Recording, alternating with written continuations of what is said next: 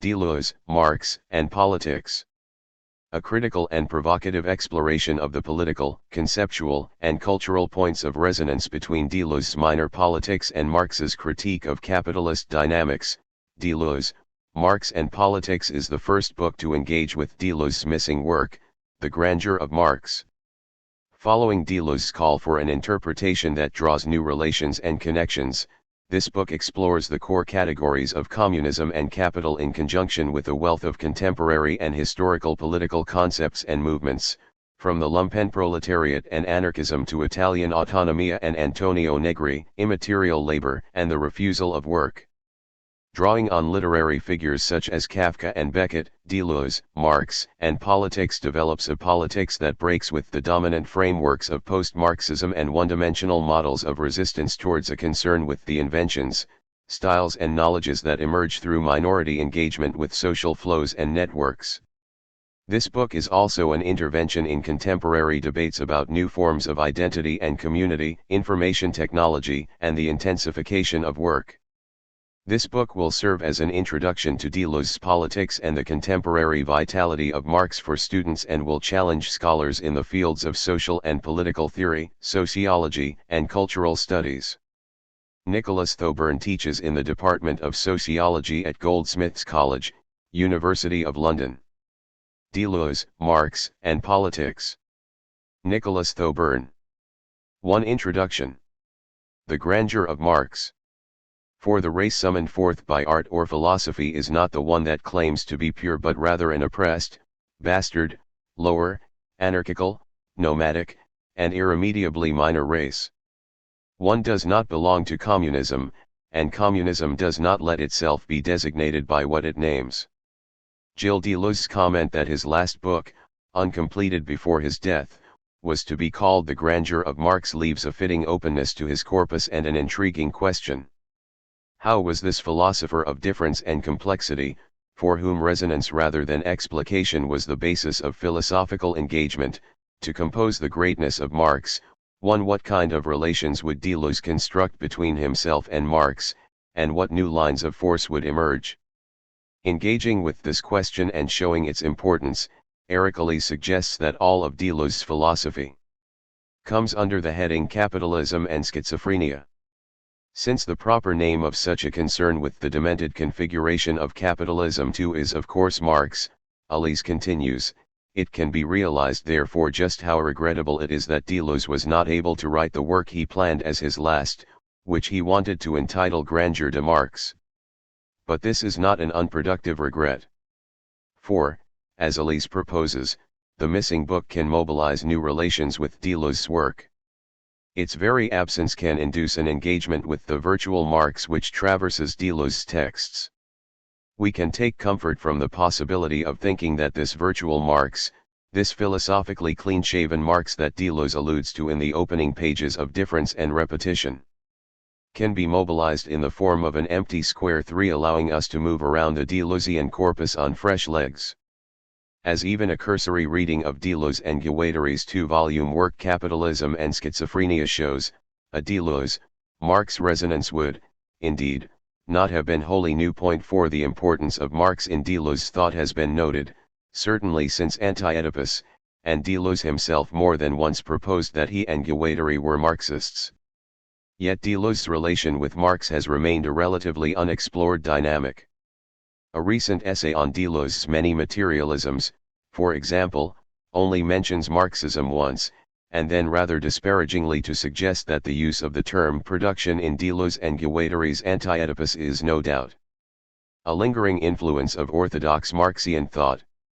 An interest in Deleuze's relation to Marx has, however, been developing in recent years. In these works the focus has tended to be placed on the centrality of an analysis of capitalist dynamics in Deleuze's system. This is rightly so, for Deleuze places the question of capital, the ways that the capitalist social machine, or socius, engineers the flows of life, at the center of his project, and declares himself a Marxist in these terms. Felix Guattari and I have remained Marxists, in our 2 different ways, perhaps, but both of us. You see, we think any political philosophy must turn on the analysis of capitalism and the ways it has developed. What we find most interesting in Marx is his analysis of capitalism as an immanent system that's constantly overcoming its own limitations, and then coming up against them once more in a broader form, because its fundamental limit is capital itself. 5. For Deleuze, following Marx, the capitalist socius is premised not on identity, like previous social formations, but on a continuous process of production for production's sake, which entails a kind of permanent reconfiguration and intensification of relations in a process of setting, and overcoming, limits. In this sense, difference and becoming, or a certain form of becoming, is primary. Deleuze and Guattari's assertion that the line of flight is primary in, and functional to, capitalist assemblages echoes Marx's famous description of capital as a state of being where all that is solid melts into air and where relations become antiquated before they can ossify. But there is another aspect to Marx that has been less often taken up in critical work on Deleuze's relations with Marx: politics. If we are interested in maximizing the potential of a productive resonance between Deleuze and Marx, the question of politics must be central, for one can only do justice to Marx's thought if his analysis of capital is considered through this lens. One gets the sense that the foregrounding of Marxian concerns through an emphasis on capitalism has emerged to suit a time of political impasse. It is as if after the deterritorializing joys of '68 he had the impression sometimes of walking on the ceiling, and the early English language reception of Deleuze and Guattari's work, our more somber times require a recognition of the increasing isomorphism of processes of complexity and difference to capitalist productivity. 6 Impasse is not an alien condition for Deleuze and Guattari, and one should not assume that their Joyful Seven project, like the worst forms of leftism, should circulate around a continual optimism. Indeed, as we will see, Beckett's proposition that it is the very impossibility of life that compels life, I can't go on, I'll go on, expresses a more appropriate tenor for the Deleuzian political than the popular image of unlicensed desire. Nevertheless, it would not do justice to the potential of a Deleuze Marx resonance if Deleuze's call for a fresh legs movement around Deleuze's virtual Marx focused exclusively on aspects which show a closing down of political possibility, as if Marx returned to sober up Deleuze. With this in mind, I want to suggest that it is in our apparent impasse that Marx becomes even more important in exploring Deleuze's politics. This is not because of the centrality of an analysis of capitalism per se, but because Marx remains the preeminent thinker of the impossibility of any easy or given political escape from the infernal capitalist machine, whilst simultaneously positing such possibility and potential on relations formed within and particular to capitalism itself. This condition is what Marx calls communism. To foreground Marx's communism is not to turn to a different set of Marx's texts. For Marx, communism is the immanent potential that haunts, and emerges in and through, capitalism.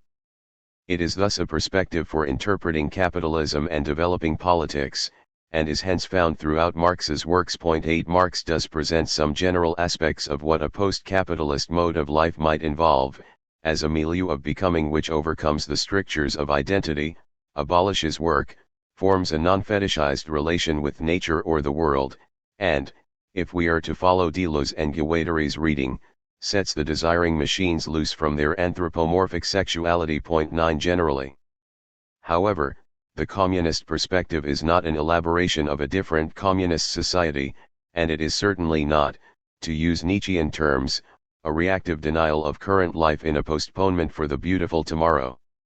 It is, rather, a process of continual engagement with the flows and constraints of the capitalist socius toward its overcoming, as is evident in Marx and Engels' necessarily ambiguous definition.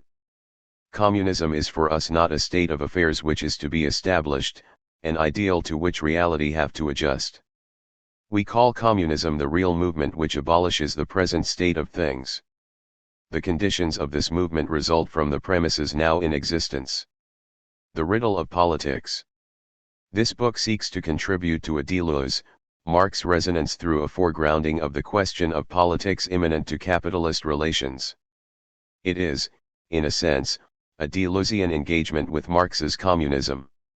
It explores a series of milieu and conceptual territories, from the question of the proletariat, to the problem of value, control, and the critique of work, to see how Deleuze's engagement with Marx and with Marxian concerns can develop useful and innovative political figures.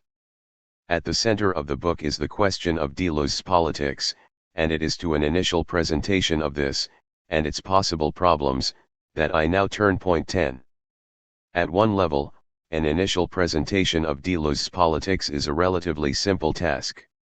Deleuze and Guattari are self-proclaimed political thinkers. Indeed, politics is central enough to their understanding of the formation of life that they can write that politics precedes being. Deleuze's politics, like indeed all his and Guattari's concepts and categories, is closely related to his Spinozist and Nietzschean materialism, with its conception of the world as an ever-changing and intricately related monstrous collection of forces and arrangements that is always constituting modes of existence at the same time as it destroys them. Such a materialism conceives the world as not only without finitude, but also without delineated subjects or objects, let us call them things. Point 11. Of course, this is not a refutation of the existence of things, but it is a refusal to present them in any ontological or epistemological primacy. There are things, but only as they are constituted in particular, varied, and mutable relations of force. Point 12. If the world is at base a primary flux of matter without form or constant, then things are always a temporary product of a channeling of this flux in what Deleuze and Guattari call assemblages or arrangements. Point 13. Nietzsche calls this channeling a process of interpretation, the process whereby matter is cut and assembled by a particular series of forces that, as Foucault's work has emphasized, respect no ideal/material dichotomy. Any interpretation of a thing or an event does not come after the fact, but is part of its composition, as one of many forces immanent to it. As Deleuze puts it, Nietzsche's idea is that things and actions are already interpretations. So, to interpret is to interpret interpretations and, in this way, already to change things, to change life. The coherence of things is not, then, a function of their position in the center of a series of concentric circles of channeling or interpretation. Things are far more unstable than this. Without a primary form before interpretation, the thing is situated at a meeting point of a perpetually changing series of interpretations/forces and is thus never finished. Point 14. A thing thus embodies difference within itself as a virtuality or potential to be actualized in different interpretations and configurations. Point 15. This virtuality is not in opposition to the real, rather it is the reality of a creative matter as it exists in ever new configurations as the base of the real. Nancy puts this well: Deleuze's thought does not have the real for an object, it has no object. It is another effectuation of the real, admitting that the real in itself is chaos, a sort of effectivity without effectuation. Point 16. Thus, it is not only that facts is precisely what there is not, only interpretations derived from our historically formed values, but that we are called to an active creation of new and different interpretations, or lives. If all is contested interpretation as the production of being, then politics is immanent to life, politics precedes being, practice does not come after the emplacement of the terms and their relations, but actively participates in the drawing of the lines. Interpretation, or politics, is both a process of intricate attention to what makes a thing cohere, what makes an assemblage work, and, as far as possible, an affirmation of new senses, new lives, or new possibilities. In Deleuze and Guattari's monist thought, then, life has no primary forms or identities but is a perpetual process of configuration and variation, where politics is an art of composition, an art that affirms the variation and creation of life, molecular or minor processes, against striation and identity, major or molar processes. Point 17. The ramifications of this generalization of politics across the plane of life are great, and this maneuver plays a not insignificant part in the positive reception and use of Deleuze and Guattari's works in recent years, where a frequent theme is an explication of this politicized life in a politics of becoming. However, at another level, This generalization of politics poses problems for an account, and indeed a development, of Deleuze's politics. For, if politics is immanent to the creations of life such that politics is everywhere, one is left wondering what the specificity of politics might be. This question is explicitly taken up by Alain Badiou. Badiou argues that, in generalizing politics everywhere, Deleuze's system lacks a specifically political register of thought. In What is Philosophy? Deleuze and Guattari isolate the fields of art, science, and philosophy, paying intimate attention to the mode of creation specific to each, but they do not do the same for politics, leaving it as the essence or process of creation immanent to these spheres rather than anything specific in itself. For Badiou, the marker of a specifically political register is the engagement with capital. Politics must be adequate to capital. Badiou of course knows that an engagement with specifically capitalist dynamics is a central feature of Deleuze's work. He argues, however, that when it comes to a politics of capital, Deleuze drops the politics of creation and falls back on a rather politically empty model of critique. Badiou's point is important, and he is right to draw attention to the possible problems of generalizing politics across the terrain of life. His critique at this level is not, however, adequate to the depth and complexity of Deleuze's politics. For, in Deleuze's works, there is at once a rich conception of what a politics of life might be, as it is explored through a range of specific sites and problems, and considerable discussion of a political engagement with specifically capitalist configurations. Indeed, contrary to a distinction between creation and critique, I would argue that Deleuze's project is precisely concerned to develop a politics of invention that is adequate to capital. And it is the very difficulty of, and commitment to, this project that necessitates that Deleuze does not delineate the specifically political register of thought that Badiou discerns as lacking. Politics for Deleuze is neither a specific field of human activity nor merely a generalized process of invention. There is an imperative to a grander project which bears striking similarity with that of Marx's communism, a project which Deleuze and Guattari describe as the calling forth of a new earth. This project is not reducible to a political solution, but is rather a process of engagement with the social totality. It is for similar reasons that Engels describes Marx as a thinker of social, rather than mere political, revolution, why Negri argues that the separation of the social and political is unthinkable in Marx, and why those related to left communist milieu often present their politics as anti-political. In this politics, the project of the new earth, as Ansel Pearson aptly puts it, is a kind of riddle. Point 18 that is, it is not something which can be laid out, mapped, and determined, it can have no set structure or narrative, and is not available, to use Marx's words, like a recipe that can be drawn up for the cookshops of the future. It is, rather, to be developed and drawn forth through a continual and inventive engagement with the forces of the world. Politics for Deleuze, then, is at once a process of the invention of life and an engagement with specifically capitalist relations. And in this it is the practice of a riddle, an undetermined and continually open, but no less practical, project. This dual emphasis, of a politics of life that is adequate to capital, is especially evident in Deleuze and Guattari's concept of the miner. It is explicitly emphasized when, in no uncertain terms, they align their privileged political category of the miner with the proletariat. Marx's figure of the overcoming of capital, the power of minority, of particularity, finds its figure or its universal consciousness in the proletariat. This conjunction of the proletariat and the miner is central to the Deleuzian engagement with Marxian problematics that is the topic of this book, and I do not want to preempt the argument here. It is more useful to introduce the core political figure of the book, Miner Politics 19, and show its relation with Marx's communism. Miner politics. As I noted above, the miner is in opposition to the molar or major. Minor and major are expressions that characterize not entities, but processes and treatments of life. Essentially, major processes are premised on the formation and defense of a constant or a standard that acts as a norm and a basis of judgment. As such, major relations are relations that are fixed and enumerable.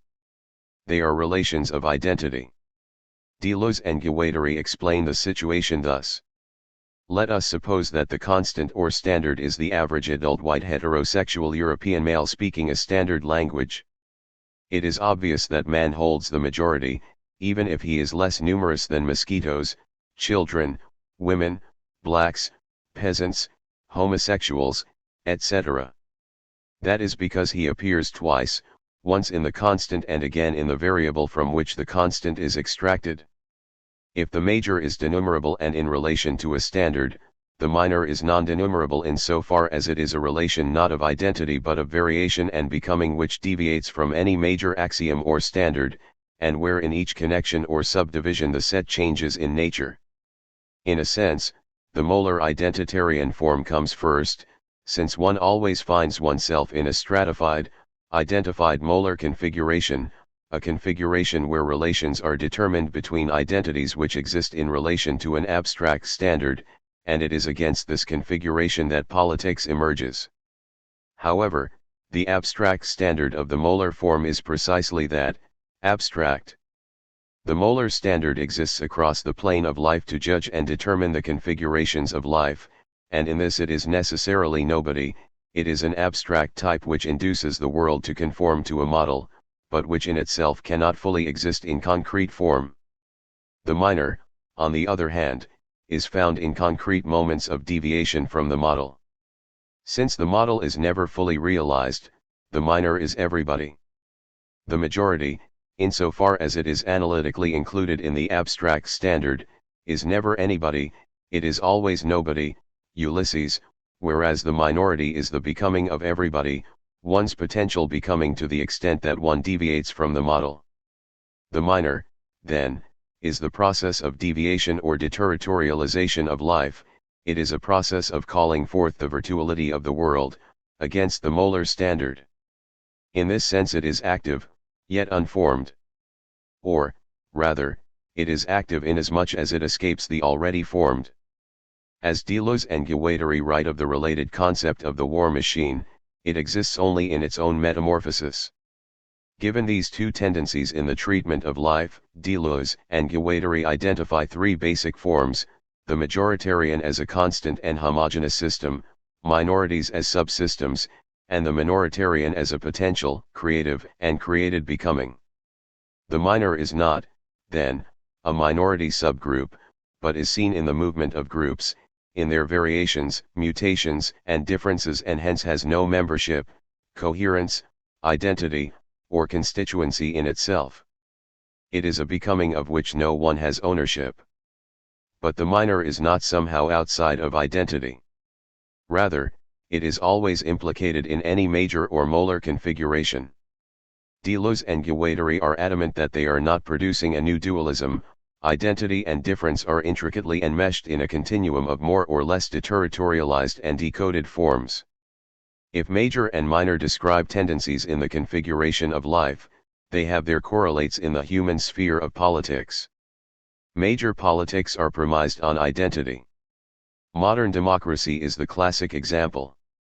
Democracy is a system of governance based on juridically defined identities in equivalence with each other as citizens who form a mass of the people. Minor politics, on the other hand, begins with the founding condition that, as Deleuze puts it, the people are missing. Politics is not the terrain of the representation of a people, but of their creation. The conditions of this creative composition are not the subjective and material resources that one would conventionally associate with self-creation, these are molar forms. Rather, the creativity of minor politics is a condition of those who lack these resources, or who experience them as oppressive or inadequate. Thus, whilst Deleuze writes that everybody's caught, one way or another, in a minority becoming that would lead them into unknown paths if they opted to follow it through, he and Guattari tend to look for minor processes within the subsystems of minorities, as if they have a tendency, in their struggles and slight deviations from the abstract molar standard, to form different relations. Minorities, of course, are objectively definable states, states of language, ethnicity, or sex with their own ghetto territorialities, but they must also be thought of as seeds, crystals of becoming whose value is to trigger uncontrollable movements and deterritorializations of the mean or majority. The minor, then, is a creativity of minorities, those who find their movements and expressions cramped on all sides such that they cannot in any conventional sense be said to have carved out a delineated social space of their own where they could be called a people. Without an autonomous delineated sphere, the site of minor politics becomes the wealth of social forces that traverse minorities and cramp movement into identity. It is from their very cramped and complex situations that politics emerges, no longer as a process of facilitating and bolstering identity, or becoming conscious, but as a process of innovation, of experimentation, and of the complication of life, in which forms of community, techniques of practice, ethical demeanors, styles, knowledges, and cultural forms are composed. At first sight this may appear far removed from a communist politics, and one might be forgiven for thinking that the communist movement has little to offer a Deleuzian politics.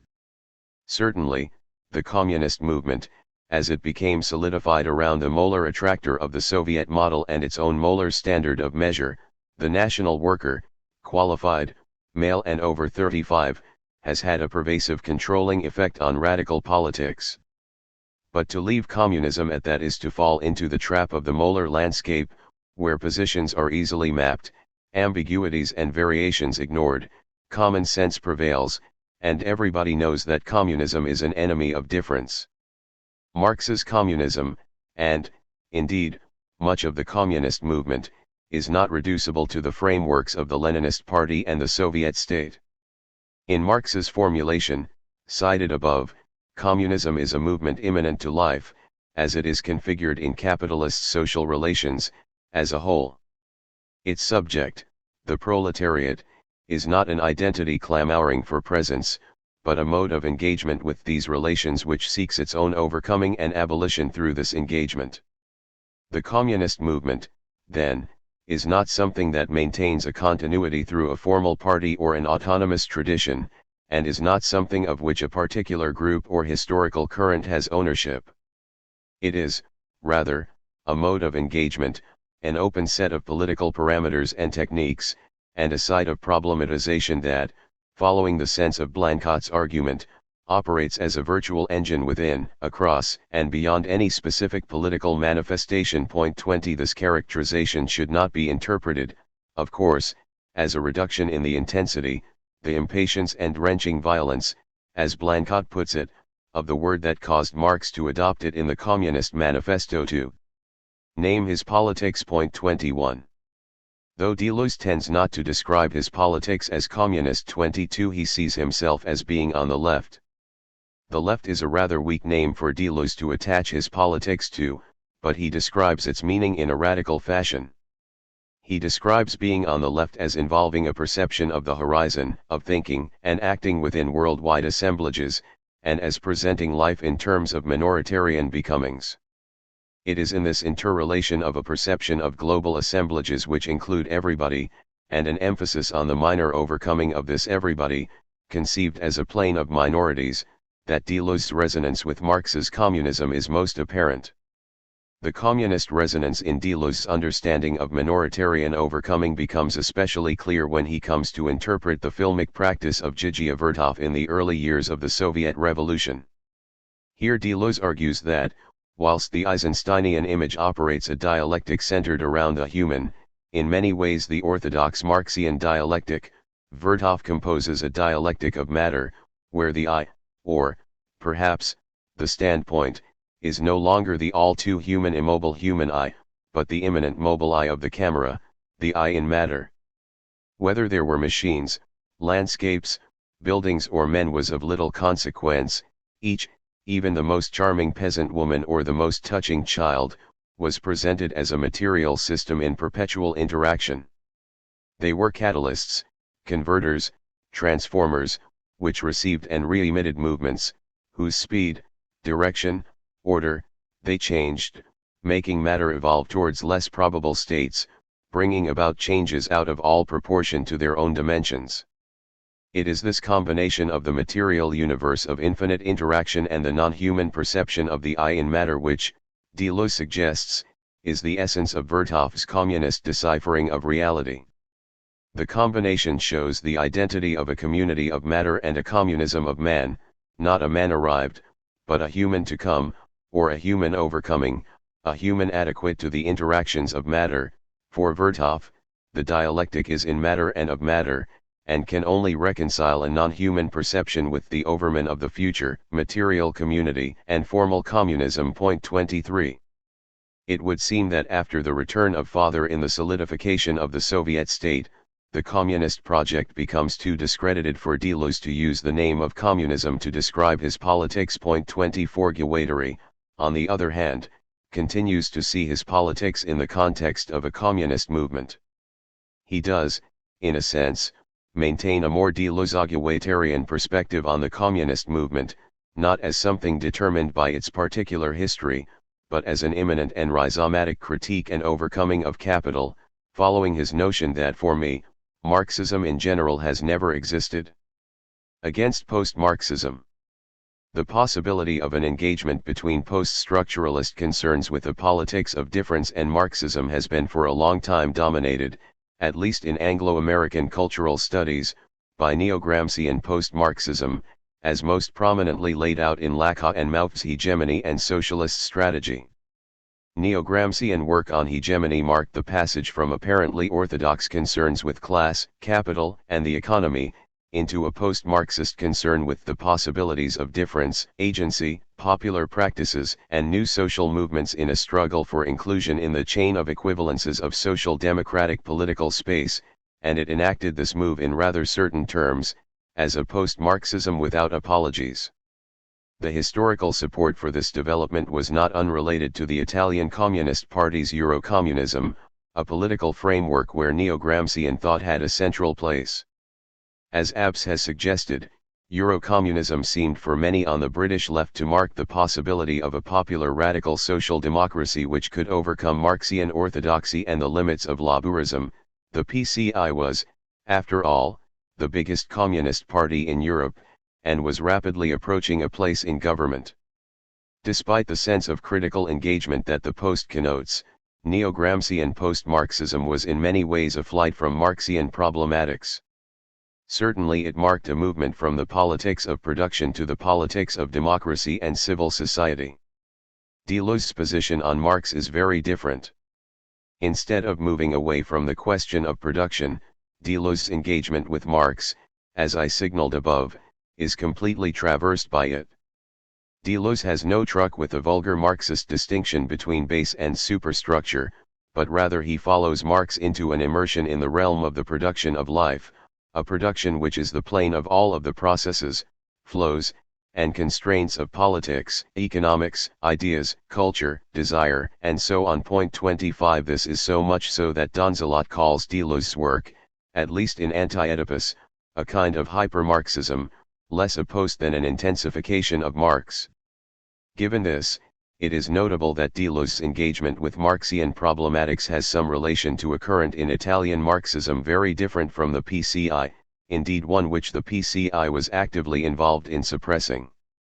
This current, known in the 1960s as Operaismo and in the 1970s as Autonomia, took an apparently orthodox and sometimes arcane focus on work, class, and capital, and engaged in an incessant reinterpretation of Marx. In this, and in its critical stance on Neo-Gramscian politics, it is perhaps no surprise that the Operaist current has remained largely outside of the cultural studies tradition.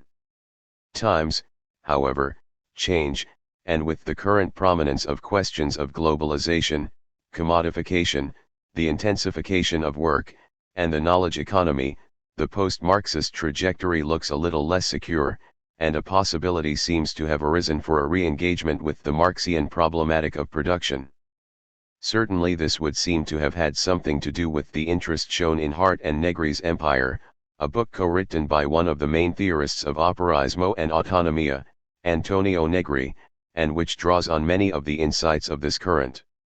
It is in this context of a reinvigoration of the politics of production against Neo-Gramscian post-Marxism that I would situate Deleuze's virtual Marx.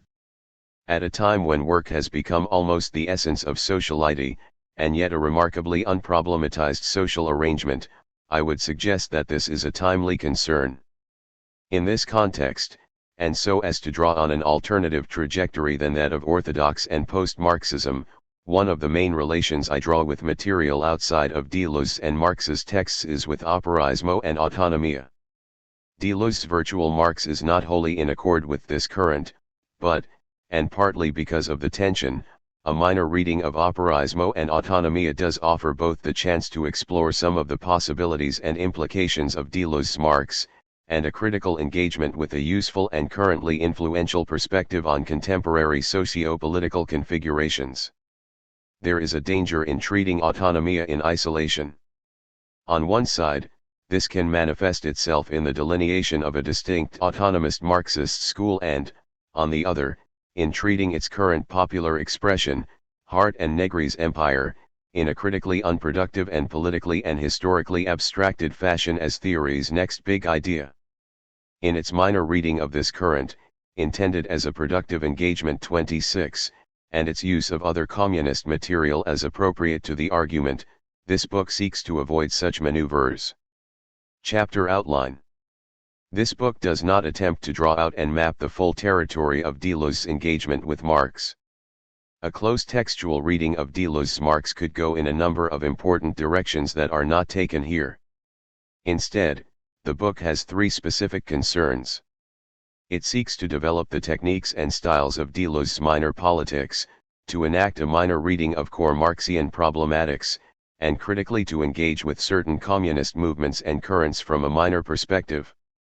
In this, as well as considering specific aspects of Deleuze's engagement with Marx, the book seeks to draw in new material and to make new connections outside of Deleuze's texts, seeking not to fill in Deleuze's virtual Marx, but to see how it can open toward a series of new connections and possibilities. The first substantive chapter maps the general framework of minor politics. Each subsequent chapter is focused on a specific zone of engagement between Deleuze and Marx, the proletariat, capital, machines, work and control, and the refusal of work. Sometimes this engagement follows from a vague suggestion of a relation on Deleuze's part, at other times it is a central aspect of Deleuze's work. These zones of engagement are not, however, explored in isolation. Instead, in the spirit of Deleuze's empiricism 27, each chapter draws on a particular conceptual or empirical problem or event outside of the immediate Deleuze-Marx relation, the problem of difference and the lumpenproletariat in Marx, aphorismos and autonomia's understandings of Marx's real subsumption thesis and the problems with Negri's analysis of an emerging autonomy in production, and the politics of the refusal of work, the reversal of perspective, and the emarginati in aphorismo and autonomia. In this way each chapter seeks to present a minor reading of an event, rather than limit itself to textual exegesis. For example, Chapter 3 explores Marx's proletariat, following Deleuze and Guattari's alignment of the minor with Marx's political figure. Rather than simply showing the relation between the minor and the proletariat, the chapter explores the proletariat through Marx's own elaboration of the concept in relation to the lumpenproletariat and anarchism. In the course of the discussion, the chapter seeks to show both how the proletariat and the minor resonate, and how Marx himself engaged in a kind of minor practice. Chapter 2, then, is an elaboration of Deleuze's minor politics. After setting the general scene of the minor, as a politics for a time when the people are missing, the chapter focuses on the specific techniques and processes of minor composition, from creation and cramped space to deterritorialization, particular intrigues, the minor relationship to the social, the line of flight, and minor authorship. It also considers Marx's mode of creation in terms of the minor author function, Guattari's analysis of groups, and Deleuze's critique of Foucault's model of resistance. The chapter is centered on Deleuze and Guattari's discussion of Kafka's minor literature, but it develops a more general economy of minor politics. Though I discuss the techniques and concerns of the minor in detail, I should stress that minor politics is not a set of programmatic rules of a correct Deleuzean politics, but a mode of engagement that always begins in the middle of any situation or event, and is specific to the contours of that event. The chapter ends by pointing to the centrality of Kafka's double flux between capitalist relations and movements that engage with these relations, so setting the general framework for the minor relation to Marx's proletariat.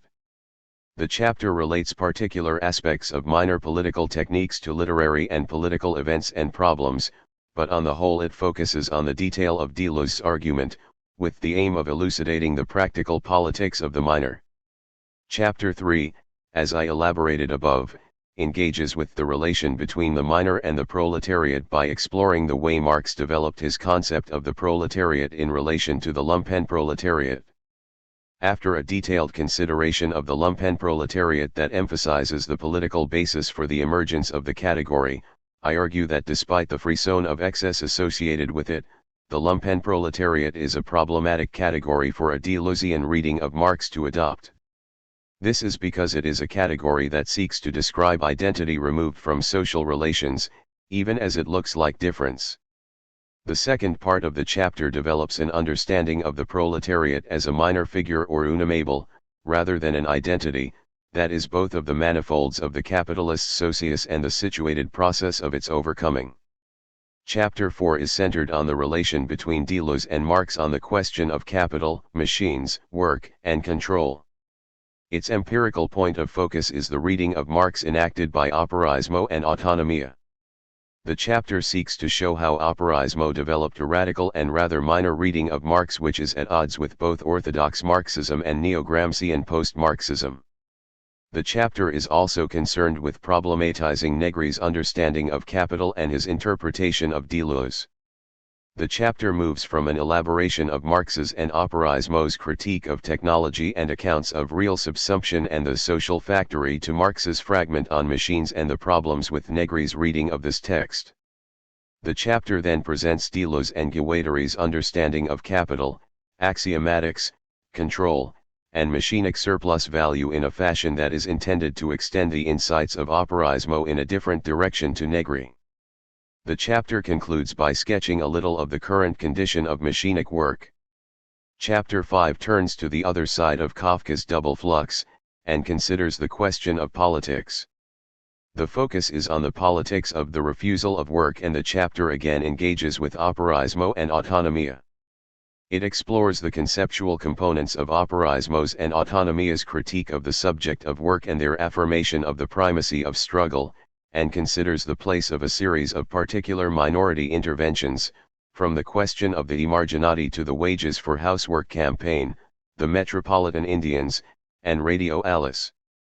Whilst the chapter points out some of the problems with the formulations of this current, the concern is to explore some of the minor political compositions and inventions of operaismo and autonomia, and the proliferation of its minority techniques and styles.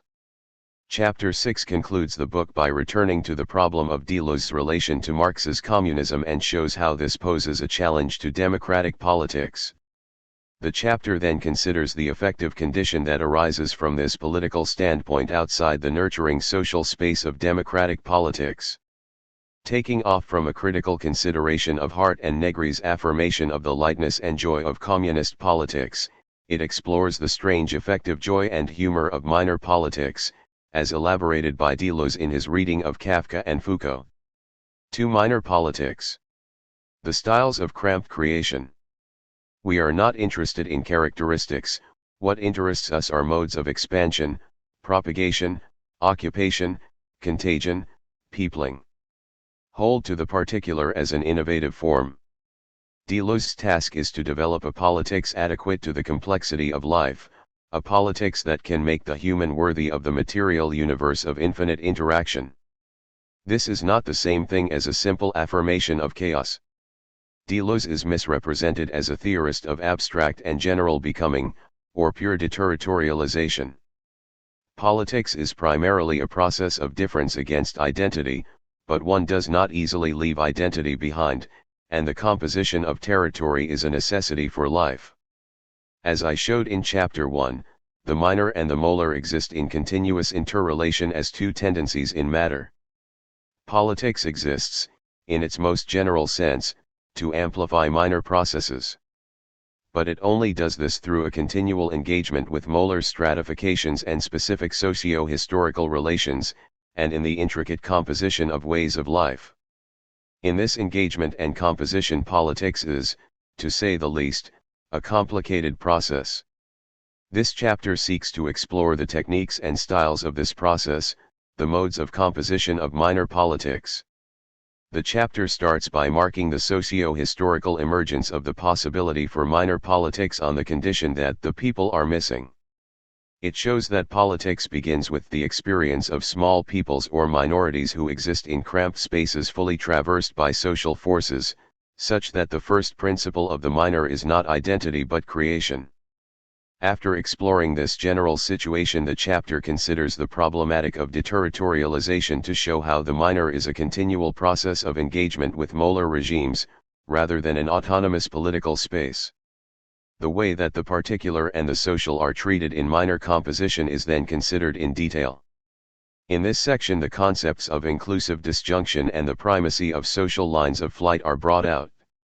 After a discussion of the minor author function and Marx's own minor authorial aspect, the chapter considers Guattari's analysis of groups and Deleuze's relation to Marx's understanding of the party. Because of the resonance between Foucault's and Deleuze's work, and the prominence of Foucault's model of resistance in contemporary political discussion, the chapter ends with a consideration of Deleuze's critique of Foucault's model of resistance. It is important to stress that the minor politics developed here describe abstract techniques. In concrete practice, the manifestation of minor politics is necessarily immanent to the contours of each particular situation. In order not to get too abstract, however, each section employs literary or political events to exemplify the particular point. In subsequent chapters, aspects of minor politics will be seen in operation in more concrete fields. The people are missing. Minor politics begins with the founding condition that, as Deleuze puts it, the people are missing. Deleuze and Guattari's privileged figure for this diagnosis, and its political elaboration, is Kafka, and this chapter is centered around Deleuze and Guattari's engagement with Kafka. But before pursuing this engagement, it is useful to situate the minor condition in historical perspective. For Deleuze, the two great historical models of the people are the American New World man and the Soviet proletariat. In these figures there is a mutual and intermingling mechanism of a wholly new man without fathers and without particularity.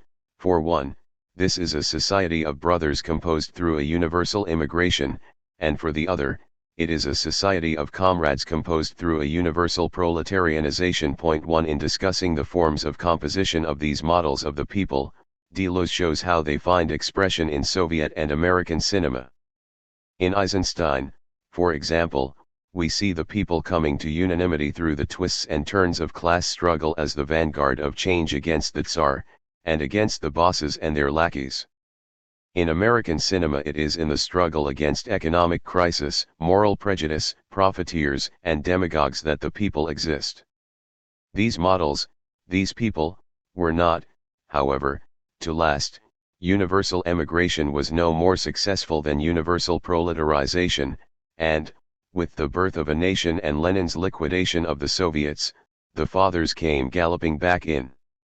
At least in the discussion of the American people, Deleuze seems to have a slight lapse of historical memory.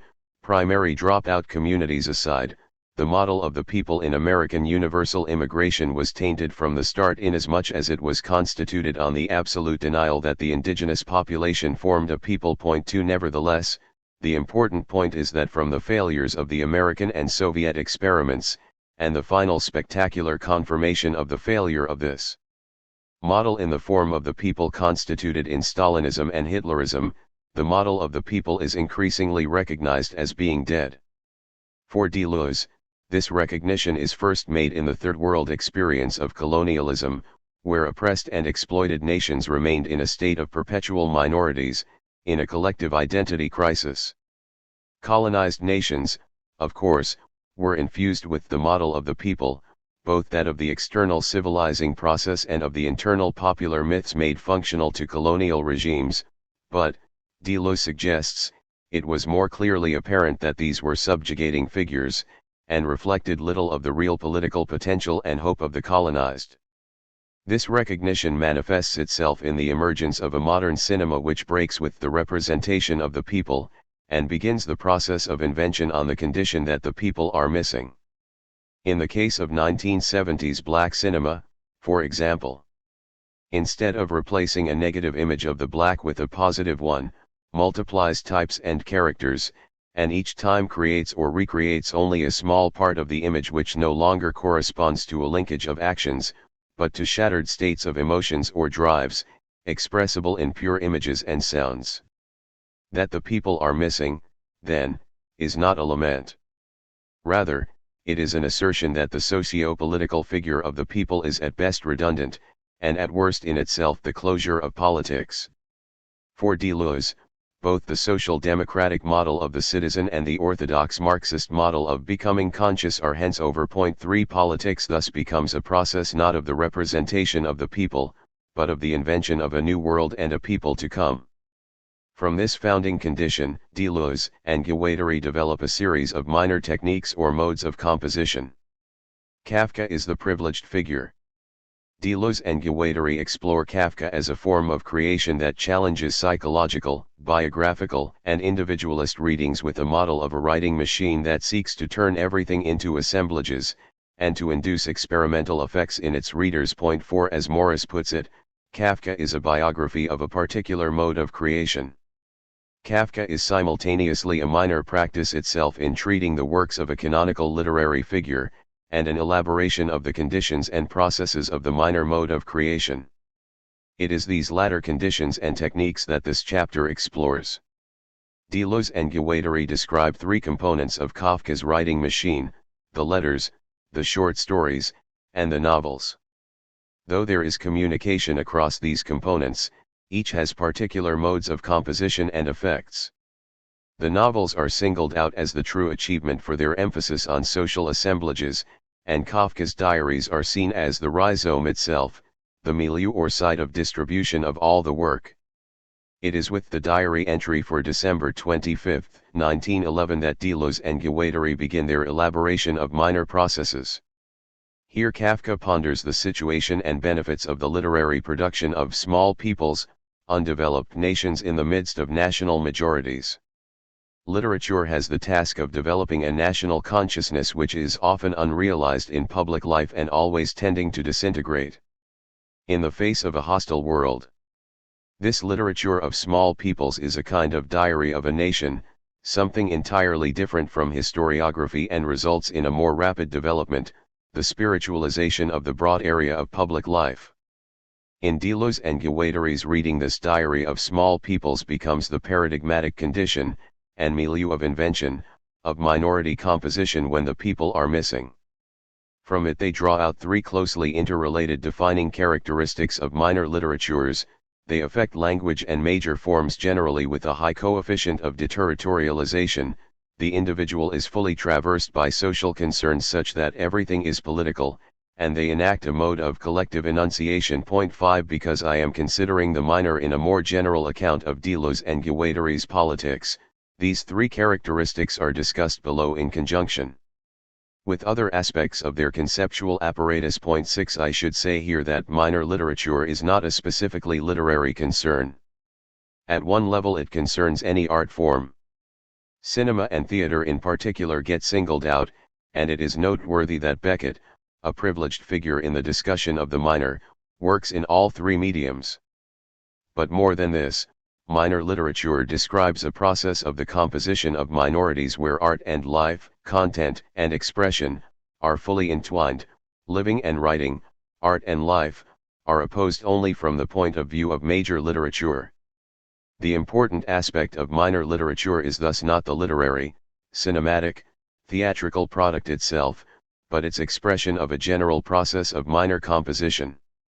Aspects of this discussion focus more on literary and linguistic production, whilst others are more concerned with intervention in more apparently material social relations, but when situated around the general economy of minor politics, minor literature should be read in this chapter not as a literary procedure, but as a general term for the composition, intrigue, and practice of minority groups. Cramped space and the centrality of creation.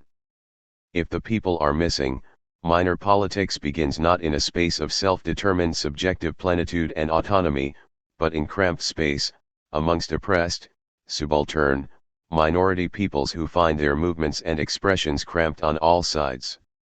Minorities, in this sense, are those who are cut off, as Spivak puts it, from the lines of mobility of a culture.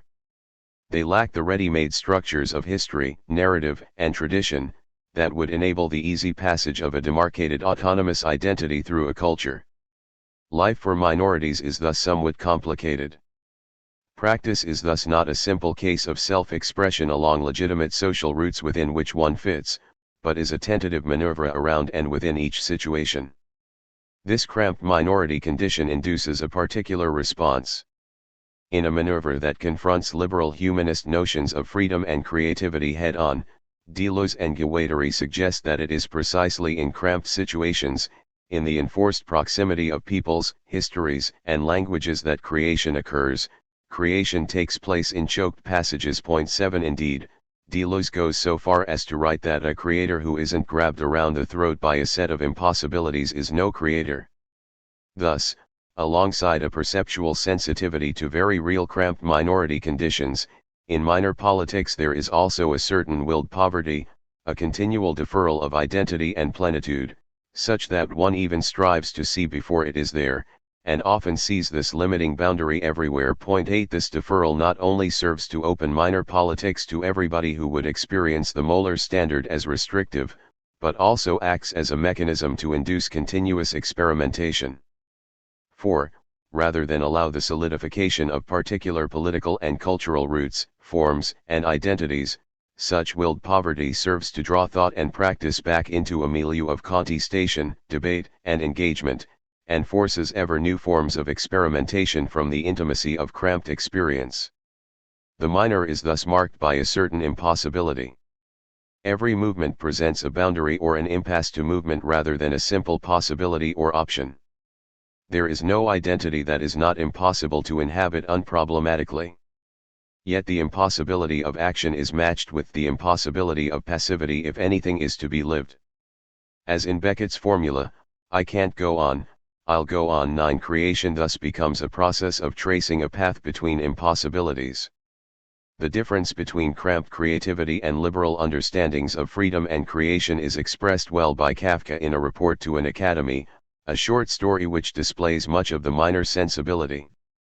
Here, an ape pinned down in a cage on a ship such that he has no possibility for movement chooses to mimic his human captors and create a certain human becoming to effect a way out of his predicament. It is the very condition of being cramped that leads to, or compels, his innovative change, but not because he desires abstract freedom, or indeed anything particular about being human. Whilst freedom appears to have some value, it is an ambiguous form, and in this case only offered a suicidal flight overboard. Instead, the ape simply seeks a way out of his particular condition, for which the human presents a boundary and a possibility. Point 10. Thus, through intimate observation and engagement with the contours of his situation, and laborious repetition, he learns and embodies a series of human attributes. The ape becoming human describes his form of escape thus. I fear that perhaps you do not quite understand what I mean by way out. I use the expression in its fullest and most popular sense. I deliberately do not use the word freedom. I do not mean the spacious feeling of freedom on all sides. Self-controlled movement. What a mockery of Holy Mother Nature! Were the apes to see such a spectacle, no theater walls could stand the shock of their laughter. Minor politics, then, is not a pluralist process of minority groups speaking out, of voicing an identity. Whilst the minoritarian is concerned with expression, such expression is not communication in the sense of the manifestation of an identity or a process of bringing people into a public sphere where all may be heard. The question is rather one of the invention or creation that occurs in a cramped space. The minor political questions are not "are we communicating enough," or "are we all heard," but are of a different order, concerned with how we are composed and how we create in fashions that deterritorialize dominant or major forms. where creating has always been something different from communicating. We can now move to consider the ways such creative engagement with cramped space occurs. Deterritorialization. The minor is a rather self-effacing figure. Not only is it without demarcated subject positions, but it lacks the arrogance, certainty, and self-inflation of much overt statement of the political. This is not to say that its effects are not violent in the sense conjured by Deleuze and Guattari's related concept of the war machine.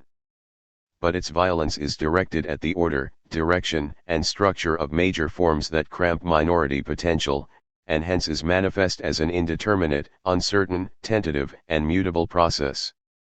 Deleuze and Guattari's first characteristic of minor literature is thus that it affects language with a high coefficient of deterritorialization. To explain this, it is necessary to elucidate the difference between major and minor language. For Deleuze and Guattari, language is never a distinct plane of human relationship that can be considered in itself outside of particular material assemblages. Language is not representation but is as much a material form as any more apparently concrete practice or process, and is hence immanent to the system of relations that actualize configurations of matter, or assemblages. As with Foucault, it is the composition of the milieu that counts, not any words and things distinction. 11. A major language is not, then, an autonomous language, but a language that is immanent to the formation of molar identity. It operates in terms of constants, universals, standardization, and regularized grammar. It composes codes and territory.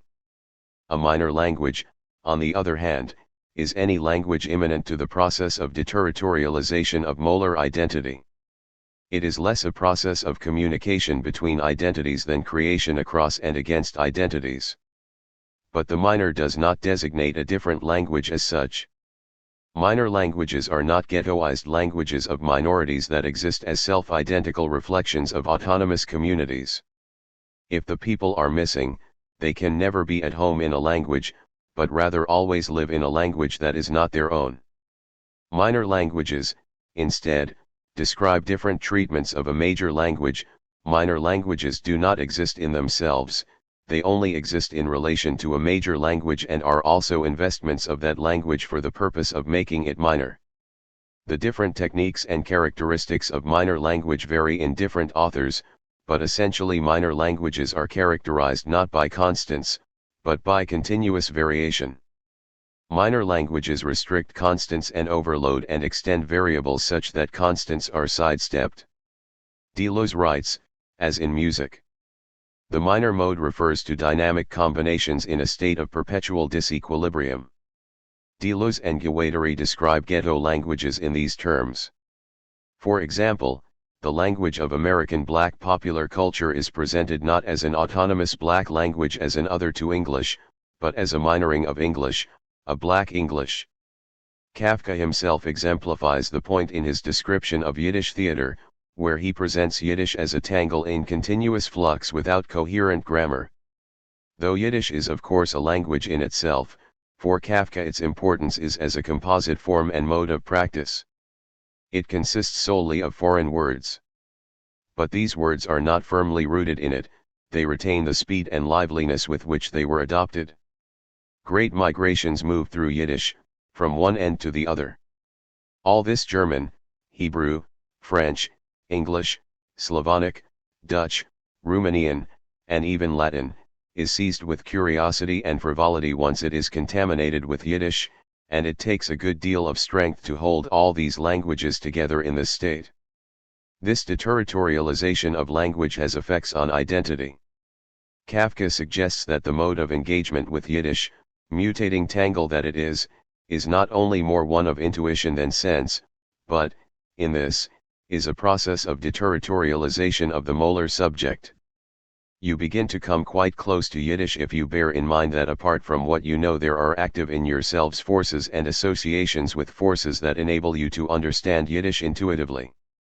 But once Yiddish has taken hold of you and moved you, and Yiddish is everything, the words, the Chasidic melody, and the essential character of this East European Jewish actor himself, you will have forgotten your former reserve.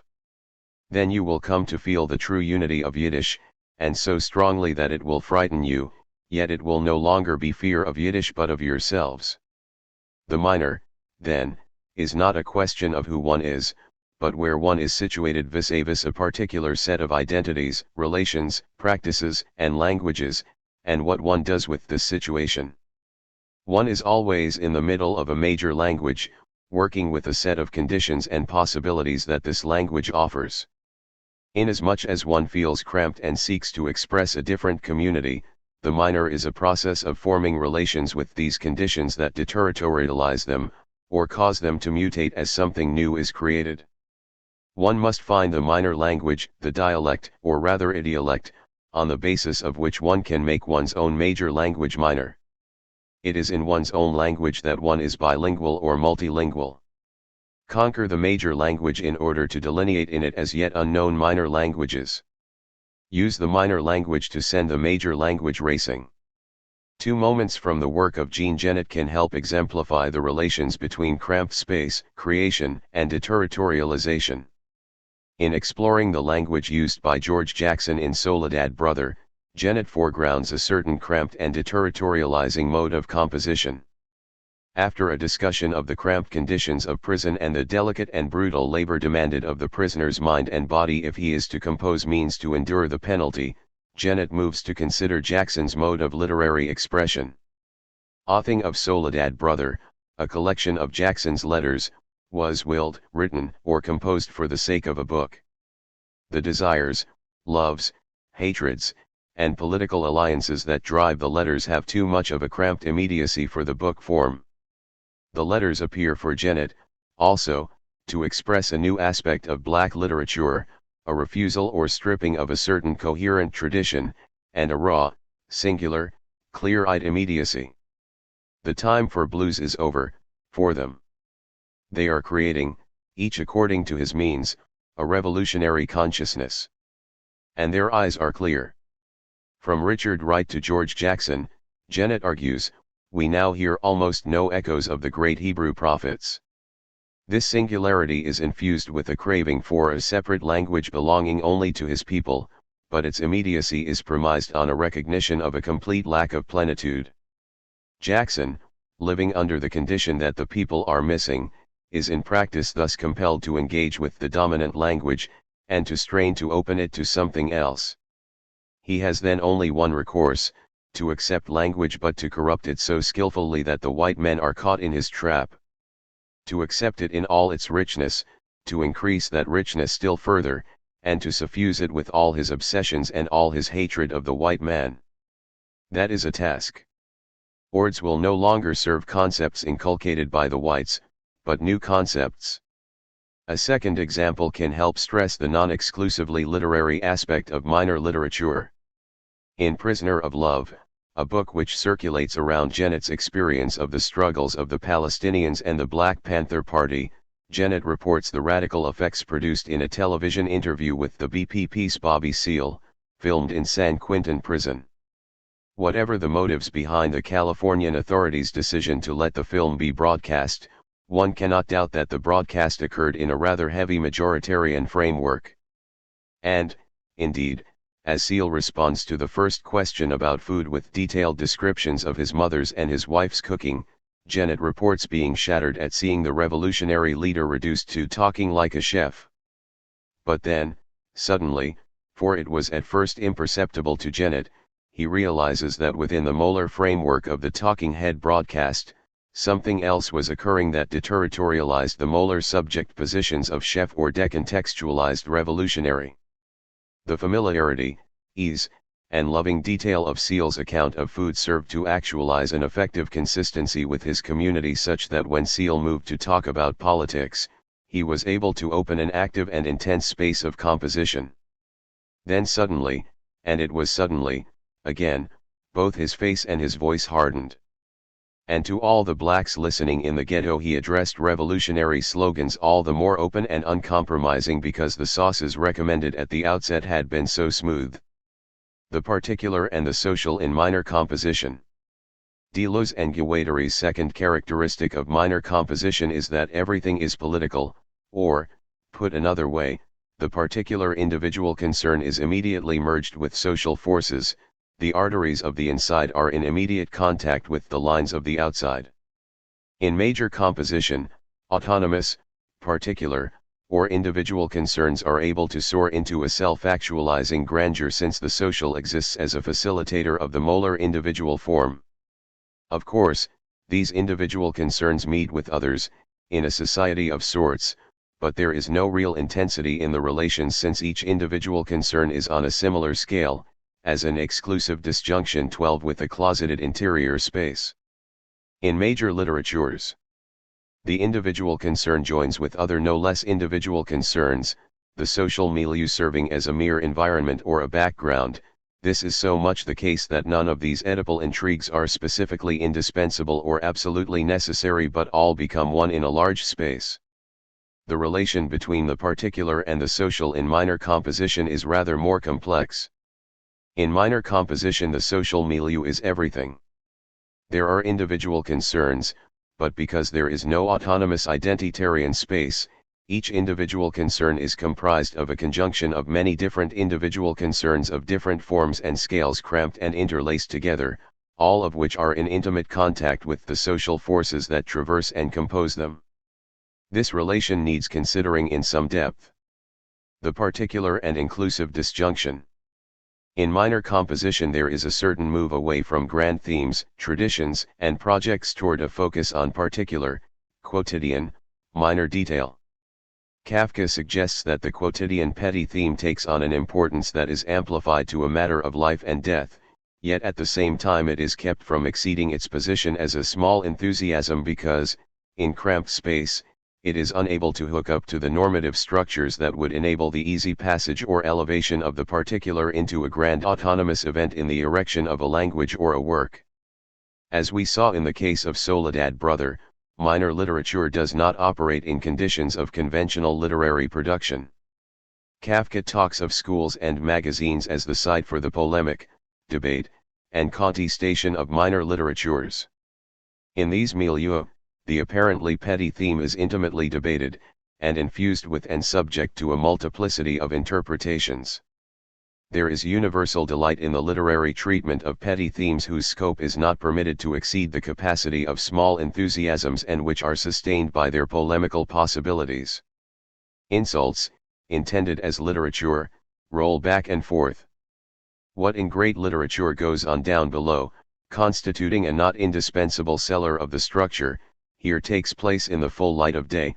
What is there a matter of passing interest for a few, here absorbs everyone no less as a matter of life and death. In this focus on the particular, however, there is no retreat to individual concerns. As Deleuze and Guattari show through their discussion of Beckett, the mode of engagement with the particular has effects that break open individualized concerns, even at the most intimate levels. Beckett does not present a vast array of character and intrigue, and neither is his composition of individual autonomous forms. Instead he develops an intricate focus on the most limited, stripped down of spaces. Beckett's Waiting for Godot is a case in point. In Beckett's most successful play, the end or reason is suspended through the almost masochistic deferral of the eponymous Godot's arrival. In the space of this deferral we are left with a series of particular, quotidian events. The play opens with Estragon sitting in a near-deserted place, involved in a simple process that he starts, stops exhausted, and starts again, before uttering an apparent closure as the first line. A country road. A tree. Evening. Estragon, sitting on a low mound, is trying to take off his boot. He pulls at it with both hands, panting. He gives up, exhausted, rests, tries again. As before. Enter Vladimir. Estragon. Nothing to be done. This move into the stripped-down space, where nothing is to be done, is important not so much for its focus, something like a poetry of the everyday, but for the mode of engagement with particularity which arises in it. For Beckett, even the simplest situation is a composite form to be explored, reiterated, and reconfigured. Deleuze suggests that Beckett's characters exhaust the possible variations of a situation in a continual process of combination without order, preference, or end. One combines the set of variables and permutations of a situation, on the condition that one renounce any order of preference, any organization in relation to a goal, any signification. In the space created by the deferral of Godot's arrival there is, then, a continual repetition of simple concerns and practices: Estragon's attempt to pull off his shoe, the two tramps' failed efforts at hanging themselves, their discussion of waiting for Godot, the return of Lucky and Pozzo, in a circuit which seems to mutate through degrees of differentiation, even as nothing is done. This process is explained in Anti-Oedipus as the inclusive disjunction. In the minor mode of engagement with particularities or disjunctions, the exclusive disjunction of decisive choices between immutable terms as an either/or formula where each disjunction is closet inside its own terms is replaced with an inclusive disjunction of either or of continuous movement and relation across the disjunctions. This relation across disjunctions is not a Hegelian maneuver of a new synthesis of identity from the disjunctions, and neither is it a simple affirmation of flow. The operation of the three syntheses is such that disjunction is immanent to all life. The disjunctions do not subsume in a new whole, the differences between them are maintained. But, as they are placed in relation with each other in continuously reconfiguring permutations and the subject wanders across them, a process of de-individualization occurs that breaks the structures of exclusive disjunction. The net effect of such inclusive disjunction is the construction of an intensive milieu that is never autonomous in itself, but always composed of different variables in ever new configurations. However small, personal, or individual such a milieu, it is still always characterized by a combinatorial process. Particularities and anomalies are not seen as alien bodies to be synthesized or negated, rather, they are to be actively engaged with. As the engagement with the disjunctions accelerates, the components of a group lose their distinct identities in a space of experimentation and reconfiguration. Even the smallest intrigue becomes connected, debated, affirmed, negated, and above all, taken up within the milieu. At extremes, the inclusive disjunctive process affirms the infinite virtual, the potential of infinite permutation, within any particular actual, as in Nietzsche's delirious formula, every name in history is I, where each name signifies a state of being, a zone of intensity on the body without organs that is affirmed as part of a reconfiguring series that the subject traverses. The extreme is evident too in Deleuze and Guattari's account of the schizophrenic process. Is and remains in disjunction. He does not abolish disjunction by identifying the contradictory elements by means of elaboration, instead, he affirms it through a continuous overflight spanning an indivisible distance. He is not simply bisexual, or between the two, or intersexual. He is transsexual. He is transalived, transparentild. He does not reduce two contraries to an identity of the same, he affirms their distance as that which relates the two as different. He does not confine himself inside contradictions, on the contrary, he opens out and, like a spore case inflated with spores, releases them as so many singularities that he had improperly shut off. This limit point, however, is not particularly useful in accounting for minor composition, which is always a situated, tentative, and pragmatic process and does not reach the limit point. The point to stress, instead, is that politics begins from each particular disjunction, and that each disjunction is always a composite and open to combinatorial relations with other disjunctions. Bensma makes this clear in her discussion of Kafka and minor literature. Literature no longer begins with man in general, but rather with this particular man or that particular woman. Since the particular, even at its smallest levels, is itself a complex inclusive disjunction, Kafka's particularity is actually an inclusive series as a Jew, a Czech, one who speaks Yiddish and Czech but writes in German in a Prague ghetto. Minor composition, then, is not a synthesis, but an amplification of disjunctions. It creates a milieu or a collectivity that emerges not through a unity, but through the reconfiguring of differences. It is as if without an autonomous space of maneuver every disjunction triggers an intensive vibration, some kind of rhizomatic domino effect, such that everything in minor composition is political. One reaches boundaries, intrigues interconnect and multiply, nothing can stand alone. As Guattari writes of Genet, his writing resulted not in a dialectical uplifting, but an exacerbation of his contradictions and upheavals. The social and the line of flight. The second point to stress about the particular in minor politics is its intimate relationship with social forces. If it is concerned with minor detail and small intrigue, this is far from a parochial concern. Indeed, the parochial is a much more fitting characterization of major literatures, for, inasmuch as they flourish in a given environment, major literatures leave social forces largely unproblematized. For minor literature, since social forces fully traverse and cramp minority milieu, social, even global concerns are their very substance. Thus, if the minor tends to deterritorialize sense, this is in terms of the identities that are composed in sensible, molar regimes. The minor does not signify nonsense but non-identity.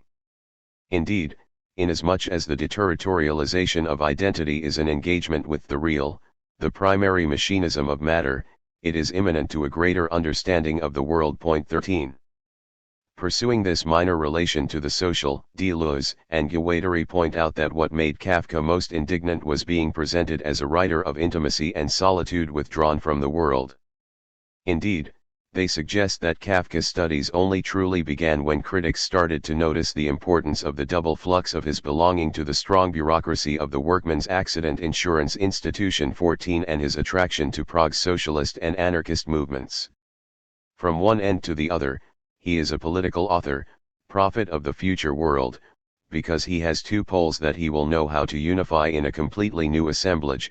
Far from being a writer withdrawn into his room, Kafka finds that his room offers him a double flux, that of bureaucrat with a great future ahead of him, plugged into real assemblages that are in the process of coming into shape, and that of a nomad who is involved in fleeing things in the most contemporary way and who plugs into socialism, anarchism, social movements. By situating Kafka at this double flux of most contemporary social relations and social movements that seek to flee these relations, Deleuze and Guattari present two very important aspects of the minor relationship to the social. First, the minor is specifically concerned with the intricacies of modern social arrangements within which life is enmeshed. Thus, in contrast to the definition of major literature given above, Deleuze and Guattari write: minor literature is completely different, its cramped space forces each individual intrigue to connect immediately to politics. The individual concern thus becomes all the more necessary, indispensable, magnified, because a whole other story is vibrating within it. In this way, the family triangle connects to other triangles, commercial, economic, bureaucratic, juridical, that determine its values. Kafka does not, then, write abstract treatises on becoming, but explores, especially in the novels, the modes of composition of these commercial, economic, bureaucratic, and juridical forces, and displays a continuing fascination with maids, servants, workers, judges, bureaucrats, lawyers, bailiffs, and technical machines, all of which are considered as parts of social machines. Second, moving to the other side of Kafka's double flux, politics does not develop an ideal form or program that it seeks to manifest, nor does it abstractly affirm every name in history, but rather it is brought forth around a most contemporary problematization of these social forces in the social movements of anarchism and socialism, or what, for ease of argument, I will call communism. There are two aspects to this politics. First, it is contemporary, and most apparent problems that start the political process. Deleuze and Guattari thus write: once again, this is not to say that the struggle on the level of the axioms is without importance, on the contrary, it is determining. Essentially pragmatic process that the minor is, minorities could be expected to begin with conditions they felt most pressing, or that offered some possibility for improvement of their situation. Yet, to turn to the second aspect, This is only the start of the process. The minor is only actualized insofar as these major forms are deterritorialized, and hence the passage continues, but there is also always a sign to indicate that these struggles are the index of another, coexistent combat. This other coexistent combat is the general process of deterritorialization that Deleuze proposes is the essence of life. But deterritorialization only emerges within social systems, each of which engineers its own lines of deterritorialization, such that there are objective lines which cut across society. If the minor is an engagement with social forces and begins from problematizations of particular cramped social sites, the second aspect of Kafka's double flux does not simply link the minor to deterritorialization in the abstract, or to situated social movements in general, but to social movements that seek to engage with the objective lines of flight immanent to the social system. This is a crucial point and needs elaborating. Deleuze and Guattari's affirmation of the primacy of flows and difference rather than identity is such that in their account of social assemblages, emphasis is placed not just on what makes an assemblage cohere, but also on what causes it to mutate, the lines of flight which are immanent to it. The diagram and abstract machine have lines of flight that are primary, which are not phenomena of resistance or counterattack in an assemblage, but cutting edges of deterritorialization. Assemblages are thus determined as much by what escapes them as by what they fix. Or, rather, the composition of an assemblage is always through its lines of flight. Deleuze and Guattari often pose this primacy of the line of flight against a Marxist affirmation of the primacy of contradiction. Yet, whilst it is true that Deleuze and Guattari's conception of flight challenges a simple bipolarity of contradictions, this is not such a profound difference with Marx. Point 15 For Marx and Deleuze and Guattari, capitalism is a radically transformative social system that is premised on lines of flight. It was born through a new means of mobilizing and conjoining flows of money and flows of labor. The essence of capital is that it continually sets free its lines of flight, its mad scientists, its countercultures, its warmongers, in order to open new territories for exploitation. It is thus a perpetual process of setting and breaking limits. Politics is not an assertion of a class or minority identity, but is a process of engagement with these objective lines of flight. Inasmuch as an assemblage works in a social system, its lines of flight are functional to it, they are not in themselves revolutionary. Politics thus seeks to engage with these flows and, in a sense, push them further or take them elsewhere, against their imminent reterritorialization in fashions functional to the realization of surplus value. This is why for Marx the communist movement needs to follow a path through the flows of capitalism, not oppose an identity to it, and why Deleuze and Guattari suggest that minorities do not so much create lines of flight, as attach themselves to them. In relating the second aspect of the minor political double flux to communism one does, however, have to be careful. One must at the very least distinguish between the communist mode of engagement in general, as I sketched through Marx in Chapter 1, and specific communist and anarchist movements. If we take Kafka as a case in point, the communism of his double flux is not so much through the concrete manifestations of communist practice, though Kafka has relations to this 16, but through his approach to the social processes of deterritorialization. The point, then, is not to name Kafka as communist, but to see how communism and Kafka's minor mode of engagement resonate. And it is such a resonance, operating at the level of modes and styles of engagement, that, I would suggest, is the basis for Deleuze and Guattari's alignment of the minor with the proletariat, following their argument that the criteria are obviously difficult to establish if one doesn't start with a more objective concept, that of minor literature. The minor author function. Deleuze and Guattari's third defining characteristic of minor literature, that it enacts a collective enunciation, concerns the specific mode of minor authorship. Deleuze and Guattari refute two models of authorship, collective representation and the individual master. If in minor composition everything takes on a collective value, this is not because the minor author is an ethnologist of his people. Such a model of authorship is still based on an archetype of consciousness, where the author expresses or represents the conditions and truths of a particular group as a fully present people. This model dies with the political model of the people. The death knell for becoming conscious was precisely the consciousness that there were no people, but always several peoples, an infinity of peoples, who remain to be united, or should not be united, in order for the problem to change. But neither is the author an individual master, where composition is the product of an autonomous author separated from a community. Instead, minor authorship is a collective enunciation that emerges in the cramped conditions of a culture. It is the elaboration and proliferation of the collective intrigue as it is expressed in particular moments by particular authors. Indeed, precisely because talent isn't abundant in a minor literature, there are no possibilities for an individuated enunciation that would belong to this or that master and that could be separated from a collective enunciation. Indeed, scarcity of talent is in fact beneficial and allows the conception of something other than a literature of masters. What each author says individually already constitutes a common action, and what he or she says or does is necessarily political, even if others aren't in agreement.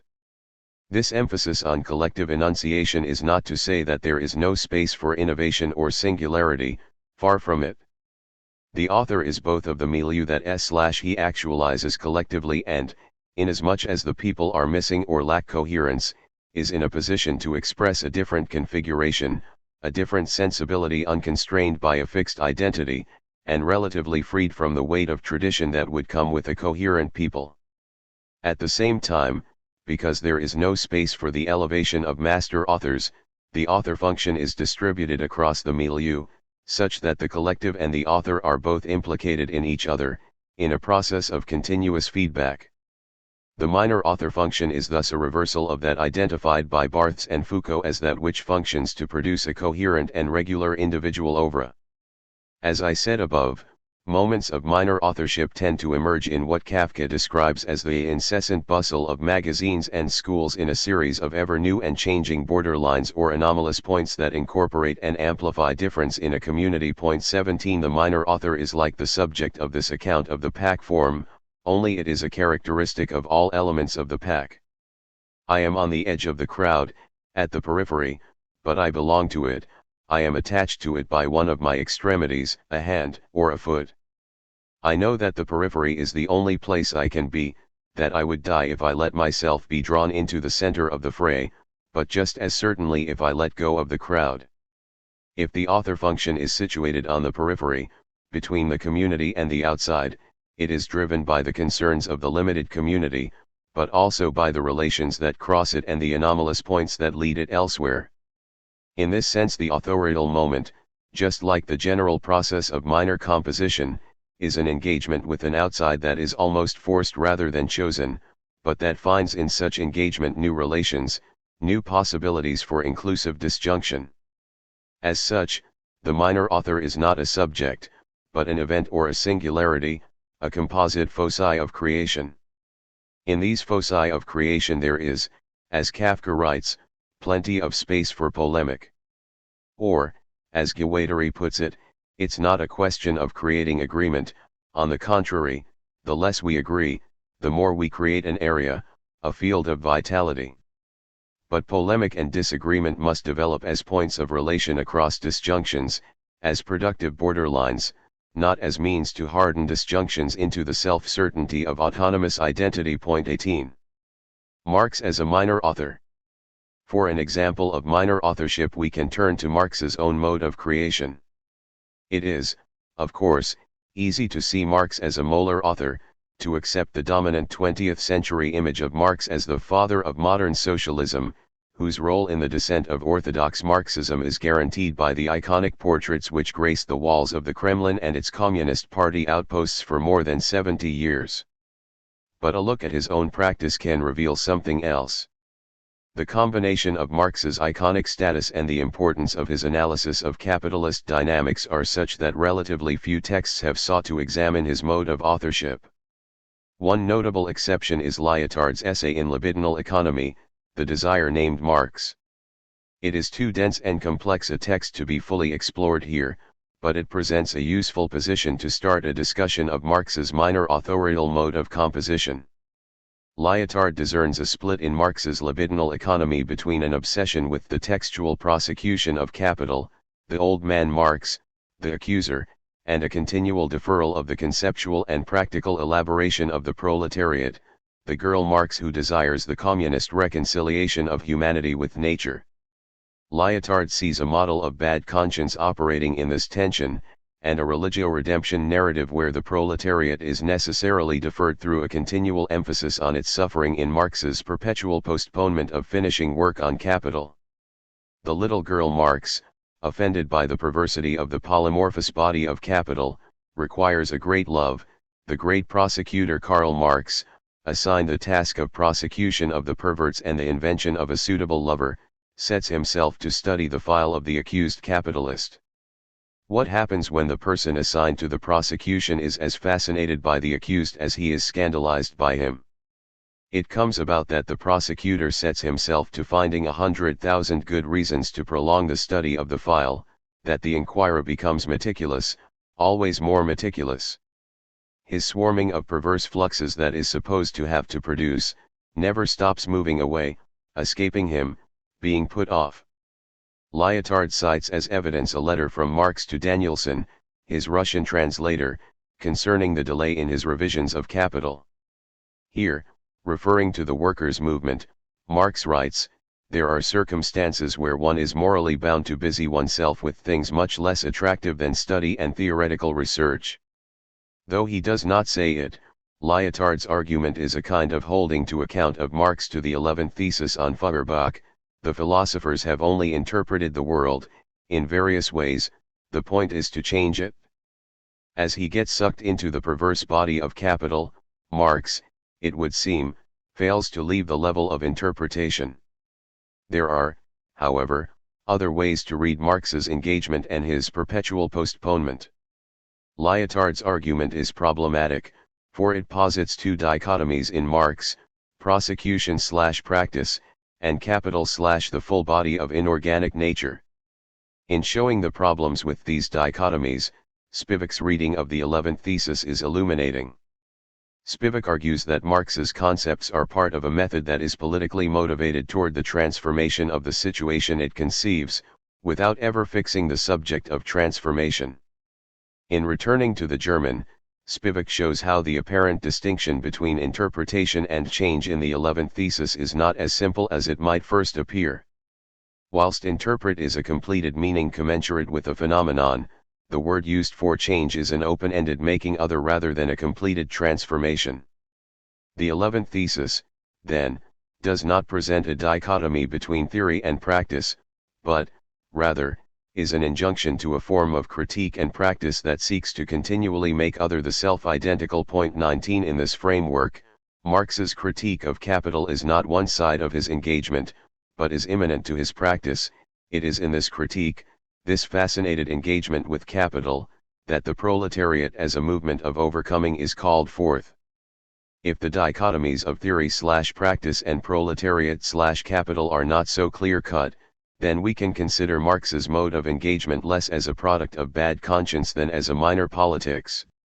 The tension displayed between the writing of Capital and the engagement with the workers' movement that the letter to Danielson exemplifies can be seen as the tension of a minor author, Marx as part of the workers' movement, but a workers' movement that is not an already arrived people that Marx should somehow represent, but a people in formation. Marx's engagement with capitalist dynamics in the writing of Capital would then be his contribution on the borderline of the group, his polemic, his intrigue with the group with whom he is never fully at one, a group which may well be less attractive, for, following Kafka's characterization of the literature of small peoples, disagreement, intrigue, even insult are essential to its formation. Marx is famous for endlessly moving in and out of the writing of Capital and for moving into and withdrawing from the affray of the workers' movement. Point 20 in his anomalous situation, what seems to drive him, to the frustration of Engels, is not the great work, but the particular intervention. A political event, an adversary, a war, a revolution, an economic crisis sets him off and he produces yet another pamphlet, forms one more alliance, partakes in another heated polemic, that is, he takes up the particular event, the apparently petty theme, and intricately engages with it. This mode of engagement is amply evident in Engels' comment about Marx's journalism. He is no journalist, and will never become one. He pores for a whole day over a leading article that would take someone else a couple of hours, as though it concerned the handling of a deep philosophical problem. He changes and polishes and changes the change, and owing to his unremitting thoroughness can never be ready on time. And in this incessant and intricate engagement, Marx does not limit himself to a particular and autonomous discipline, but draws on the wealth of fields that surround him, from political economy to literature and even gossip columns, and employs diverse modes of argument, from technical elaboration to literary flourish and polemic. His work seems to take him over, becoming, perhaps, that matter of life and death. The pamphlets, sometimes arising from petty squabbles, multiply in length, and he invariably develops illnesses, boils, and carbuncles at the point of writing. There is, then, some truth in Lyotard's suggestion that Marx practices an endless postponement, but this postponement is not driven by a ressentiment of endless accusation, and neither is it a diversion from the real point in hand.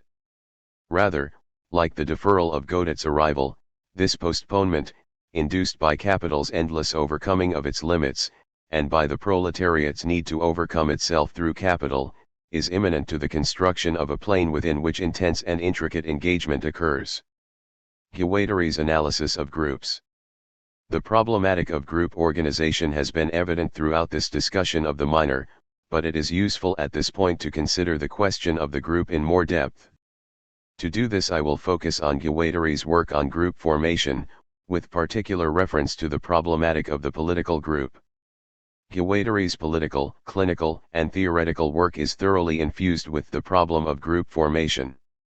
Deleuze and Guattari's insistence on the crowd of the self aside. Deleuze writes that Felix was a man of the group, of bands, or tribes. As such, the problem of the group is more a perspective to read Guattari's work as a whole rather than one of its distinct aspects, and, indeed, the minor is essentially a problematic of group formation. But Guattari also presents some specific analyses of the modes of group formation, in particular, in relation to the institutions of mental health and the left political milieu.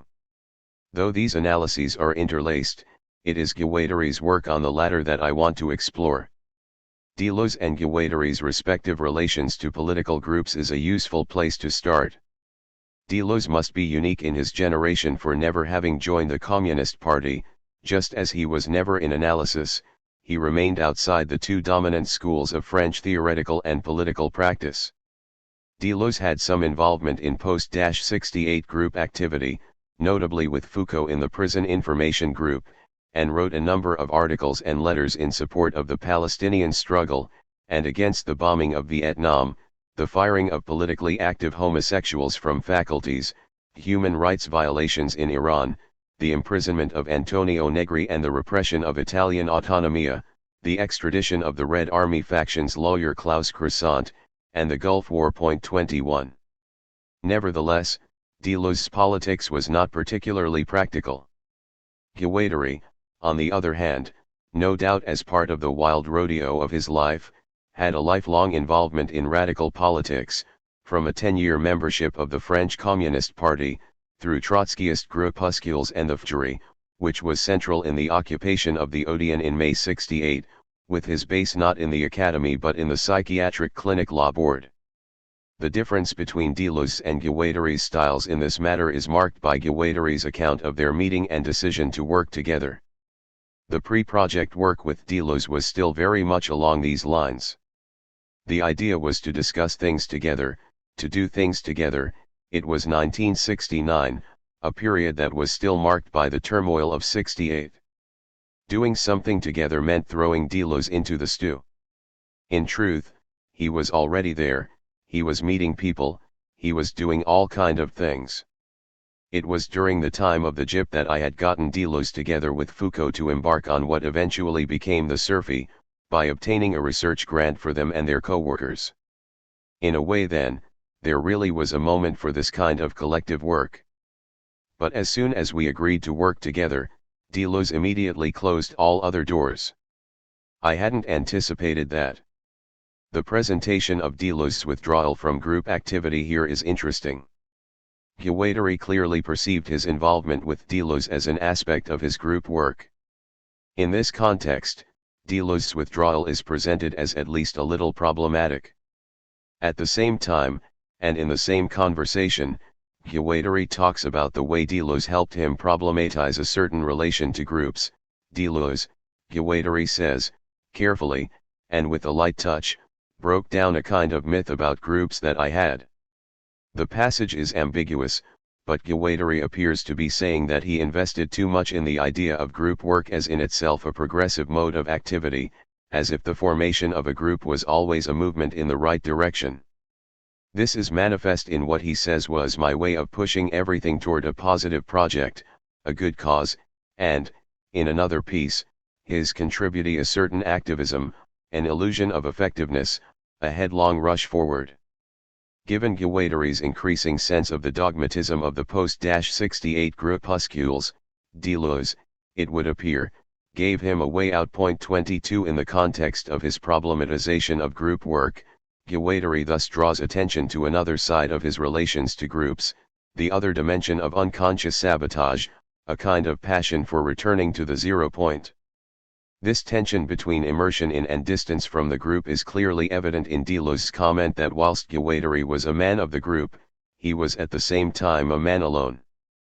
This sense of group formation is central to Deleuze and Guattari's elaboration of the pack form, the minor mode of group relation. In the pack, one exists on the periphery or the borderline, at once part of the group and the outside. As Fanny Deleuze is quoted as saying in A Thousand Plateaus, I know that the periphery is the only place I can be, that I would die if I let myself be drawn into the center of the fray, but just as certainly if I let go of the crowd. The tension in Guattari's position is most apparent in his essay The Group and the Person, when he writes of the denunciations his attempts at introducing group analysis to the class struggle received. One Trotskyist group, Guattari writes, did me the honor of devoting over half a 16-page pamphlet to a vehement denunciation of my tedious theories of group subjectivity. I almost collapsed under the weight of their accusations, petit bourgeois, impenitent idealist, irresponsible element. Your false theories could mislead good militants. They compared me to Henry de Man, a Nazi collaborator sentenced in his absence to forced labor when the war was over. More or less extreme experiences of the kind of micro-fascist group ego that this denunciation reflects have turned, and still turn, many away from radical groups. But Guattari, displaying the tension and effective complexity of minor engagement, is still adamant that involvement with radical groups was essential to his political projects, and he writes, yet I believe that no one who had the experience of being a militant in one of those youth organizations or mass movements, in the Communist Party or some splinter group, will ever again be just the same as everyone else. It is in the context of Guattari's own mode of engagement that he elaborates his theories of group analysis. Guattari's analysis of groups seeks to account for the wealth of attributes and modes of being of a group, its enunciative and tactical structures, its forms of leadership and militancy, its effective relations, and its relations with the outside. 23 This complexity is evident in the context of his discussion of the groupuscules. It's a whole axiomatics, down to the phonological level, the way of articulating certain words, the gesture that accompanies them, and then the structures of organization, the conception of what sort of relationships to maintain with the allies, the centrists, the adversaries. Guattari's analysis of political groups starts from a rejection of the dichotomous models of spontaneist anarchism and the Leninist Party and its democratic centralism. The model of spontaneous anarchism is woefully inadequate in the face of the unified machine of capital. It is obvious, Deleuze writes in his foreword to Guattari's Psychanalyse et Transversalite, that a revolutionary machine cannot content itself with local, punctual struggles. But the orthodox party model, on the other hand, merely serves to cathect desiring production to the state form and thus integrates politics to capital, for Deleuze, the prime function of the Communist Party. The problem is to develop a form of what Deleuze describes as a unification that is functional to a diffuse collective production, and Guattari proposes as a model of chemical crystallization of invention across the socius. Against a model of stages, where the revolutionary moment is seen to need mass spontaneity in the first stage and centralism in the second, Deleuze provocatively writes that from the outset we should be more centralist than the centralists. This sounds like a worrying eruption of Leninism, but Deleuze's centralism or unification is proposed as a process of analyzing, or drawing out, problematizing, and connecting, the complex of social, political, economic, and libidinal relations of group and mass formations. The unification must be brought about by analysis, and should have a role of analyzer with respect to group and mass desire, rather than the role of synthesis that proceeds by way of rationalization, totalization, exclusion, etc. The March 22 movement 24 in the French uprising of '68, though it had its problems is, for Guattari, exemplary. Everything revolved around it without its becoming part of any overall movement or being taken over by any other political group. Those involved set out to interpret the situation, not in terms of some program laid down at successive congresses, but gradually, as the situation itself unfolded in time. They refused to present their movement as the embodiment of the situation, but simply as a something upon which the masses could effect a transference of their inhibitions, and open the way to a new understanding and a new logical formulation outside of any framework of conformism. Guattari poses the general problematic of the group as analyzer in terms of two kinds, or modes, of group formation, subject groups and subjugated groups. Partly because of Guattari's increased wariness toward groups, after Anti-Oedipus he stops using these categories in favor of the analysis of specific territories in a fashion more akin to this chapter's account of minor politics. 25 When it comes to the analysis of specific political groups, however, these categories are still useful. The two modes, of course, interrelate, and as such are best seen as tendencies immanent to any formation. Subject groups are the group correlate of minor politics. They seek to put minor practices into play, to open to the outside, and develop innovative forms of enunciation and collective composition. In this they allow for the death of the group. Subjugated groups, on the other hand, are those which manifest molar modes of organization and seek to maintain coherence against an outside identified as hostile. In Deleuze's words, subjugated groups are just as subjugated in terms of the masters which they take on or accept, as they are in terms of their own masses. The hierarchy, the vertical or pyramidal organization that characterizes them is constructed in such a way as to avert all possible inscriptions of nonsense, death, or explosion into the body of the group, to prevent the development of creative breaks, thereby assuring the mechanisms of self-conservation based on the exclusion of other groups. Their centralism operates by structuration, totalization, and unification, substituting a setup of stereotyped statements, cut off both from reality and from subjectivity, for the conditions of a real collective enunciation. The classic model of the subjugated group is the Communist Party and its Trotskyist splinters, but for Guattari these models also manifest themselves in the groupuscules. Anarchist and Maoist groups, for example, may differ in their style, the definition of the leader, of propaganda, a conception of discipline, loyalty, modesty, and the asceticism of the militant, but the subjugated group form of the little church is never far away. 26 Guattari locates the emergence of this model in what he calls the Leninist break of 1917, and it is worth considering his argument to illustrate a little of the style of analysis. Here Guattari perceives a number of attributes of the leftist subjugated group that were to dominate 20th century radical milieu. It is important that Guattari sees something creative in the Bolshevik intervention between February and October 1917, an interpretation of the military, economic, social, and political collapse as the potential for the immediate socialist revolution, despite the weakness of the Russian proletariat, and without regard for the possible reaction. In this the Bolsheviks prevent the natural development of things. They blocked what would normally have taken place following a national debacle on such a scale, some kind of coalition of the left and center, living in hopes of better days and the recovery of power by traditionalist parties. One could interpret the subsequent development of the revolution and the Soviet state in terms of the recuperative power of Bolshevism, or of the revolution's ultimate impossibility, given the failure of the German Revolution and the incorporative effects of social democracy. However, Guattari proposes instead a more complex analysis of the different orders of determination of the event.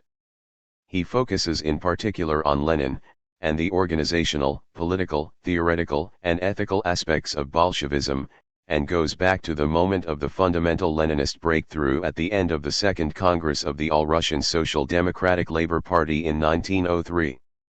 A series of disputes, around two words in the membership statutes, the number of members of the Iskra editorial committee, and the Jewish militants' desire to maintain a minimum of organizational identity, set off a claustrophobic psychodrama of splits and assertion of party discipline, from which a new signifying system came into being, a new axiomatic of the revolutionary movement, on which our thinking is still largely dependent today. Guattari describes the characteristics of this professional Bolshevik style and attitude and the new militant subjectivity as the solidification of statements into dogma, the formation of dominant utterances that function to control divergent utterances, a fondness for creating splits on matters of principle combined with an almost duplicitous flexibility of tactics, a new area of inertia that functions to restrict openness and encourage uncritical acceptance of slogans and doctrine, and a domineering and contemptuous attitude to those who would be henceforth known as the masses. At the center is the model of the militant, the hateful love of the militant who knows everything a priori and systematically refuses to listen to anything other than the party line. Due to this group formation, Guattari argues that despite the power of the Leninist break, ultimately the Bolsheviks were only able to conceive of the development of the revolution through the party and its messianic vocation. There was never, then, as Trotsky had it, a healthy proletarian state supposedly perverted by bureaucracy, but rather, in the way the Bolsheviks answered the crisis in and through the party, everything was already played out or betrayed. Point 27. Returning to Deleuze and Guattari's understanding of the subject group as analyzer, one should not infer from the critique of the Leninist break that Deleuze and Guattari offer a simple anti-party position. In his foreword to Deleuze's Foucault, Bove draws attention to what he sees as Deleuze's suggestion that Foucault brings us towards another conception of the party. Bove's incredulity, one must think that Deleuze has made an error, is not surprising. Foucault's attention to the subtleties of authority and his wariness of Marxian conceptual figures would not lead one to expect to find any forwarding of the party formation in his works, and Deleuze is no doubt being a little mischievous in suggesting otherwise. Bove's conclusion that Deleuze is displaying his own desire to have a party again, however, is not quite as bizarre as one might think. If we draw back from the Leninist model to Marx's own comments on the party in the manifesto of the Communist Party, we can discern a formation that is not so alien to Deleuze's understanding of the role of the group as analyzer of struggle. The manifesto has very little to do with the kind of party one might expect. It sets itself up to present a manifesto of the party itself to counter the bourgeois nursery tale of the spectre of communism. But this party is not announced as a set of organizational statutes or programs. Rather, it is presented as the imminent critique of the capitalist socius and of contemporary socialist organizations. Given this, as Marx writes, the communists do not form a separate party opposed to other working-class parties. They have no interests separate and apart from those of the proletariat as a whole. They do not set up any sectarian principles of their own, by which to shape and mold the proletarian movement. The communists are distinguished from the other working-class parties by this only: 1.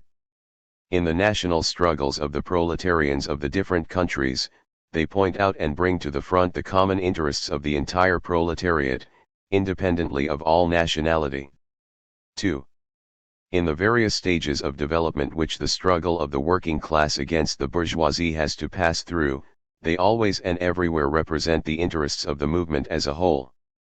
In the last section of the manifesto, and it is by far the shortest, which elaborates the position of the communists in relation to the various existing opposition parties. Marx simply points to a series of contemporary European struggles and highlights the specific aspects that the communist minorities would support, with the only proviso that the property question would be brought to the fore. It draws to a close with the comment, in short, the communists everywhere support every revolutionary movement against the existing social and political order of things. Marx presents the Communist Party, then, not as a distinct and timeless organizational form, but as a mode of engagement that is immanent to the content of the proletariat in struggle, which in turn is immanent to the particular configurations of capital. 28 This is not to say, of course, that Marx did not at times partake in, or actively contribute to, the formation of specific groups, notably the Communist League and the First International, but he was wary of these becoming separate bodies.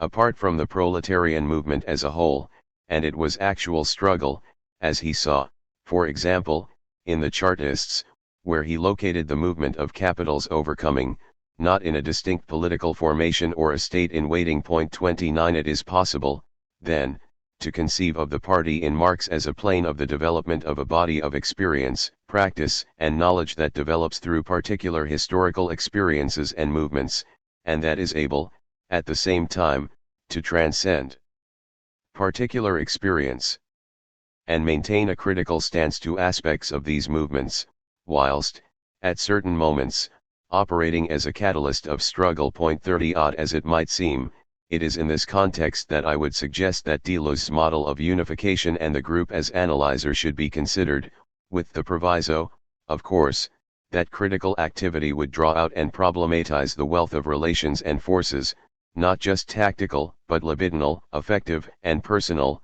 that operate in any group and in the socius as a whole. I am not suggesting that Deleuze and Guattari are theorists of the party. There is no need to draw them into a category that would seem to have to become too problematic to be politically productive today. But, against models which affirm the spontaneity of struggle in itself or the adequacy of local punctual struggle, Deleuze and Guattari's understanding of group activity and Marx's figure of the party have points of resonance that should not be lost to a false subsumption of the two into different sides of the rather limited pro and anti-party dichotomy. Creation against resistance. Before concluding this chapter, I want briefly to turn to Deleuze's interpretation of the problematic of resistance in Foucault in order to emphasize how minor politics challenges a theory of resistance, and show some of the relations between Deleuze and Foucault's politics. 31 The concept of resistance has had some prominence in postmodern political discourse, as if it conveys a situatedness and a more modest remit than the modern paradigm of class struggle. This focus has often, if implicitly, been associated with Foucault. 32 Once the more malevolent critique of Foucault, that he foreclosed politics in a disciplinary archipelago. 33 was overcome, his name has come to signify not only our times of micropowers, but also our appropriate political response, seeing, as he did, that a multiplicity of points of resistance are present everywhere in the power network. Yet this idea of resistance has its problems. The problematic of resistance is a persistent theme in Deleuze's engagement with Foucault. The great resonance between Deleuze and Foucault's work is such that it would be a stupid move indeed to pose this question in terms of a serious disjunction. It is much better to think of it as a productive differential in their relation, as the fact of Deleuze's not infrequent return to the subject conveys. The nub of Deleuze's argument is that in his later years Foucault had a sense of becoming trapped in something he hated, namely power, that Foucault felt he was getting locked into the play of forces that he had mapped and that he needed some opening. Deleuze thus attaches considerable importance to Foucault's 8-year break in book publication after the first volume of The History of Sexuality, a period Deleuze describes as one of general crisis, when the planned structure of the series was suspended, and from where emerge volumes 2 and 3 around the new paradigm of subjectification and techniques of the self in what Foucault calls his third mode of inquiry. Deleuze is rightly very careful to present this third dimension as the product of the whole of Foucault's work, as a broken line of invention, crisis, probing, and blockage that itself is the mark of its creativity, the mark of its ultimate consistency, rather than as some kind of new Foucault. However, it is clear that Deleuze sees this point as Foucault's overcoming of the problem of resistance. It is precisely at this time of crisis that Deleuze takes it upon himself to pass on to Foucault a series of notes on his interpretation of their similarities and differences, a piece which circulates around the questions of resistance and the line of flight. 34 Of all Deleuze's commentaries on Foucault, these notes are the most critical. Though the notes follow Deleuze's usual practice of drawing outlines of resonance with other works, here he also quite explicitly marks his and Foucault's differences. Deleuze's argument centers around his positioning of the primacy of assemblages of desire and the centrality of lines of flight in the constitution of assemblages. Deleuze suggests that, since for him lines of flight or desiring relations are primary, and hence the site of political composition, he has no need for the status of phenomena of resistance. In Foucault, on the other hand, because dispositives of power are primary, and there appears to be no equivalent of the line of flight in his work, politics can only be a resistance to power. Politics is hence left as a strangely unmotivated, almost reactive phenomenon. It is true that for Foucault resistance lies at the heart of power, but in this it is always functional to power configurations. Although in Volume I Foucault presents three political possibilities, a fully situated set of micro-resistances that work vis-a-vis the dispositives, a new conception of a counter-politics of truth, and the affirmation of bodies and pleasures against sex identity, Deleuze sees Foucault grappling with the problem of the status of these phenomena and the question of where they come from, and he argues that their character, their origin, their production were still vague. Deleuze perceives this as most evident in Foucault's essay The Life of Infamous Men, a text which Deleuze presents as both a masterpiece and as a text of the crisis. Here, Foucault grapples with the problem of bringing little moments of excess, crime, and transgression into analysis without losing their intensity.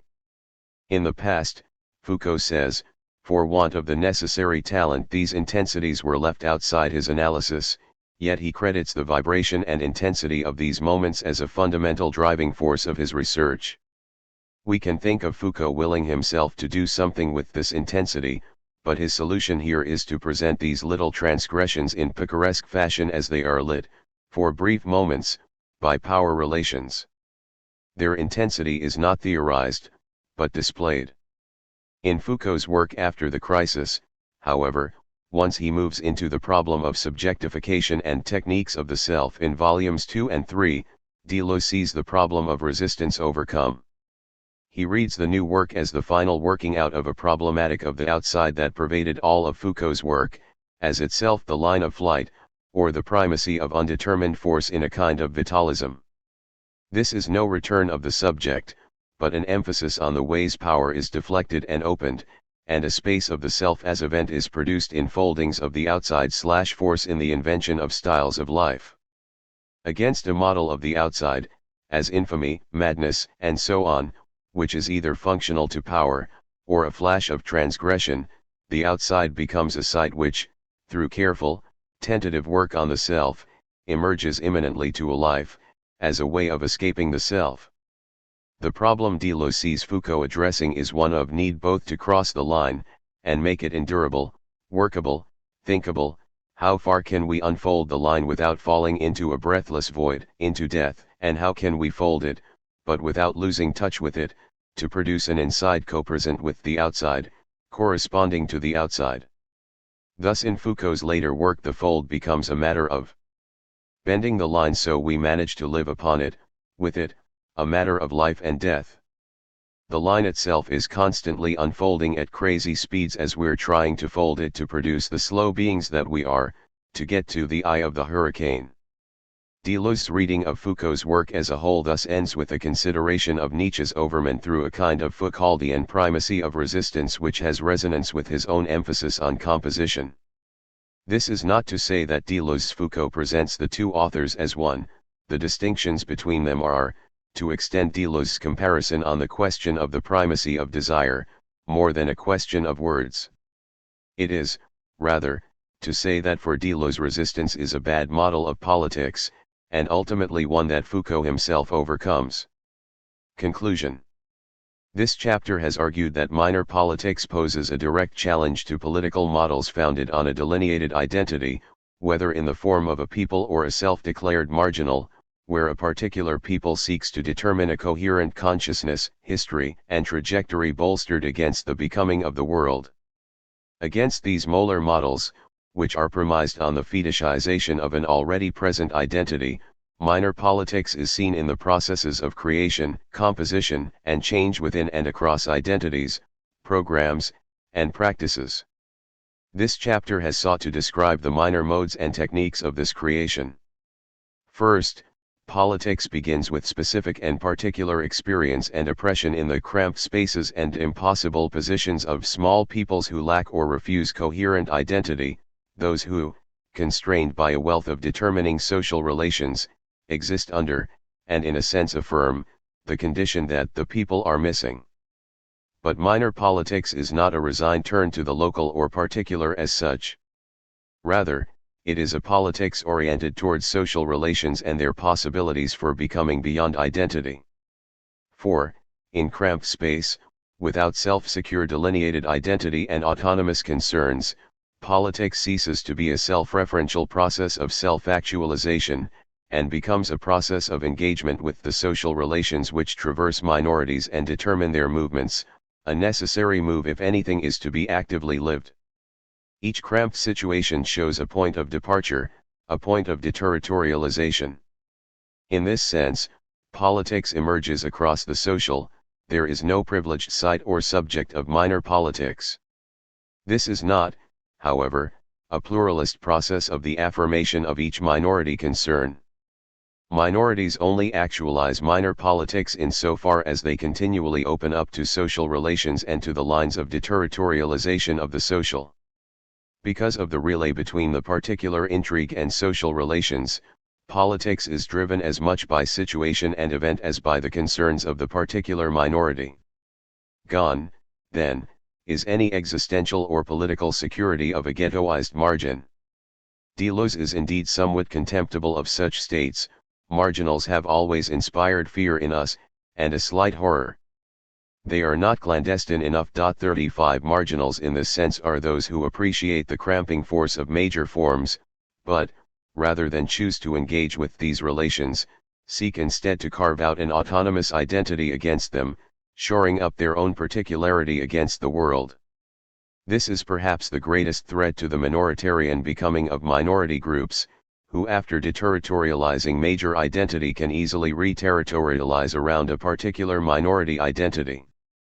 Rather than a fetishization of marginal identity, in minor politics particular minority situations or disjunctions are intensively engaged with, elaborated, and complicated, to open out the either/or disjunctions of identity into movements and permutations across disjunctions such that an intensive milieu of inclusive disjunction emerges. The particular thus becomes the site of innovation as minorities rework their territory and multiply their borders. At each moment, even as its concerns become collective matters of life and death, the little intrigues are prevented, through a certain willed poverty and a continual engagement with the social, from solidifying into determined modes of practice, such that minor intrigue is always drawn back into a milieu of experimentation. As such, the milieu of such an engagement is never able to settle, or soar into the self-actualizing grandeur of a people, or its representatives, master authors. Instead, it is an incessant bustle charged with vitality, with polemic, and with a continuous process of interrogation, intrigue, and invention as minorities engage with these social relations and seek to turn them away from their molar effects, towards, as Deleuze and Guattari enigmatically suggest, a becoming everybody/everything in the ever-renewed calling forth of a new earth.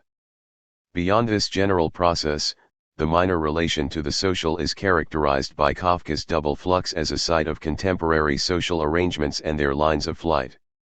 The first part of the double flux requires a perceptual awareness to both the ways social machines work and to the ways they mutate and to the lines of flight they engineer, is seen to make impossible connections where people and rooms are polymorphously connected in a self-transforming labyrinth. It is at this point of social assemblages and their flight that the little intrigues of minor composition emerge and operate. Hence, Following the second side of Kafka's double flux, minor politics has affinity with the most contemporary political movements, with the proletariat and communism, which have sought to find and actualize fissures, cracks, and deviations in the flows and arrangements of the capitalist socius.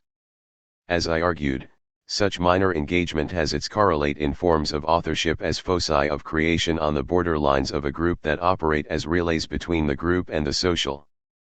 Marx's mode of creation was seen to manifest such authorship. The chapter also showed how this style of composition related to the question of group formation through discussion of Deleuze and Guattari's understanding of subject groups, the group as analyzer of social formations, and the resonance between Deleuze and Marx's understanding of the party. Beyond these modes, styles, and techniques, however, the minor has no program. As Deleuze and Parnot put it, politics is active experimentation, since we do not know in advance which way a line is going to turn. One does not judge political movements by their success or failure, whether they achieved a set of goals or not, because the minor has no final goal, only stagnation can do harm. This is not to say that creation is unrelated to intended goals, or that this is a renunciation of the possibility of radical social change in favor of little, punctual creations. This would be a misunderstanding of Deleuze and Guattari's politics, and one which Deleuze suggests is the greatest danger of his invocation of difference, letting it lapse into the representations of a beautiful soul.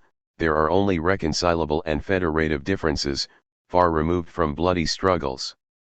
The point is that the way to interpret political movements is to consider their major and minor tendencies, what relations of identity they deterritorialize, and what they manage to create, following the sense of Guattari's observation that one cannot understand the history of the workers' movement if one refuses to see that, in certain periods, institutions of the labor movement have produced new types of subjectivity, mutant workers in veritable wars of subjectivity. 3. The Lumpenproletariat and the Proletarian Unimable. When the proletariat proclaims the dissolution of the existing world order, it is only declaring the secret of its own existence, for it is the actual dissolution of that order. Let us accept once and for all that classes are not social super-individualities, neither as objects nor as subjects. When Marx writes of the proletariat in the 18th Brumaire of Louis Bonaparte, he presents less a neat dialectical trajectory of an authentic historical subject than a process of complication, interrogation, and iteration. Proletarian revolutions, he writes, such as those of the 19th century, constantly engage in self-criticism, and in repeated interruptions of their own course. They return to what has apparently already been accomplished in order to begin the task again. To mark that this return is not a repetition of the same, but an always situated process which seeks to draw in the new, he tells us that the proletarian social revolution can only create its poetry from the future. This chapter takes up something of Marx's injunction and returns to the question of the proletariat. It returns not to reproduce that way of thinking Donzelot describes as a compulsory reverence for a certain set of revered political figures, but from a contemporary concern to elucidate the function and place of difference in Marx's proletarian standpoint. It seeks to show that at the core of Marx's formulation of the proletariat, and despite the work of orthodox Marxism and those who would draw too neat a historical break between modernist and postmodernist political thought, lies a politics which at once highlights the problems of identity and compels a minor practice of invention and becoming. This is an important move if Marx is to maintain contemporary pertinence not just as an analyst of the dynamics of capital, as the bad conscience-fueled praise of 1990s business journals would have it, but also as a thinker of its overcoming. Talking of the proletariat in terms of difference might seem a little strange, since it is in many ways the great unitary teleological subject against which much post-68 work on difference emerged. From Frantz Fanon and the Black Panther Party, through European countercultural groups such as the British Heatwave magazine and the Dutch Provo's 1970s deviancy theory, to recent post-structuralist exploration of a politics beyond identity, it is toward the lumpenproletariat that interest in complexity and difference in Marx has tended to be oriented. Point 1 Here the lumpenproletariat is variously seen as the déclassé break with an incorporated working class, the class of the refusal of work to or the site of an unassimilable heterogeneity that breaks Marx's otherwise modernist meta-narrative. There are of course different reasons for the take-up of the category amongst these perspectives, but two are prevalent. First, there seems to have been a general sense that the Communist Party's conflation of Marx's proletariat with the party, and the incorporating effects of regular employment and consumer culture had curtailed the proletariat's revolutionary potential. Second, a growing population of unwaged, marginalized, excluded, and countercultural groups were seen to be unrepresented in the conventional figure of the proletariat, work-based as it was. Point 3 Thus, whilst still being readers of Marx, and insistent on praxis at the level of capital, these groups and perspectives replaced the proletariat with a different, apparently revolutionary subject, and indeed one that carried a particular frisson of radical excess. It is indeed in the lumpenproletariat that difference and anomaly as a property of peoples is most apparently foregrounded by Marx, such that, when placed in contrast with the conventional image of the Marxian proletariat, it appears to be an attractive category for those seeking to develop a politics of difference. Point 4 That Marx's critique of the lumpenproletariat is frequently framed in rather moral terms seems only to add to its appeal, as if even for Marxists a lumpenproletarian politics offers the possibility to overcome the last remnants of bourgeois morality in his worldview. This chapter argues, however, that this is a problematic interpretation. Through a consideration of the way Marx elaborates the contours of the proletariat in a kind of forward-slash-day game with the lumpenproletariat, the chapter seeks to show, against conventional interpretation, that they describe not social groups, but modes of political composition. Despite the frisson of excess that circulates around the lumpenproletariat such that it looks like a category of difference, the chapter argues that the lumpenproletariat is actually a mode of composition which is oriented toward the maintenance of identity, and that it is in the proletariat where difference emerges, as a mode of complication, invention, and becoming immanent to the social flows and relations of the capitalist socius. To make this case, the chapter seeks to show that Marx's proletariat resonates with the kind of difference, becoming, and creation elaborated in Deleuze and Guattari's Minor Politics. To condense the argument of Chapter 2 a little, there are three interrelated aspects of minor politics that are useful for considering Marx's proletariat: a politics against identity, a consequent emphasis on social relations, and an intensive mode of engagement. As I argued, Deleuze and Guattari's Minor Politics is a direct challenge to political models founded on the representation of a subject or an identity, whether in the form of a people or a self-declared marginal. Against these molar models, which are premised on the fetishization of an already present identity, minor politics operates in the cramped spaces and impossible positions of small peoples and minorities who lack or refuse coherent identity, those who, constrained by a wealth of determining social relations, exist under, and in a sense affirm, the condition that the people are missing. But minor politics is not a resigned turn to the local or particular as such. Rather, it is a politics oriented toward social relations and their possibilities for becoming beyond identity. For, in cramped space, without self-secure delineated identity and autonomous concerns, politics ceases to be a self-referential process of self-actualization, and becomes a process of engagement with the social relations which traverse minorities and determine their movements, a necessary move if anything is to be actively lived. The milieu of such an engagement is never able to settle or soar into the self-actualizing grandeur of a people and its representatives, master authors.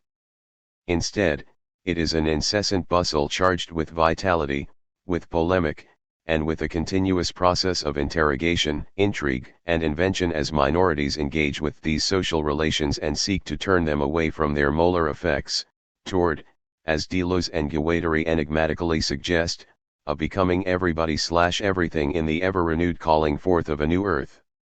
Linking this project with Marx, Deleuze and Guattari suggest, in a passage that has received scant critical attention, that the power of minority, of particularity, finds its figure or its universal consciousness in the proletariat. In its exploration of the proletariat as a minor political figure, This chapter is in two main parts. The first part explores Marx's elaboration of the lumpenproletariat. It starts with a brief summary of critical work on the category, and then shows how the lumpenproletariat emerges across Marx's works, in terms of its relation to history, production, and political action. This part ends by showing how Marx's critique of the lumpenproletariat as a non-revolutionary class is related to his critique of Bakuninist anarchism. Despite looking like difference, the lumpenproletariat is shown to be a mode of practice oriented toward the bolstering of identity cut off from social relations. The second part of the chapter turns to the proletariat. It argues that the proletariat is less a group of people than a mode of practice that is premised on the minor condition that the people are missing.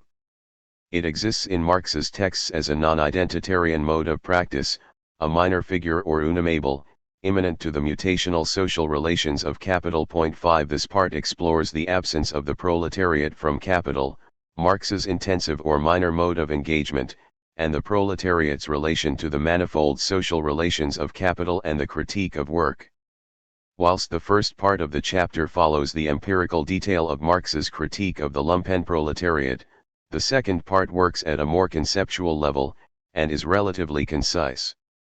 Though there is some discussion of Marx's actual practice, the point here is to map the general framework, or mode of composition, of Marx's proletarian unamable, a practical elaboration of which is necessarily left to the multiplicity of specific, and ever-new socio-historical situations within which the proletariat finds itself.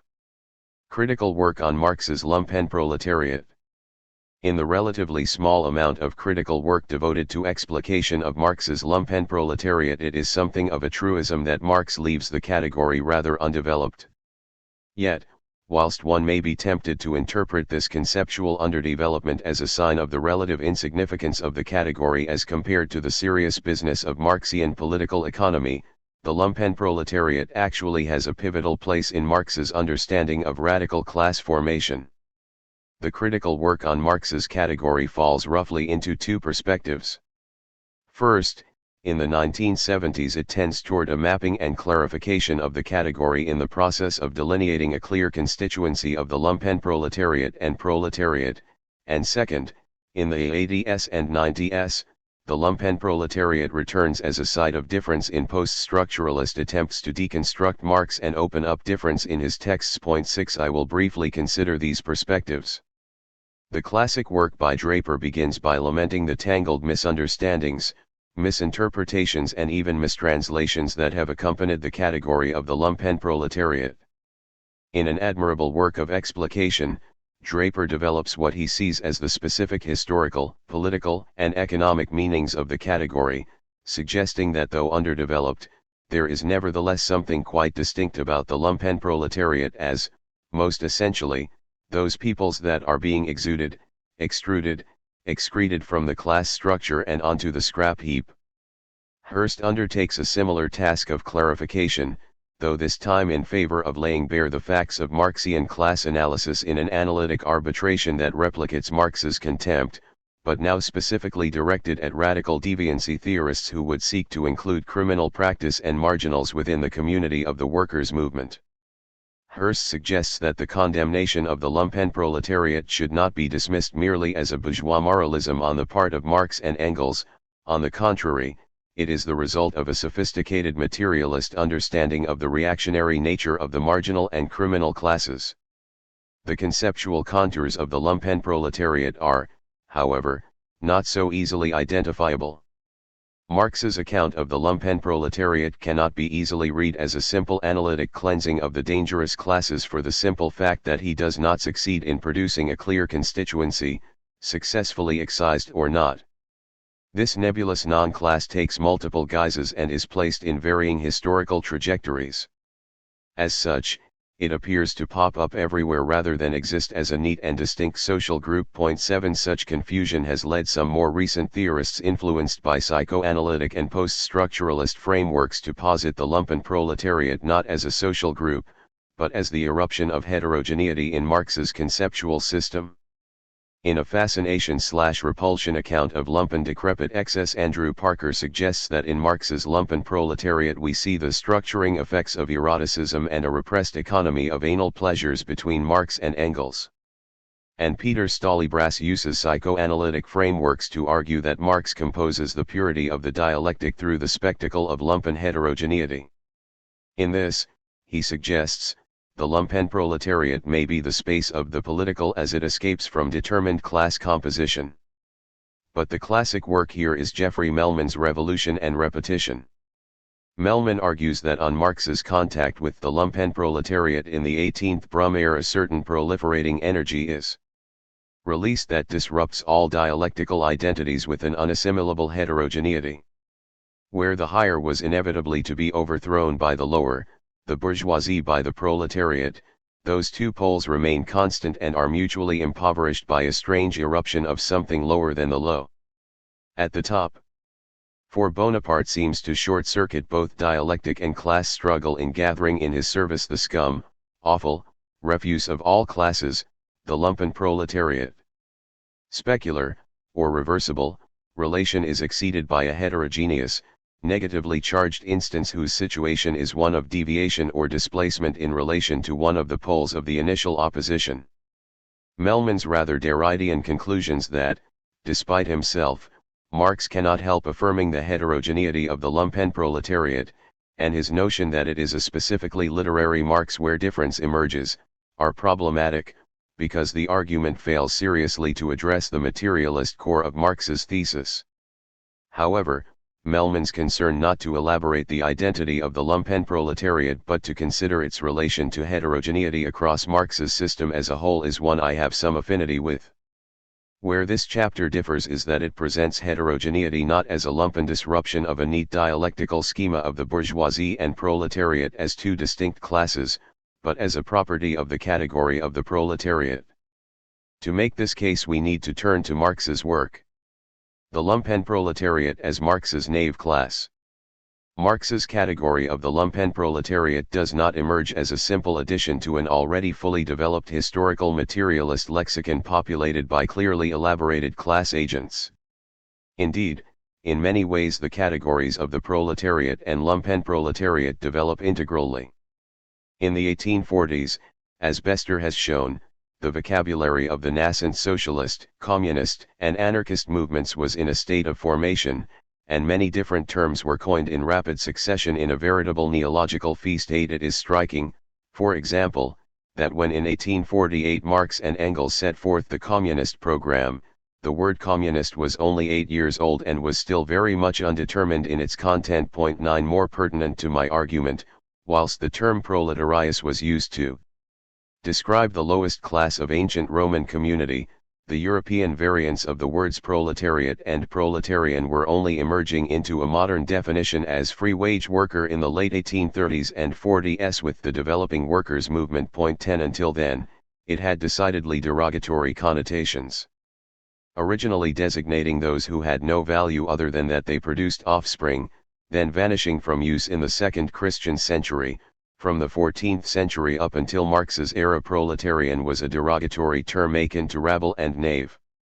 In Samuel Johnson's 1755 dictionary, for example, the proletariat was described as mean, wretched, vile, or vulgar, and later, in the 1838 Histoire de classes ouvrières et de classes bourgeoises, Granier de Cassagnac described it as a subhuman class formed of a cross between robbers and prostitutes. Haussmann characterized the proletariat as a mob of nomads, and in 1850 Thiers spoke of this heterogeneous mob, this mob of vagabonds with no avowed family and no domicile, a mob of persons so mobile that they can nowhere be pinned down. At a basic level, the lumpen proletariat is Marx's mechanism for freeing up his concept of the proletariat from the bourgeois image of a seething rabble. He transfers all the old content into the new category of the lumpen proletariat. In a sense, then, Stollybras and White are right to situate Marx's excessive account of the lumpen proletariat in the general economy of bourgeois obsession with the other of the poor. However, inasmuch as Marx is concerned with the problematic of revolutionary class formation, there is a lot more going on in this transfer. Point 11. As such, we would be wrong to stop here. Marx and Engels are credited by the OED as the first to coin the composite Lumpenproletariat. It first appears in the German ideology, where it is used to describe both the ancient Roman plebeians and Max Stirner's self-professed radical constituency of the lumpen or ragamuffin. The prefix lumpen is not to be taken as synonymous with poverty. Though Marx and Engels do often use the term to describe the very poor, Draper suggests that the principal root is not lumpen meaning rag and tatter, but lump meaning knave. This definition of the Lumpenproletariat as a class of depraved knaves is no clearer than in Marx's famously excessive description of Louis Bonaparte, the chief of the Lumpenproletariat, and his December 10th society. On the pretext of founding a benevolent society, the Lumpenproletariat of Paris had been organized into secret sections. Decayed roués with dubious means of subsistence and of dubious origin, ruined and adventurous offshoots of the bourgeoisie, rubbed shoulders with vagabonds, discharged soldiers, discharged jailbirds, escaped galley slaves, swindlers, mountebanks, lazzaroni, pickpockets, tricksters, gamblers, maqueros, brothel keepers, porters, literati, organ grinders, rag pickers, knife grinders, tinkers, beggars, in short, the whole of the nebulous, disintegrated mass, scattered hither and thither, which the French call la bohème. From this kindred element Bonaparte formed the core of the December 10th society. A benevolent society, in so far as, like Bonaparte, all its members felt the need to benefit themselves at the expense of the laboring nation. The constituency of this knave class is complex indeed. And, as if to match this complexity conceptually, the word Lumpenproletariat is itself unstable in Marx's and Engels' work. In the many translations, including those by Engels, the German Lumpenproletariat is variously rendered as social scum, dangerous classes, mob, swell mob, ragamuffin, ragged proletariat. And Marx and Engels often use other terms in place of Lumpenproletariat, all of which conjure different specific meanings as they are used to characterize an apparent group of people. This is indicative of the way Marx seems to need to resort to empirical description of the Lumpenproletariat rather than present a neat conceptual class definition. He sees the Lumpenproletariat as by definition a nebulous, disintegrated group without stable collective determination. They are a non-class, a people without a definite trace. It thus seems as if Mellman was right. The content and contours of the Lumpenproletariat appear to proliferate beyond all reason, as a nebulous mass in an indeterminate category. We would be wrong, however, to interpret this nebulous non-class as a force of difference. Across all its various manifestations there is, in fact, a key defining characteristic. It is a mode of practice oriented toward the bolstering of identity cut off from the flows and relations of the social. The Lumpenproletariat is not itself an identity, but in each of the diverse sites of its emergence in Marx's texts, it is a tendency toward the maintenance of identity. To make this case, I will look at the ways the Lumpenproletariat functions in relation to four themes: history, production, political action, and, drawing these together, anarchism. The Lumpenproletariat and the backing up of history. Marx's most detailed consideration of the Lumpenproletariat emerges in his accounts of the 1848–52 revolutions in France, in class struggles in France and the 18th Brumaire. Indeed, in identifying the 27 times that Marx and Engels use the term Lumpenproletariat and its direct cognates, Traugott has shown that the bulk appear in this 4-year period. The years of reaction that followed the wave of revolutions were not a good time for the emerging workers' movement, or for the predictive efficacy of Marx's historical method. Mellman thus suggests that the 18th Brumaire reads as though Marx must have lived the history of France from 1848 to 1852, the revolution careening backwards, as resembling nothing so much as a latrine backing up. Despite a relatively developed capitalist social structure and the ease by which Louis Philippe was deposed and the Second Republic established, France experienced not the emergence of proletarian power, but the return of reaction under the leadership of Louis Bonaparte. Thus, Quite contrary to Engels' assertion that the 18th Brumaire reflects Marx's discovery of the great law of the motion of history, it reads as Marx's attempt to explain a historical development that by his system is actually somewhat of an anomaly. In this explanation the lumpenproletariat has a central place. Laying the foundation for Marx's explanation of this anomalous development, the opening pages of the 18th Brumaire consider not the neat teleology of class struggle, but the complex nature of the relation between memory and forgetting in the passage of historical change. The discussion resonates less with the historical narratives of orthodox Marxism than with Nietzsche's account of historical repetition. Marx famously opens the 18th Brumaire thus: Hegel remarks somewhere that all the great events and characters of world history occur, so to speak, twice. He forgot to add, the first time as tragedy, the second as farce. History, then, is a form of repetition. For Marx, historical production is an engagement with past events, for it is only through a certain engagement with the past that something new can be formed. The tradition of the dead generations weighs like a nightmare on the minds of the living. And, just when they appear to be engaged in the revolutionary transformation of themselves and their material surroundings, in the creation of something which does not exist, precisely in such epochs of revolutionary crisis they timidly conjure up the spirits of the past to help them. They borrow their names, slogans, and costumes so as to stage the new world historical scene in this venerable disguise and borrowed language. But this mode of repetition takes at least two forms, a tragic and a farcical repetition.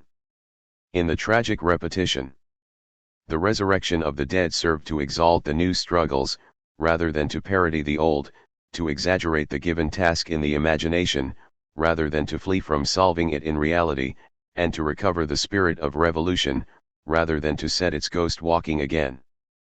For Marx, the tragic repetition comes first, for it is the mode of repetition of the bourgeois revolutions. It is a revolutionary repetition that develops through the motive force of capital. The farcical repetition, with which I am concerned here, is of another time, and emerges in the much more uncertain period of the potential proletarian revolution. Marx's farcical repetition is usefully explored alongside that of Nietzsche. In Foucault's reading, Nietzsche detects a European tendency to raid the historical storeroom of costumes in a process of the substitution of alternate identities, the sword of the German hero in the Wagnerian era, the knight's armor in Romanticism. This process may look like difference, play, and masquerade, but it is actually a guise for the parodic or farcical repetition of the identity form. Each historical costume is drawn upon not to unrealize or overcome, but to solidify present identity. Marx describes the French under Bonaparte in precisely these terms. At the moment of revolution, under the repetition of Napoleon in Louis Bonaparte, the French thought that it had provided itself with a more powerful motive force, when in fact the repetition functioned as a parody, in a reactionary return to the identities of the past. History thus repeats itself as farce, in a repetition, as Deleuze interprets Marx's passage, which falls short of accentuating difference and instead falls back on a kind of comic involution, the opposite of authentic creation. An entire people, which had imagined that by means of a revolution it had imparted to itself an accelerated power of motion, suddenly finds itself set back into a defunct epoch and, in order that no doubt as to the relapse may be possible, the old dates arise again, the old chronology, the old names, the old edicts. Though Marx argues that Bonaparte's class base is the small-holding peasant, it is ultimately the lumpenproletariat which is the sign of this farcical repetition. Marx presents the Bonapartist state as a great farcical ruse whereby the non-class of the lumpenproletariat, in the December 10th Society and the swamp flower of the Mobile Guard, seems to transfix the potential becoming of history. The lumpenproletariat thus emerges in the text as a plethora of farcical identities, ruses, and anomalies in a world turned upside down, where the bourgeoisie cried only theft can still save property, perjury, religion, bastardy, the family, disorder, order. As Parker has argued, Marx reads the period 1848 to 52 as quite literally a farcical piece of theater where correct class roles are undermined as the people act through their confused simulacral roles as replicants and substitutes. Thus, the description of Bonaparte and his society of disorder, prostitution, and theft, the drunken soldiery, which he has bought with liquor and sausages continues. An old, cunning roue, he conceives of the historical life of nations and their state proceedings as comedy in the most vulgar sense, as a masquerade in which the grand costumes, words, and postures merely serve as a cover for the most petty trickery. For his landing in Boulogne he put some London flunkies into French uniforms to represent the army. In his society of December 10 he assembled 10,000 rogues, who were supposed to represent the people in the way that Snug the joiner represented the lion. He serious clown. No longer sees world history as a comedy but his comedy as world history. Crucially, however, it is not, as Parker argues, the acting, the theatrical use of historical costume, per se that is problematic. Though Marx's argument does at times rest on a dichotomy between lumpen acting and real historical production, the important point is that it is a mode of acting, a farcical mode of repetition which seeks to maintain identity, rather than move towards its overcoming. What Marx suggests is missing from the lumpen proletarian substitutes is not so much a real life, an ontological presence, as a relation to the forces of becoming in capital, as is clear when he writes that Bonaparte's experiments will burst like soap bubbles at their first contact with the relations of production. The unproductive lumpen proletariat. The basis for the lumpen proletariat's reactive relation to history lies in its relation to productive activity. This is, of course, the most important aspect of Marx's account, for it is their relative relations to production which distinguish the lumpen proletariat and the proletariat. I want to leave the discussion of productive relations until the second part of this chapter. Here I will only mark Marx's and Engels' comments about the lumpen proletariat's relation to production. Marx's and Engels' most vehement assaults are saved for those who seem to revel in surviving outside of productive relations. This point is made implicitly in Marx's critique of the debauched pleasures of the lumpen proletarian drunkard, but it is also made explicitly. In an example highlighted by Draper, Engels contemptuously describes a procession of the unemployed through Pall Mall as mostly of the kind who do not wish to work, barrow-boys, idlers, police spies and rogues. He lumpen proletariat Hindman had taken for unemployed. But this severing of relations with productive activity is a mark not just of the unemployed poor. In his discussion of the July monarchy in class struggles in France, Marx describes the financial aristocracy as lumpen proletarian. If the December 10 society was a historical inversion where the social dregs of society had somehow swindled their way to the top, here we find the social elite performing as the social dregs, where financial speculation replaces the proper class role of engagement with productive industry. The July monarchy was nothing more than a joint stock company for the exploitation of France's national wealth. Commerce, industry, agriculture, shipping, the interests of the industrial bourgeoisie were inevitably in permanent peril and at a permanent disadvantage under the system. The same prostitution, the same blatant swindling, the same mania for self-enrichment, not from production but by sleight of hand with other people's wealth, was to be found in all spheres of society, from the court to the café born. The same unbridled assertion of unhealthy and vicious appetites broke forth, appetites which were in permanent conflict with the bourgeois law itself, and which were to be found particularly in the upper reaches of society, appetites in which the wealth created by financial gamble seeks its natural fulfillment, in which pleasure becomes crapuleur, in which money, filth, and blood commingle. In the way it acquires wealth and enjoys it, the financial aristocracy is nothing but the lumpen proletariat reborn at the pinnacle of bourgeois society. Lumpen proletarian spontaneity. A third manifestation of the lumpen proletariat is seen in the context of political activity, when Marx writes of its possible radical tendencies. The lumpen proletariat is not always counter-revolutionary. Though in his extremes Engels supports the shooting of thieves at the start of revolutionary events, Marx's and Engels' sense of the relative capacity of the lumpenproletariat as a revolutionary force is ambivalent. The lumpenproletariat vacillate and are prone to reaction, usually offering their services to the highest bidder. 12 But they can also find themselves involved in revolution, as their lack of stability leaves them easily swept up into revolutionary fervor. Thus, even the lumpenproletarian swamp flower of the Mobile Guard, in so far as it was thoroughly tractable, was capable of the greatest acts of heroism and the most exalted self-sacrifice. Marx makes a similar case with regard to the secret society professional conspirators. 13 He argues that their precarious means of subsistence dependent on chance in irregular lives, and their constant dangers situate this group as part of la bohème with an inclination to insurrection. The greater the insecurity, the more the conspirator hastens to seize the pleasures of the moment.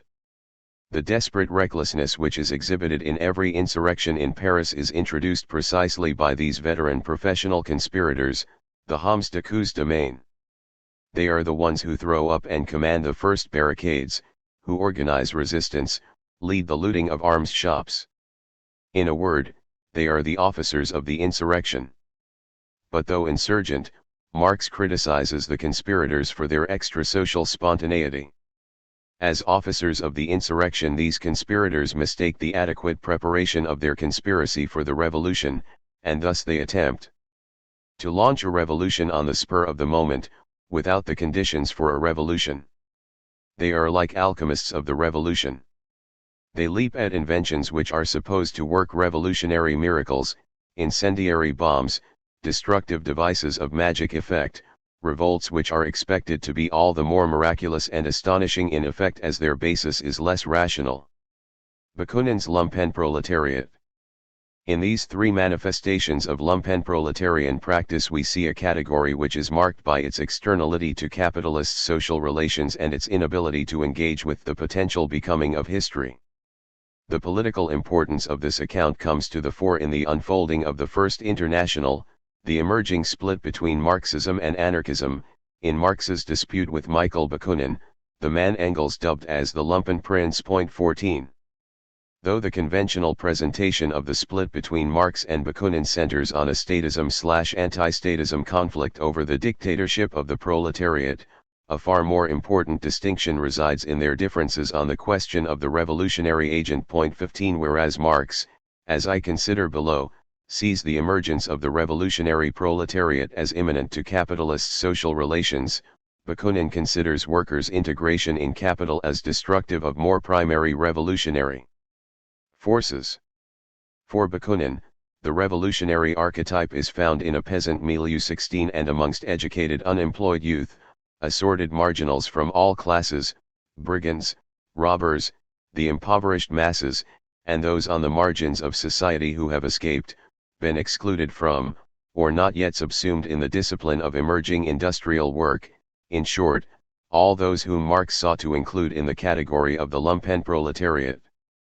Thus, as the people capable of uniting private peasant revolts into one general all-people's revolt, Bakunin focuses on free Cossacks, our innumerable saintly and not so saintly tramps, pilgrims, members of begunny sects, thieves and brigands, this whole wide and numerous underground world which from time immemorial has protested against the state and statism.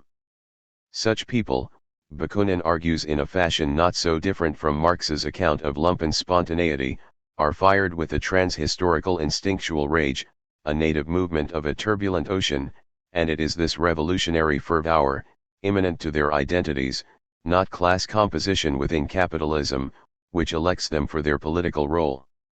Marx speaks disdainfully, but quite unjustly of this lumpenproletariat.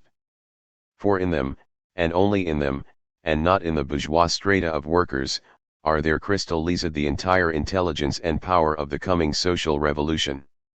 A popular insurrection, by its very nature, is instinctive, chaotic, and destructive, and always entails great personal sacrifice and an enormous loss of public and private property.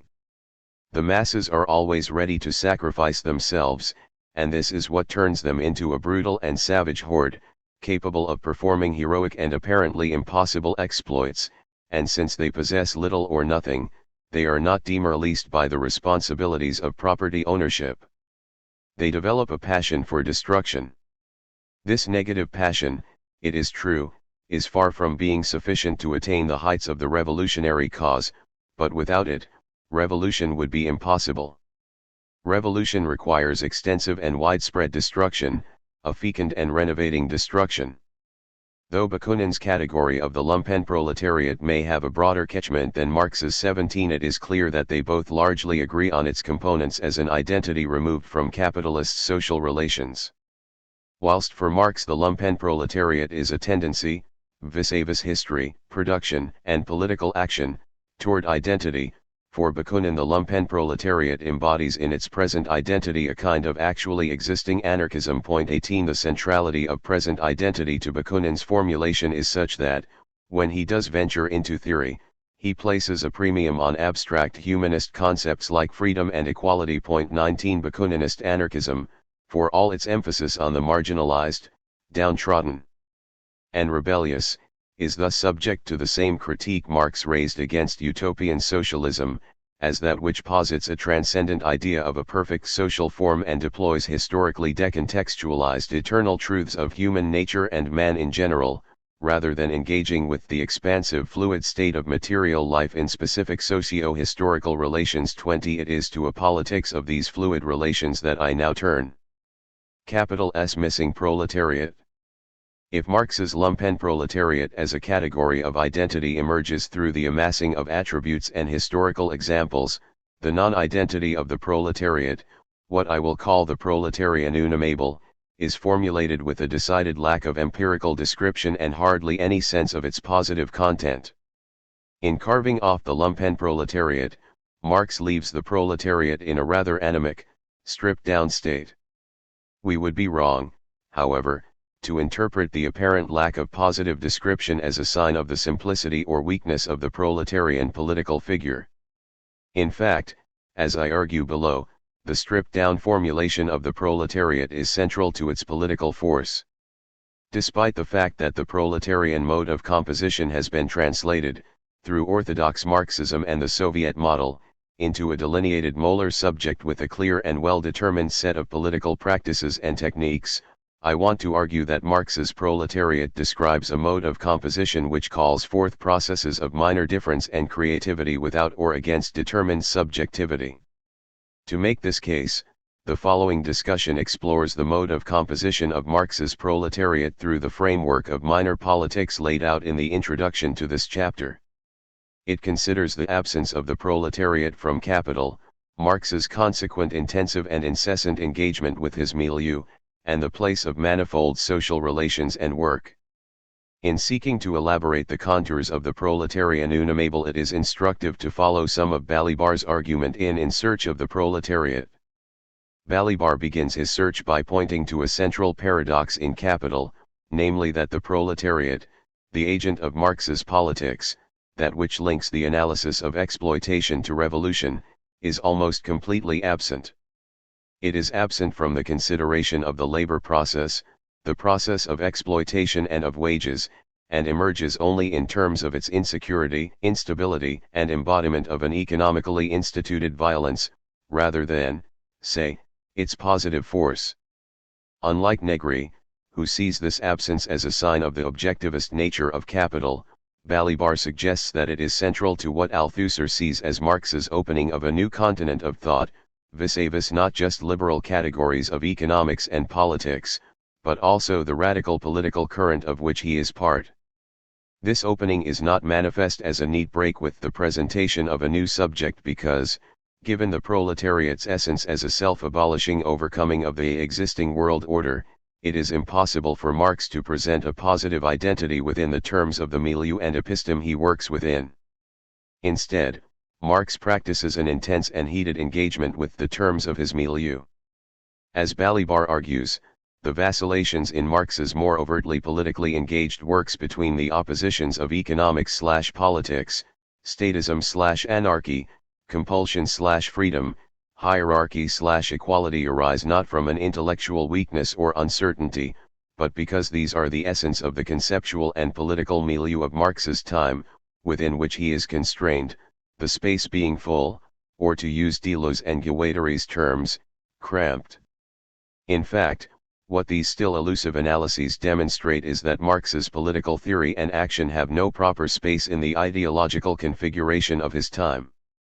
For this configuration is itself a full space, devoid of any gap in which a specifically Marxist discourse could have established itself alongside, or opposite, other discourses. Given this cramped condition, Balibar argues, for example, that Marx is unable to write an anti-Lassalle or an anti-Bakunin. Instead, he presents notes on the Gotha program and various notes and critiques of Bakunin as interventions in the milieu of the workers' movement, a little of which I have shown in Marx's work on the Lumpenproletariat. In this engagement, what I elaborated in Chapter 2 as Marx's minor authorial mode of creation, we can see precisely that process of iteration, interruption, and self-criticism that Marx's account of the proletarian mode of politics emphasizes. The ease of the bourgeois revolutions, as they storm from success to success, can be explained by the way that their political concerns are nurtured by the social environment of capital. 21 As Deleuze and Guattari write of major literatures and politics, the social milieu serve as a mere environment or a background for the easy elaboration and facilitation of individual concerns. The proletarian movement, on the other hand, experiences the social environment as hostile, as something which cramps its possibility for composition and expression. It is thus unable to express any autonomous concern, and is forced instead to intimately and constantly engage with these social relations. And it is precisely through this engagement, and the conceptual and practical invention that arises from it, that the proletariat composes itself, unsettling these relations, and seeking to open them up to something new. Balibar thus argues that in his interventions Marx enacts a twisting of the dominant discourse that, in a given conjuncture, make its coherence vacillate. And it is here, in this act of twisting, disruption, and complication, that Balibar finds the essence of the critical force of Marxism, as, rather than demarcating an identity within 19th-century political discourse, rather than positing a people, it compels a perpetual work of refutation, interpretation, and reformulation.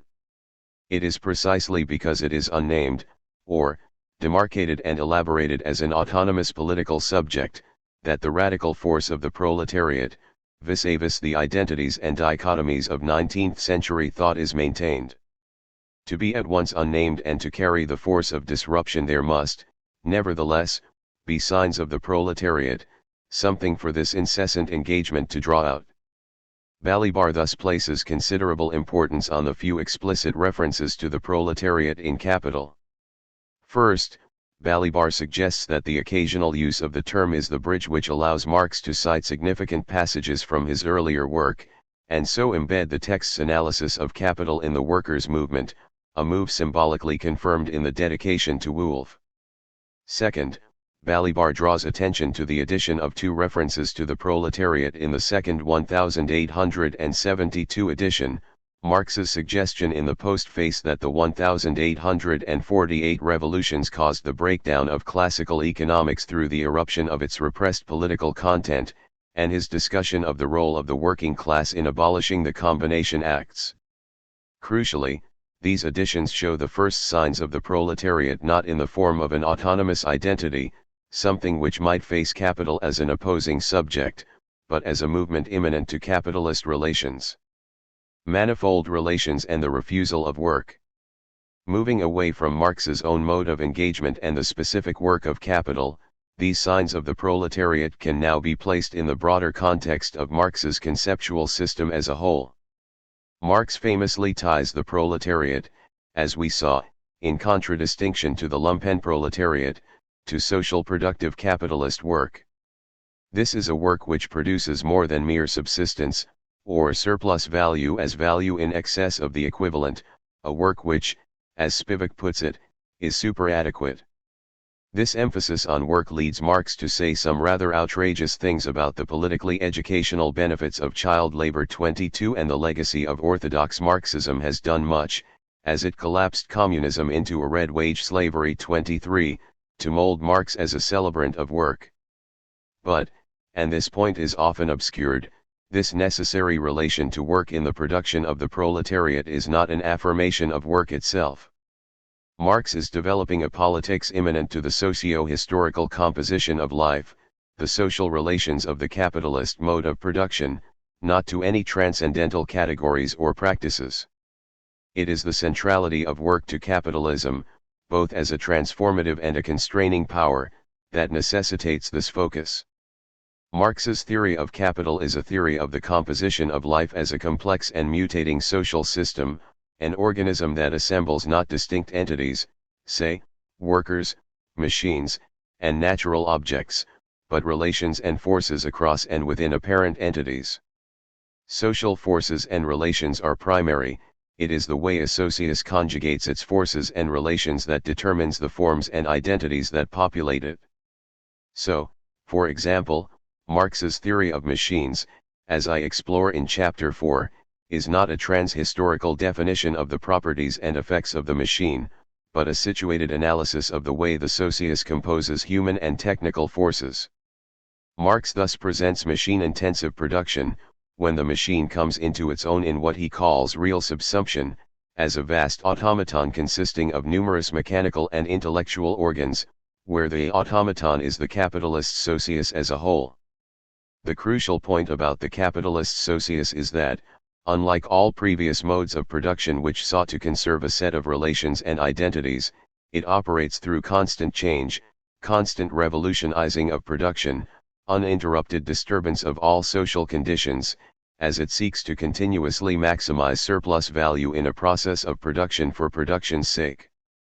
Since work is the productive force of capital, the source of surplus value, it is the means by which the human being is incorporated in the supra-individual automaton of the capitalist socius. It is in work that identities are dissolved in manifold and expansive global relations, and it is precisely in these manifold relations, what, following Nietzsche, we might call the becoming of the world, that the proletariat finds its milieu of composition. Marx makes the importance of this complexity and becoming to the formation of the proletariat clear, negatively, in the 18th Brumaire when he describes the small-holding peasant class. The problem is that the peasant condition, however massive, is not one of manifold relations.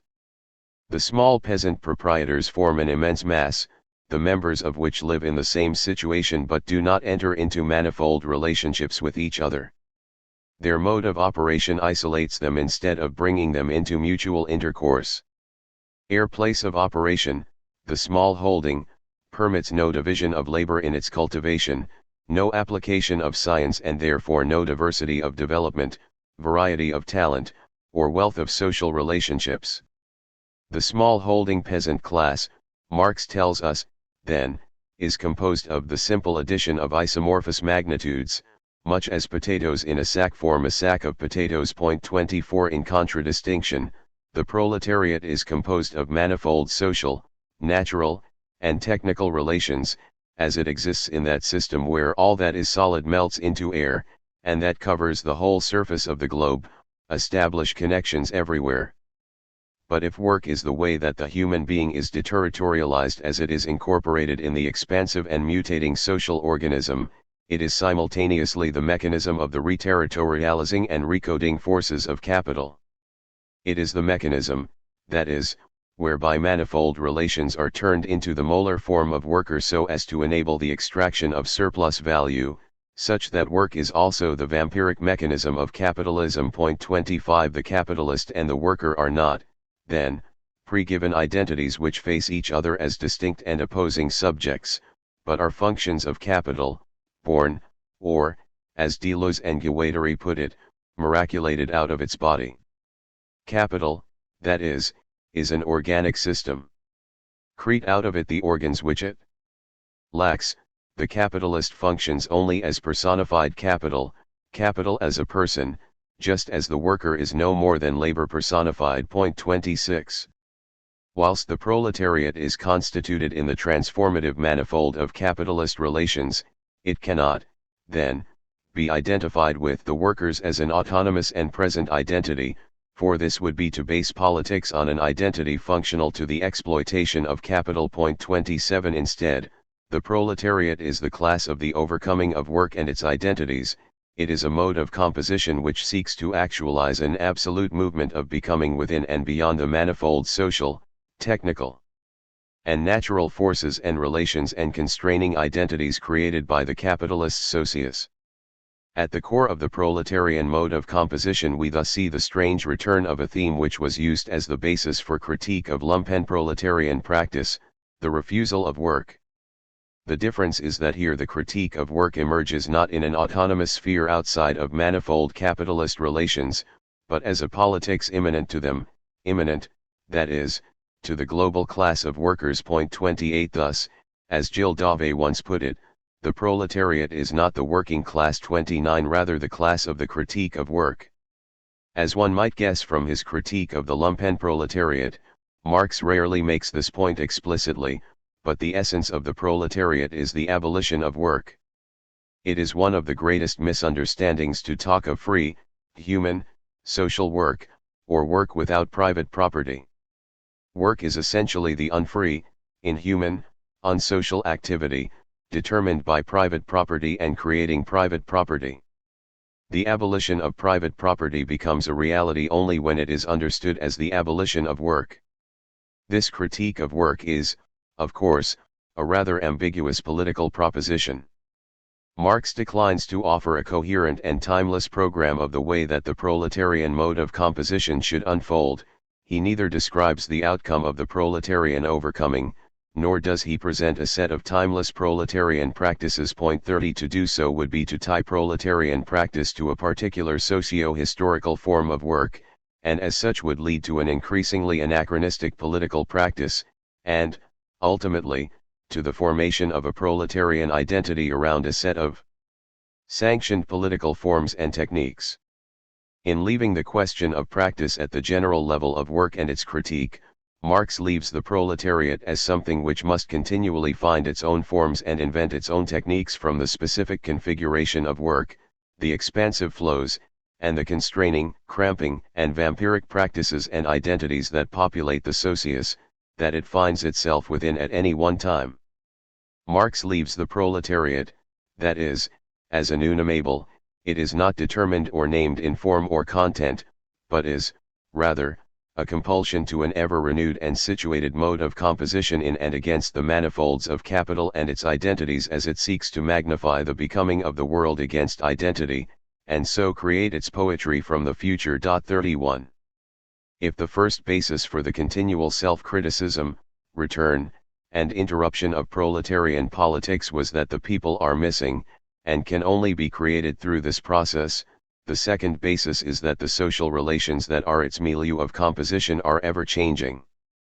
It is only through an engagement with these fluid relations that the proletarian mode of historical repetition, beyond the tragic and the comic, can emerge. Against the comic lumpenproletarian repetition, the proletarian mode is related to the tragic mode inasmuch as it uses the old names to exalt the new struggles.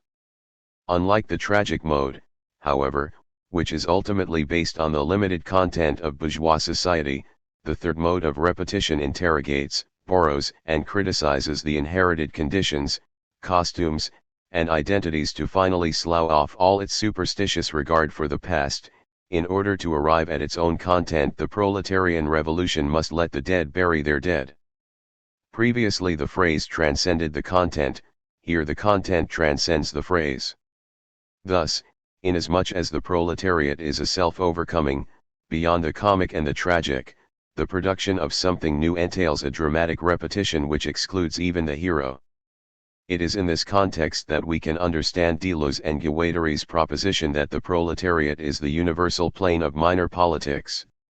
Once we follow Marx's injunction to base politics in an analysis of capital and its mutations, which can be seen as precisely Deleuze and Guattari's project in Capitalism and Schizophrenia, we can enrich Marx's general sense of work to include the wealth of relations, attributes, and affects of which contemporary global social production is composed.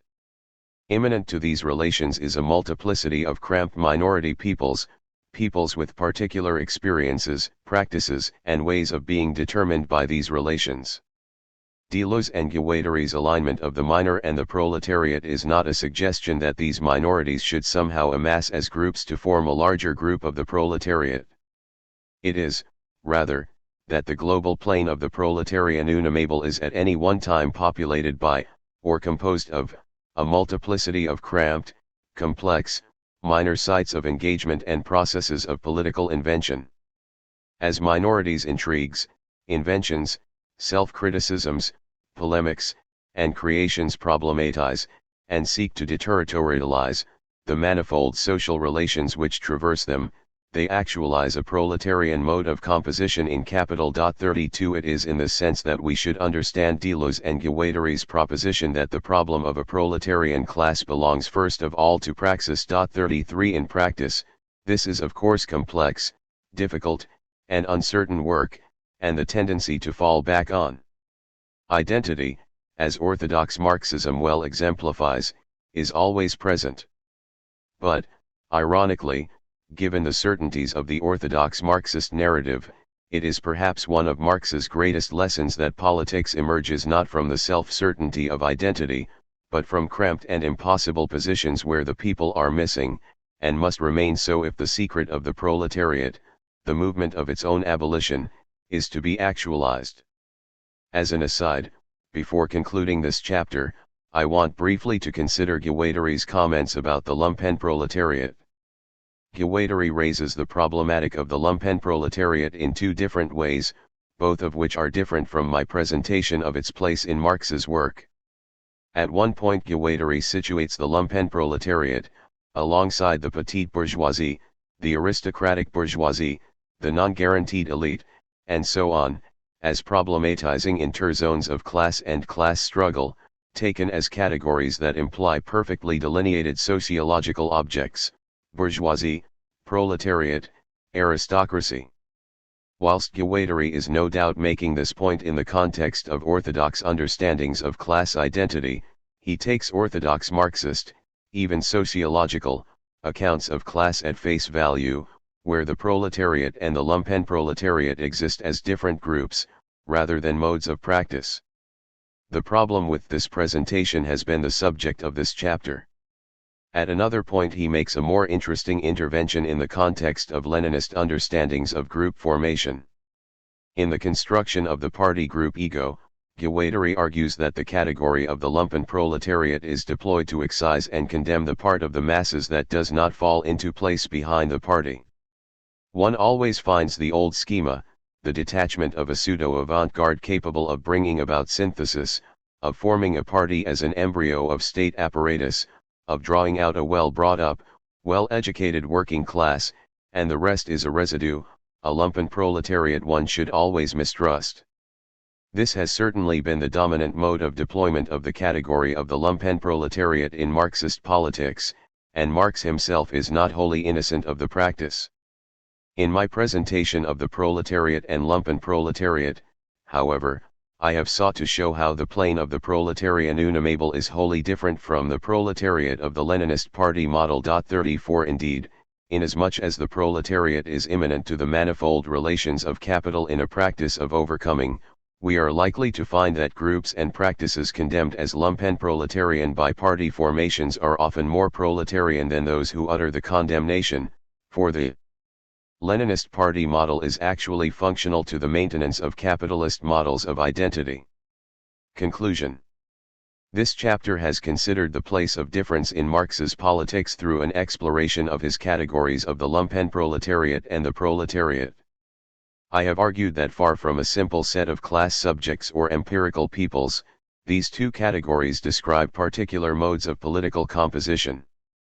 Despite the literary excess and the proliferation of names, Marx's lumpenproletariat describes a mode of composition, and, in relation to anarchism, a politics, oriented not toward difference and becoming, but toward identity.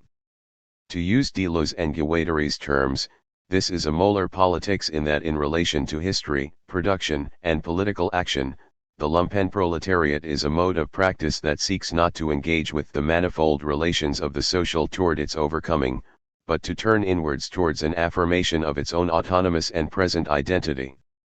From a contemporary perspective, Marx's lumpenproletariat, then, is most interesting not because it is the moment of variation from class interest, the site of heterology in Marx's texts, or because it indicates his true polymorphous desire, but because it highlights the problem of a politics at the level of molar identity as abstracted from expansive social relations, even as it looks like difference.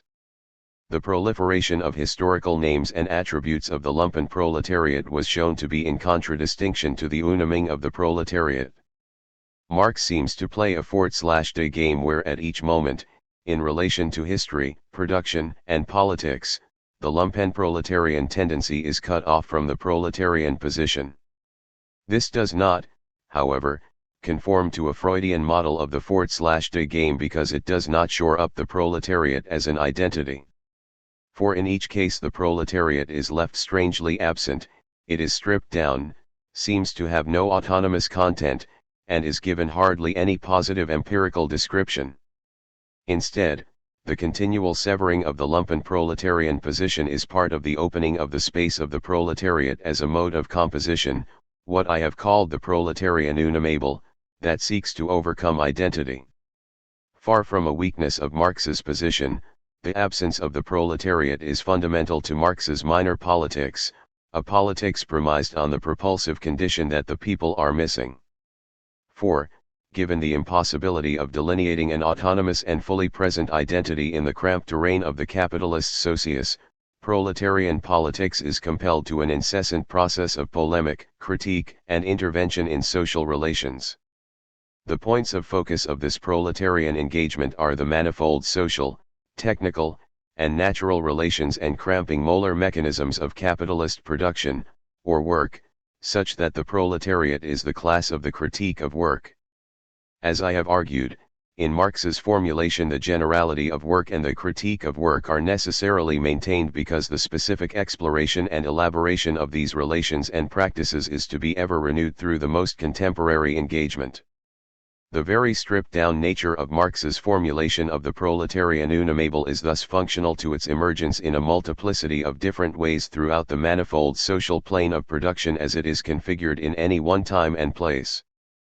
The practical elaboration of the proletarian mode of composition, its political techniques, styles, cultures, knowledges, in all its difficulty, uncertainty, and complexity is, hence, another story, something which Marx leaves open as a politics which can only create its poetry from the future. For the social factory. Machines, work, control. Capitalism is a system of relationships, which go from inside to out, from outside to in, from above to below, and from below to above. Everything is relative, everything is in chains. Capitalism is a condition both of the world and of the soul. If in its beginning the factory came out of the social body and tended to separate itself from it in order to elaborate its own rules of operation, it must now reincorporate this social body in order more than ever to dominate it. The injunction of Marx's proletarian unamable is an ever-renewed engagement with the social plane of capitalized life, a plane that is at once manifold and mutating, cramped and constraining. In Chapter 3 this plane of capital was presented in general terms. This chapter now turns to consider the specificity of the contemporary capitalist socius. It does this not through a general mapping of Deleuze and Marx's position, but, following the methodological logic of the minor and the proletarian unamable, by exploring one manifestation of a political critique of capital. It follows a thread through a particular current in Italian Marxist research and politics, a current known in the 1960s as Operaismo I and in the 70s as Autonomia. This current can be seen as performing Kafka's double flux inasmuch as it analyzed capital as an open system which configures around lines of flight, and sought to take these lines elsewhere, whilst, as I explore in Chapter 5, situating this politics in a cramped space without a delineated people. A central figure in the development of this current is Antonio Negri, and this chapter considers his work in some detail. Negri's recent Empire, co-written with Michael Hart, has been the subject of much intellectual and political interest, being described by Frederick Jameson as the first great new theoretical synthesis of the new millennium, and by Zizek as ring the death bell not only for the complacent liberal advocates of the end of history, but also for pseudo-radical cultural studies which avoid the full confrontation with today's capitalism. Point 2. In the context of this book's argument, Negri is a particularly interesting figure.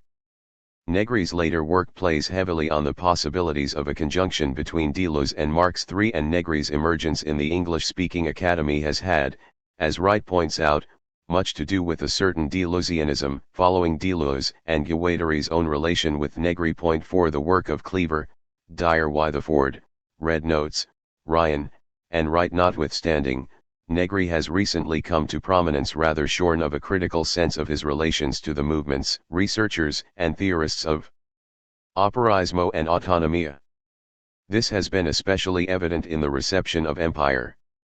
Operaismo and autonomia are usually mentioned as a background to Negri's recent work, but this only seems to reinforce an idea that Negri has synthesized and transcended this current and, as such, is now most usefully discussed outside of this context. This is problematic not because a certain political current is not given its due, but because it masks both the complexity of operaismo and autonomia, and encourages a foreclosure on the possibility of a continued engagement with their insights. This problem is particularly important in the context of Negri because, despite the common alignment of operaismo and autonomia with his trajectory, his more recent work actually breaks with a number of the more important methodological and theoretical concerns of operaismo and autonomia. Concerns of operaismo and autonomia. Whilst Negri's engagement with Deleuze and Foucault marks this break in Negri's work, Negri's reading of Deleuze actually displays a number of problems.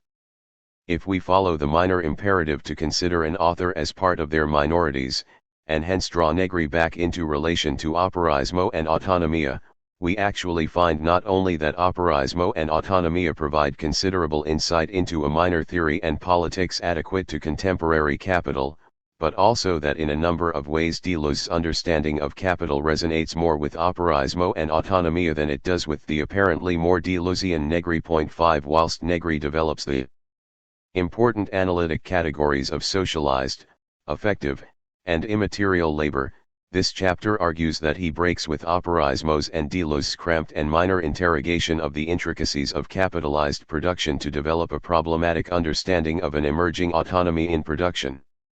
In this, Negri makes a strange return to the orthodox Marxian and, in an inverted way, neo-Gramscian positions which operaismo had sought to undermine. The chapter begins with a brief introduction to operaismo and autonomia before outlining Marx's theory of machines and his real subsumption thesis. The chapter then considers Raniero Panzieri's and Mario Tronti's elaboration of the real subsumption thesis and the social factory.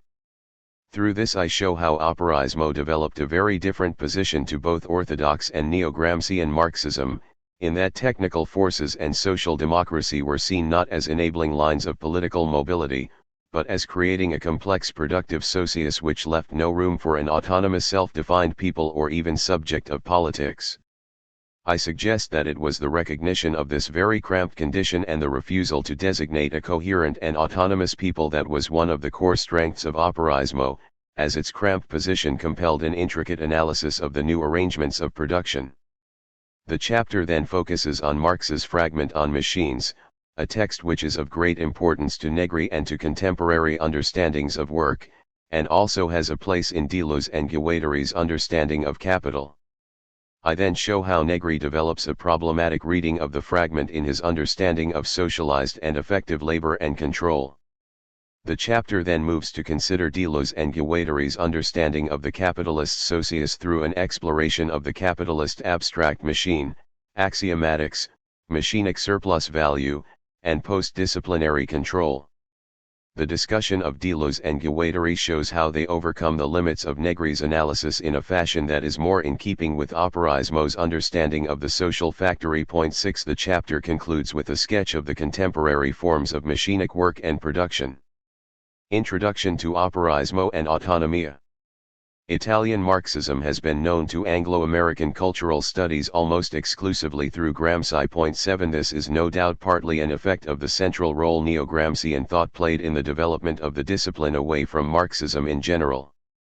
Neo-Gramscian work on hegemony marked the passage from apparently orthodox concerns with class, capital, and the economy, into a post-Marxist concern with the possibilities of agency, popular practices, and new social movements, in a struggle for inclusion in the chain of equivalences of social democratic political space. Here was a politics adequate to the fluidity of postmodern culture which could exorcise determinist Marxism, and indeed much of Marx, without apologies. The historical support for this development was not unrelated to the Italian Communist Party's formation of its own version of post-Marxism, Eurocommunism, where neo-Gramscian thought played a central role. As Abs has suggested, Eurocommunism seemed for many on the British left to mark the possibility of a popular radical social democracy which could overcome Marxian orthodoxy and the limits of Labourism. The PCI was, after all, the biggest communist party in Europe, and was rapidly approaching a place in government. Behind this formidable post-Marxist trajectory lay another current in Italian Marxism, known in the 1960s as Operaismo and in the 1970s as Autonomia. Though it emerged from some relation to the PCI and the PSI, and maintained a complex relation with the orthodox left at least until 1968, Operaismo and Autonomia developed a profound critique of the PCI and the neo-Gramscian politics of hegemony. Contrary to the dominant leftist interpretation of the PCI found in Britain during the 1970s and 1980s, for Operaismo and Autonomia the PCI was not only an efficient mechanism for curtailing radical energies and disrupting progressive political development as it sought to bind workers' struggle to the development of capital, but was also, through its implementation of austerity measures, the agent of pernicious cuts in the standards of living of the Italian working class. In what may now appear as grim humor, the PCI General Secretary, Enrico Berlinguer, even went so far as to put forward austerity as a communist moral ideal. Aside from the critique of the PCI, however, and despite my tendency in this and the following chapter to group Operaismo and Autonomia together, the current, as Wright has shown, develops in a number of different directions, comprises many divergent perspectives, and was far from a coherent movement. Operaismo and Autonomia were always characterized by small groups, schools, and magazines, and though there were national organizations, they never took the form of pervasive and strictly organized parties. There was not even coherence of position between key figures such as Panzieri, Tronti, Negri, and Piper. 9 Though Potera Operaio had considerable importance, it certainly never characterized more than a small aspect of the workers' movement, and relatively quickly dissolved into the emerging area of Autonomia. 10 As the area of Autonomia developed in the 1970s, things got more complex. Though it has sometimes been described as a flowering of post-political potential, Autonomia was comprised of such diverse political figures and perspectives that it would be problematic indeed to represent it as a coherent whole. Wright conveys the complexity well when he writes, "Making sense of Autonomia as a whole is no simple matter. Ideologically heterogeneous, territorially dispersed, organizationally fluid, politically marginalist."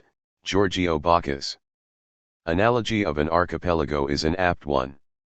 Never a single national organization, much less the mass wing of the armed groups, as certain judges would later charge, the area of autonomous organizations and collectives would begin to disintegrate almost as soon as it had attained hegemony within the Italian far left.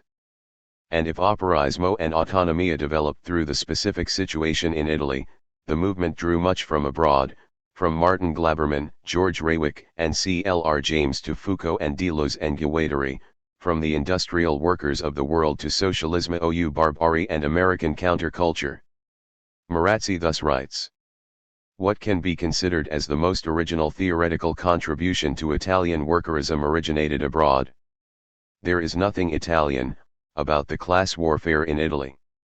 To erect a monument to Italy is to play the game of the Italian state, to misrepresent as specific what is in fact rooted in the workers' history, rooted, above all, in its international dimension." 1980, 12-13. One can, nevertheless, describe certain central theoretical and methodological tenets of this current. Emerging in the early 1960s in the writings of Raniero Panzieri, Mario Tronti, Romano Alquati, Sergio Bologna, and Antonio Negri amongst others, and in the journals Quaderni Rossi, Class Operaia, and later Podere Operaio, and Primo Maggio, Operaismo was based on a dual strategy of concrete interpretation of particular and new forms of work and new technological paradigms, and emergent forms of struggle in tension with, or outside of, the organs of the official labor movement. It also involved an intensive rereading of Marx in a rather heretical focus on the Grundrisse and missing sixth chapter of volume I11 as well as volumes 2 and 3 of Capital.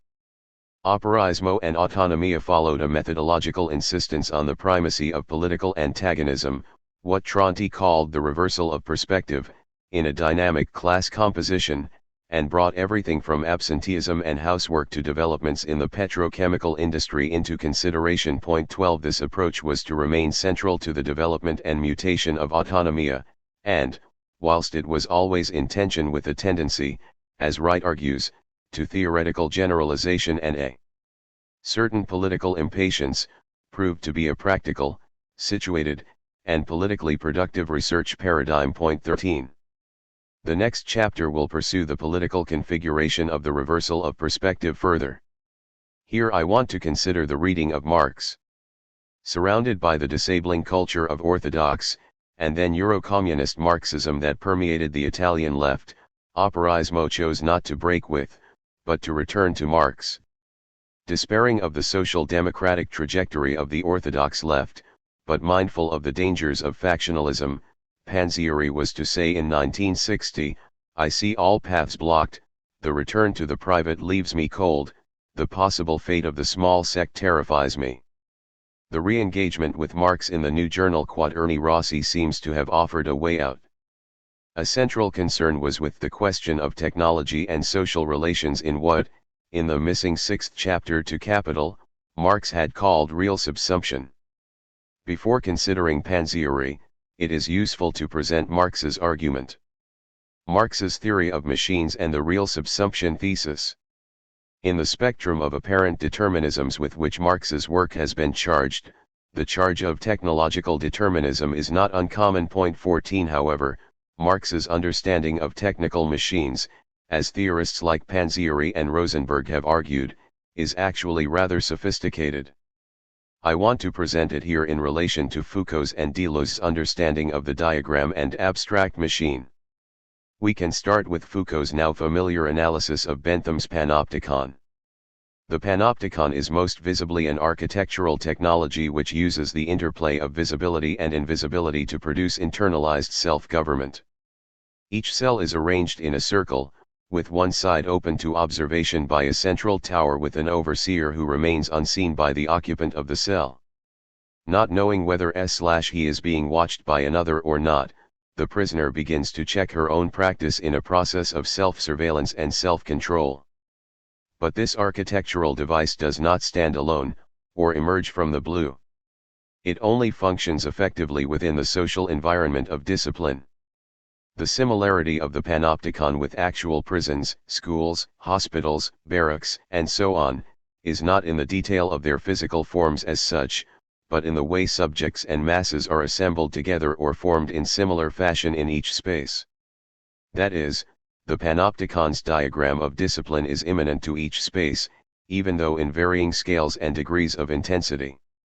It is not that the physical technology determines the practice, but that the technology is the solidification of a social practice. Point 15 As Deleuze puts it, the machines are social before being technical.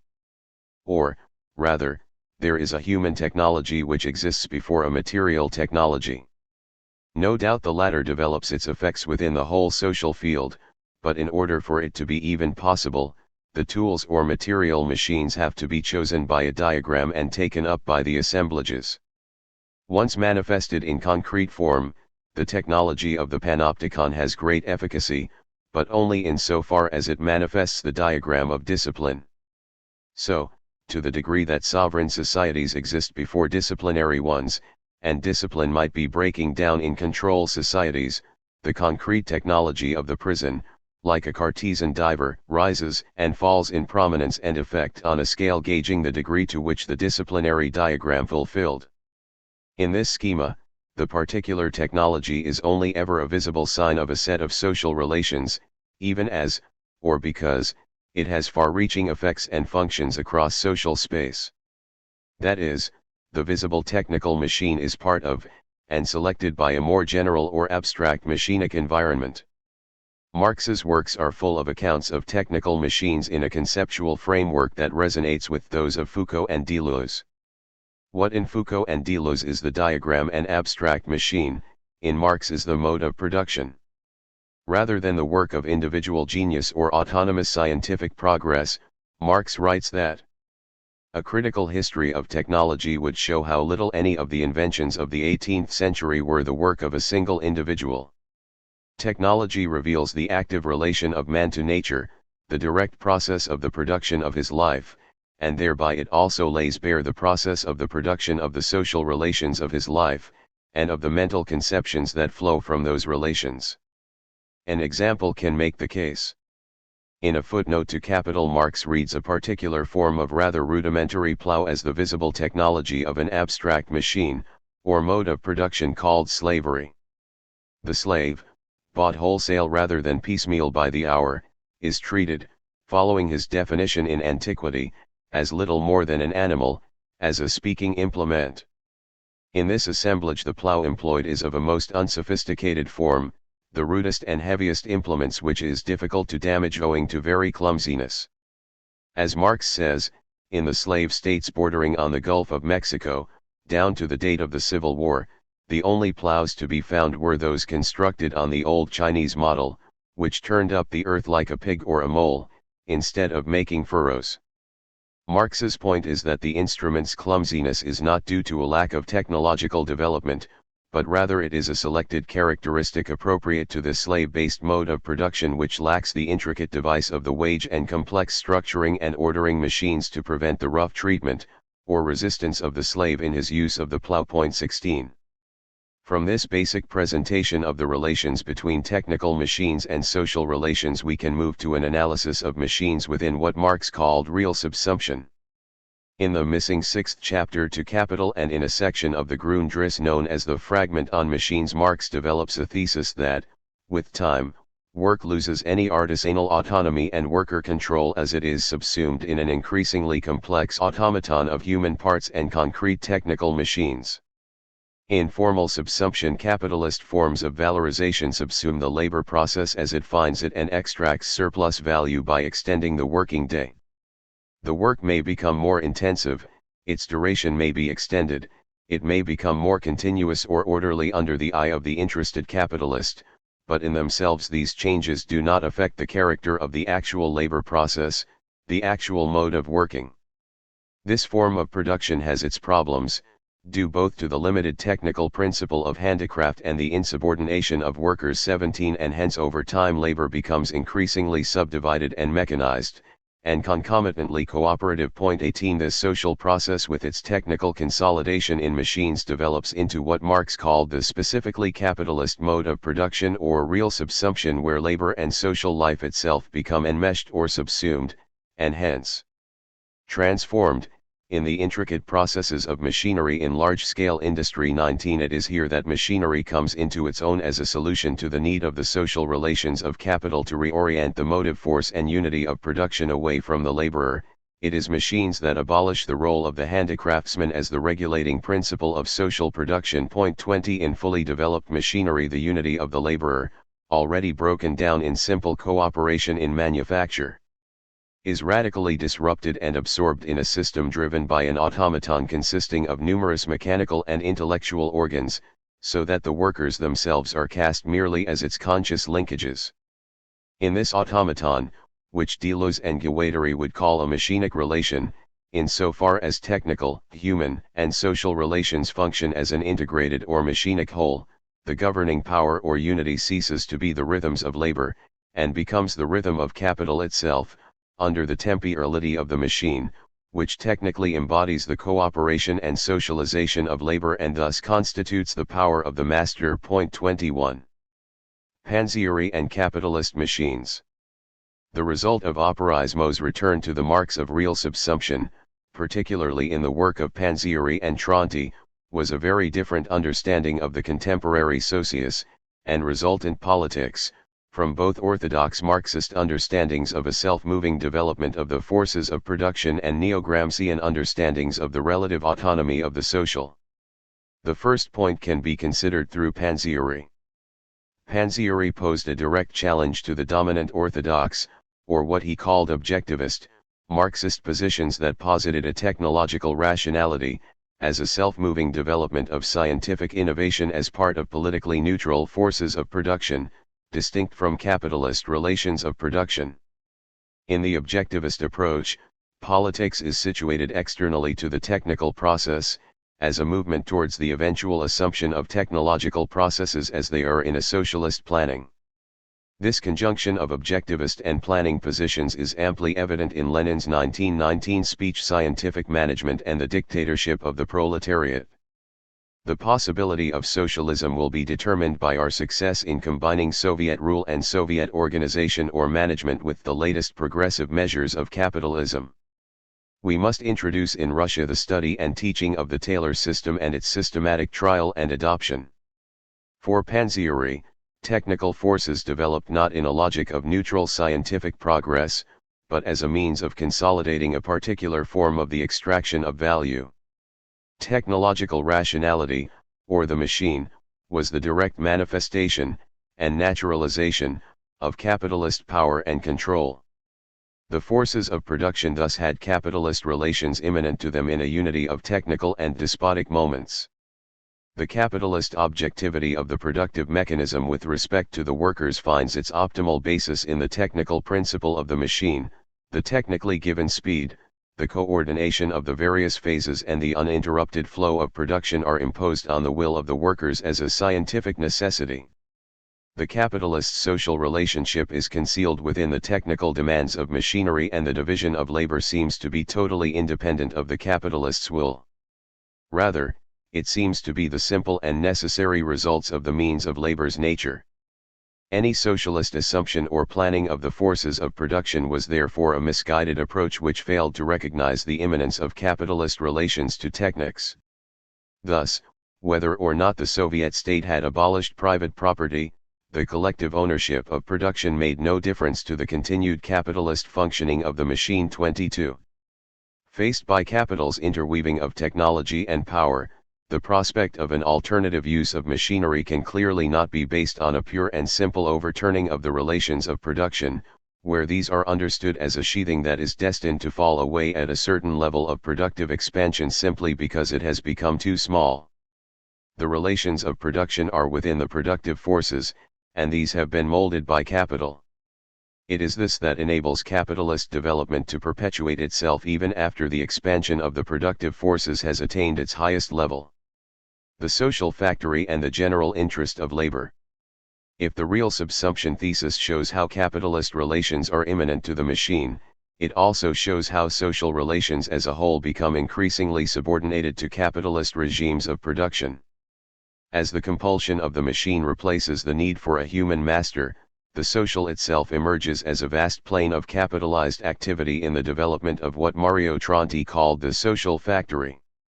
As Tronti put it in 1962, the more capitalist development advances, that is to say the more the production of relative surplus value penetrates everywhere, the more the circuit production, distribution, exchange, consumption inevitably develops, that is to say that the relationship between capitalist production and bourgeois society, between the factory and society, between society and the state, become more and more organic.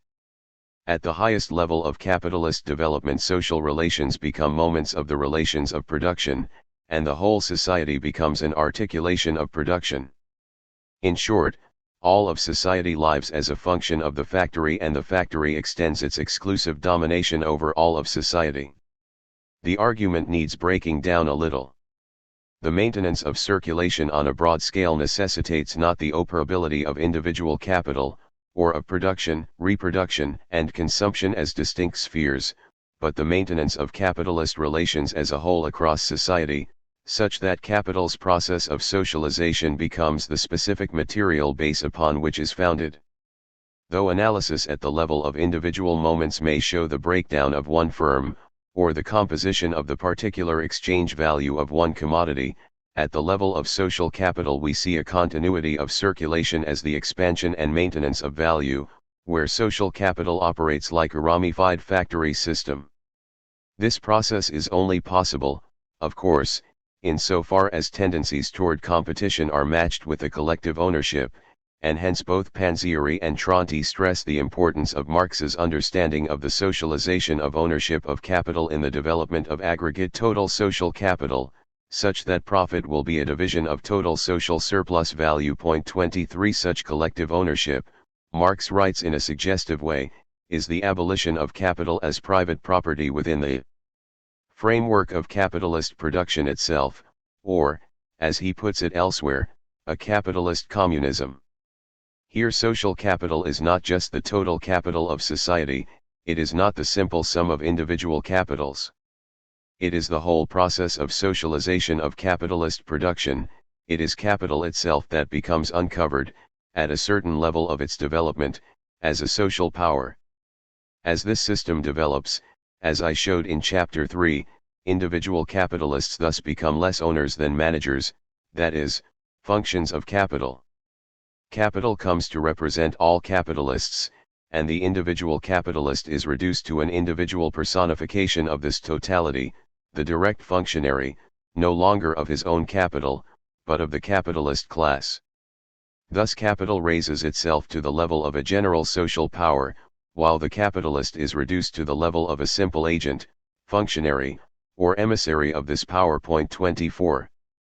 If the objectivist approach to technology was challenged by the thesis of the immanence of capitalist relations to machines, the social factory thesis posed a direct challenge to neo-Gramscian understandings of the relative autonomy of the political, so central to the PCI's Eurocommunism and its historic compromise.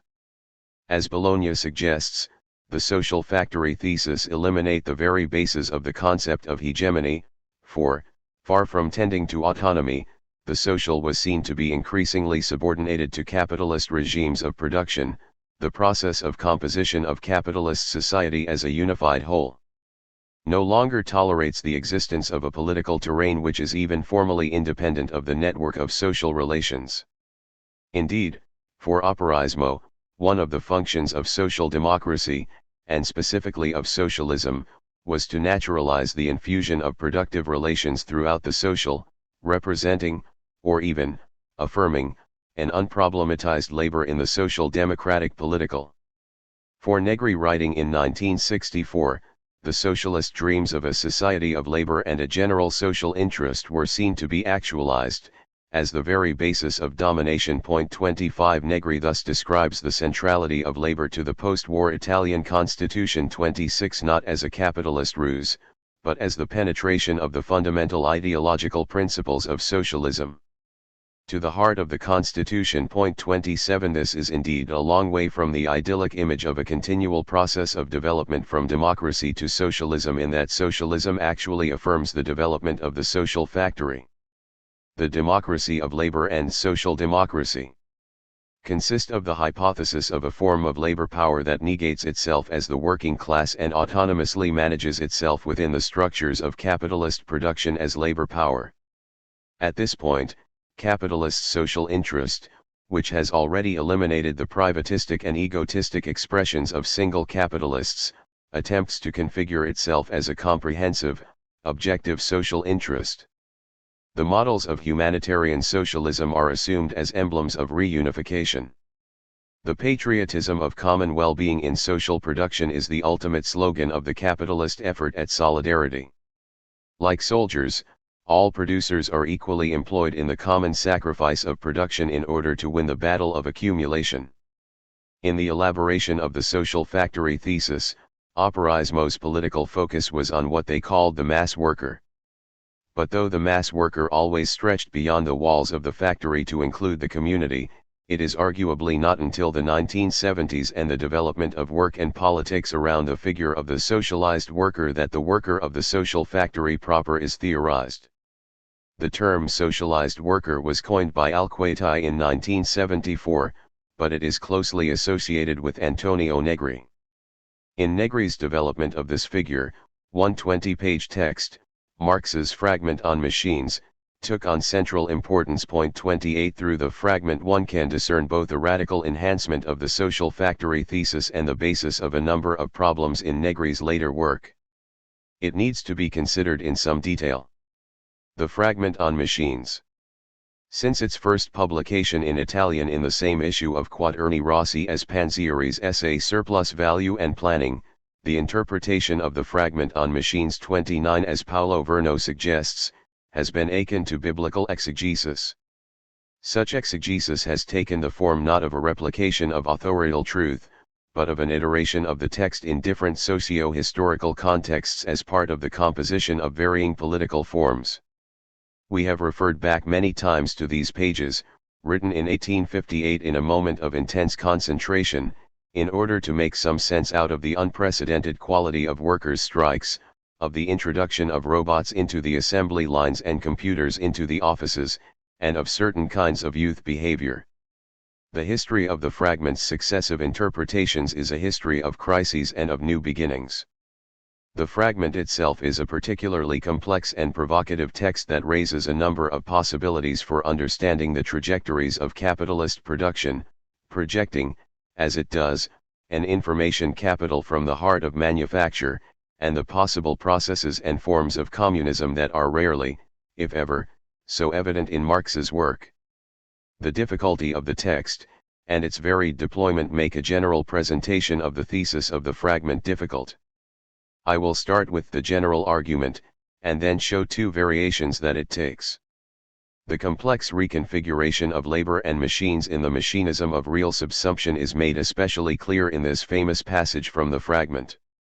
The production process has ceased to be a labor process in the sense of a process dominated by labor as its governing unity.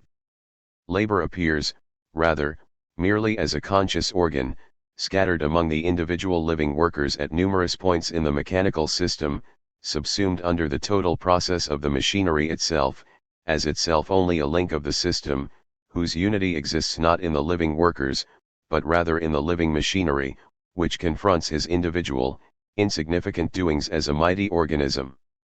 The radical thesis of the fragment is that in this machinic automaton or organism it is no longer the distinct individual entities of the productive workers that are useful for capitalist production, nor even their work in a conventional sense of the word, but the whole ensemble of sciences, languages, knowledges, activities, and skills that circulate through society that Marx seeks to describe with the terms general intellect, social brain, and social individual. This is a Marx that points to a very different understanding of productive labor from Marxian orthodoxy, and indeed the thesis is challenging enough for Verno to suggest that it is not at all very Marxist. There are, however, two different ways of reading the thesis, which, if they are not wholly at variance in Marx's text, can certainly lead to very different interpretations. The following discussion of these two interpretations is based around two very similar citations. But to the degree that large industry develops, the creation of real wealth comes to depend less on labor time and on the amount of labor employed than on the power of the agencies set in motion during labor time, whose powerful effectiveness is itself in turn out of all proportion to the direct labor time spent on their production, but depends rather on the general state of science and on the progress of technology, or the application of this science to production. Steps to the side of the production process instead of being its chief actor. In this transformation, it is neither the direct human labor performs, nor the time during which he works, but rather the appropriation of his own general productive power, his understanding of nature and his mastery of it by virtue of his presence as a social body. It is, in a word, the development of the social individual which appears as the great foundation stone of production and of wealth. Both these citations make the fragment's general argument that labor time and direct labor diminish in importance in relation to a new force, but they offer slightly different inflections on this force. The first emphasizes the productive power of science and technology, whilst the second proposes the social individual as the new productive force. The resultant arguments need pursuing through Marx's text. Contradiction. General intellect outside of work, and the watchman. As we know, Marx sees a narrative in the development of work toward ever greater simplification and abstraction, where the dissection of the division of labor gradually transforms the worker's operations into more and more mechanical ones, so that at a certain point a mechanism can step into their places.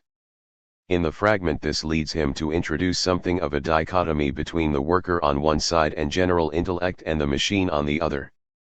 The dichotomy is signaled in, but he also puts it more firmly, the accumulation of knowledge and of skill, of the general productive forces of the social brain, is thus absorbed into capital, as opposed to labor, and hence appears as an attribute of capital, and more specifically of fixed capital. As the social brain or general intellect is absorbed into machines, the human being comes to relate more as a watchman and regulator to the production process itself.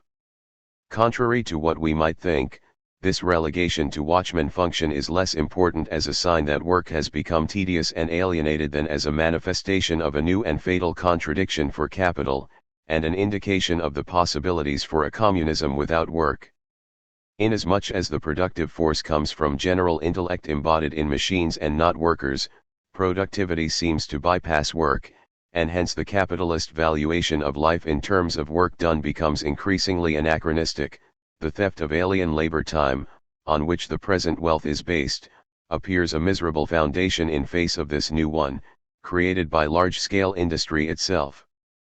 An explosive contradiction arises because capitalism continues to measure these forces in terms of labor and labor time, and the possibility emerges for the valuation and creation of life based on the needs of the social individual and free time. Thus we see in the forces of capital the potential for a communism where, on one side, necessary labor time will be measured by the needs of the social individual, and, on the other, the development of the power of social production will grow so rapidly that, even though production is now calculated for the wealth of all, disposable time will grow for all. As such, the social individual will experience not the reduction of necessary labor time so as to posit surplus labor, but rather the general reduction of the necessary labor of society to a minimum, which then corresponds to the artistic, scientific etc. development of the individuals in the time set free, and with the means created, for all of them. This contradiction thesis has been common in interpretations of the fragment. Leaving Negri until later, it is worth mentioning a few examples. Montano cites these sections of the fragment to argue that we are witnessing the abolition of productive work within the capitalist mode of production itself, such that labor is no longer a form of production but of control. André Gortz similarly uses the fragment to argue that the majority of the population belong to a post-industrial neoproletariat whose precarious work will be largely eliminated by automation, that the microelectronic revolution heralds the abolition of work, and that already the amount of time spent working and the relatively high level of employment have been artificially maintained in a capital that has moved from production to domination. Even Jeremy Rifkin uses the fragment, if rather superficially, to make his version of Gortz's end-of-work thesis. Finally, Verneau, whose interpretation of the realization of the fragment's emancipatory projections within capitalism is similar to the argument of this chapter, still writes of the vanishing of labor society. The contradiction thesis is in many ways a crucial moment in understanding Marx's politics, for it posits communism not on a militarization of work, or an unalienated work, but on the destruction of the category of work enabled through complex mechanical processes, and a life of expansive creativity, art, and science beyond the drudgery of repetitive manual labor, or, indeed, work at all. But inasmuch as Marx presents it as a contradiction, it is problematic. The social individual in real subsumption. Marx's potential communism of general intellect-rich production outside work has not materialized, even with a massive expansion in the use of machines and the proliferation to a now axiomatic position of third-generation information machines. 30 We can point to other parts of the fragment which, in conjunction with the real subsumption thesis, explain why. As we have seen, the contradiction is based on a disjunction between work and general intellect/machines, with an increasing diminution of the productive force of the former, shrunk to mere watchmen, vis-a-vis the latter. The contradiction only holds insofar as this disjunction holds, insofar as the new productive potential of general intellect lies outside of work in some kind of pure science. 31 Given the movement towards the ever greater simplification of factory work that Marx was witnessing, the presentation of this disjunction is understandable. But it goes against the logic of the real subsumption thesis. As we have seen, the essence of real subsumption is that technical and social relations become enmeshed or subsumed within a machinic automaton. As Panzieri and Tronti emphasized, this leaves no autonomous sphere of the technical or the social, everything is infused with capitalist relations.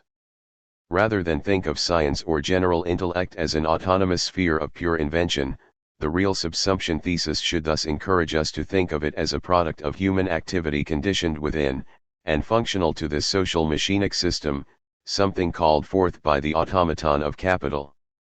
The possibilities for exploring the interrelation of general intellect and work are more apparent when Marx writes of the social individual. In section Marx says not that science embodied in machinery is the productive force, but that the social individual appears as the great foundation stone of production and of wealth. Marx uses general intellect and the social individual largely interchangeably, but when he talks of the social individual we see a much richer idea of social rather than scientific and technological productivity.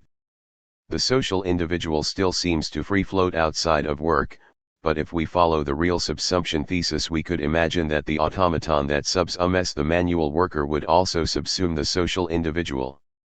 Thus, the productivity of the social individual, which could include a wealth of knowledge-based and effective relations and attributes, would emerge always already in a work relation.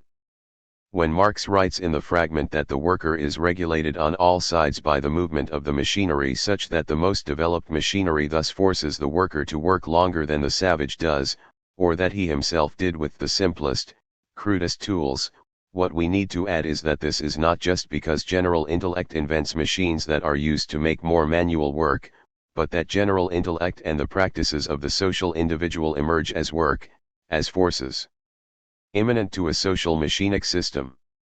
The individual worker is still increasingly irrelevant, but this time it is because general intellect signifies the extraction of surplus value not only from repetitive manual labor, but from all sorts of different, more complex forces in the social individual's combination of social activity across society.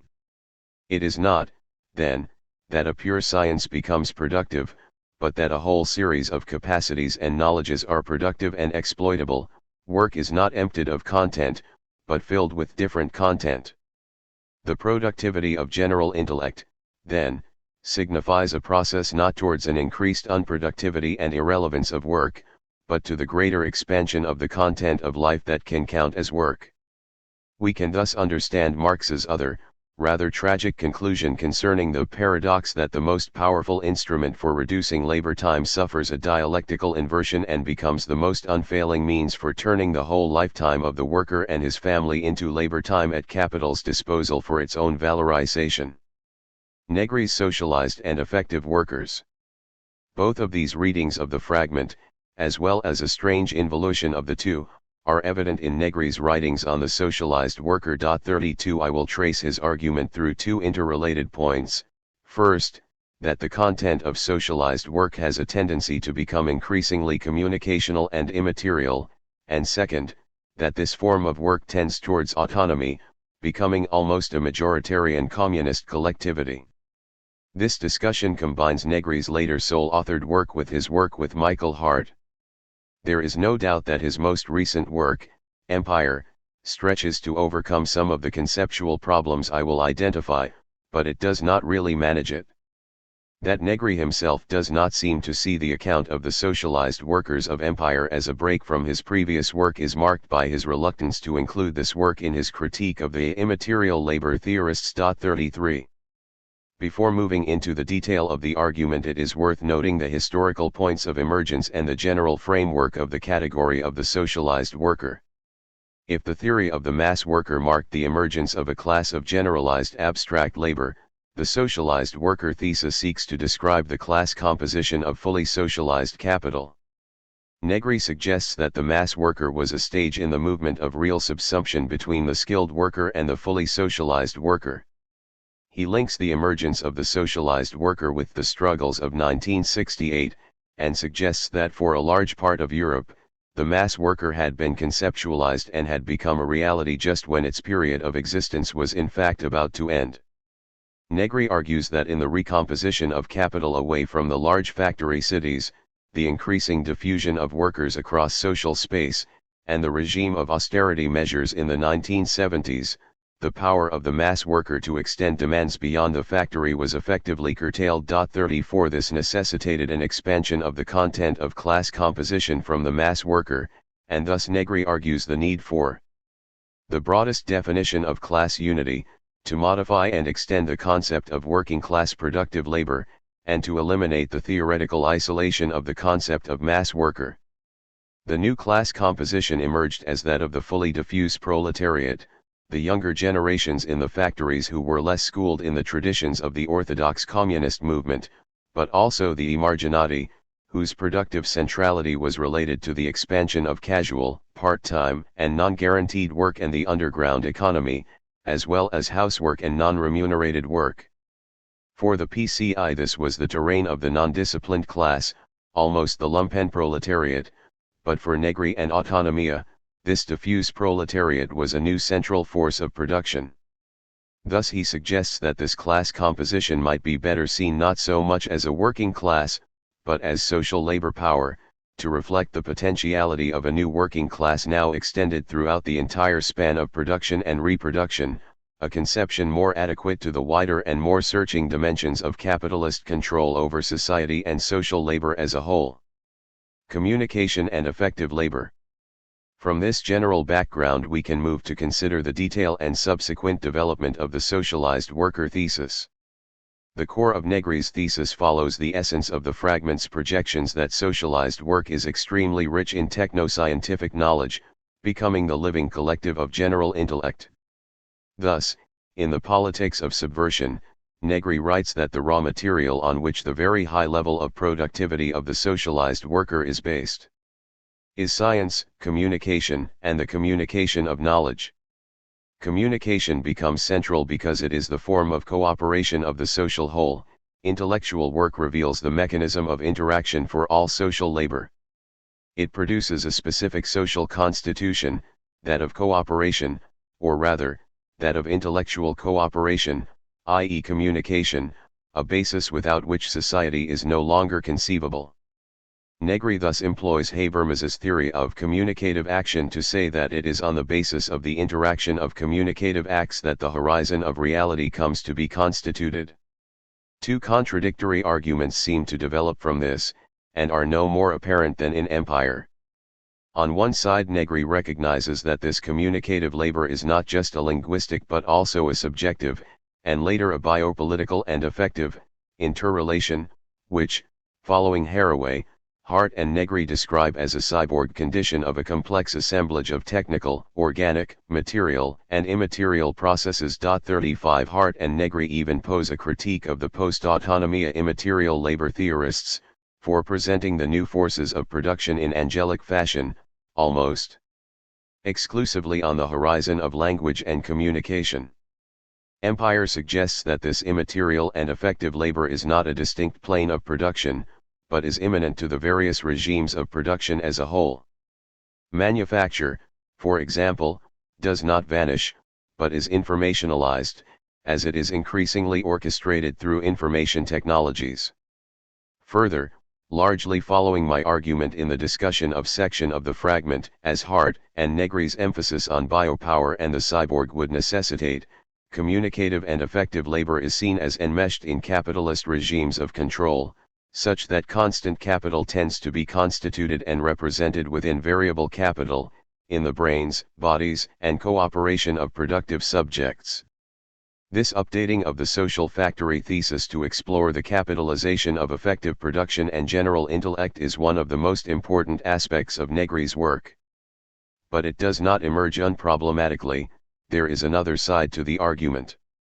At one level, Negri continues at times to conflate effective biopolitical processes with communication, suggesting, for example, that communication has increasingly become the fabric of production.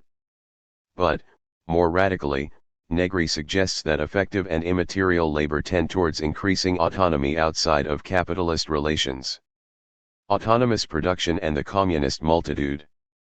Apparently ignoring the radical divergence between Foucauldian frameworks and Habermasian autonomous communicative action, Negri seems to equate a tendency toward the productivity of communication with an emerging freedom, as if the more fluid and immaterial production becomes, the more it escapes control. 36, and perceives a rather pure linguistic activity coming to the fore in communicational society. 37 Even when in empire a more biopolitical slant is offered, biopolitical and immaterial labor still tend toward autonomy.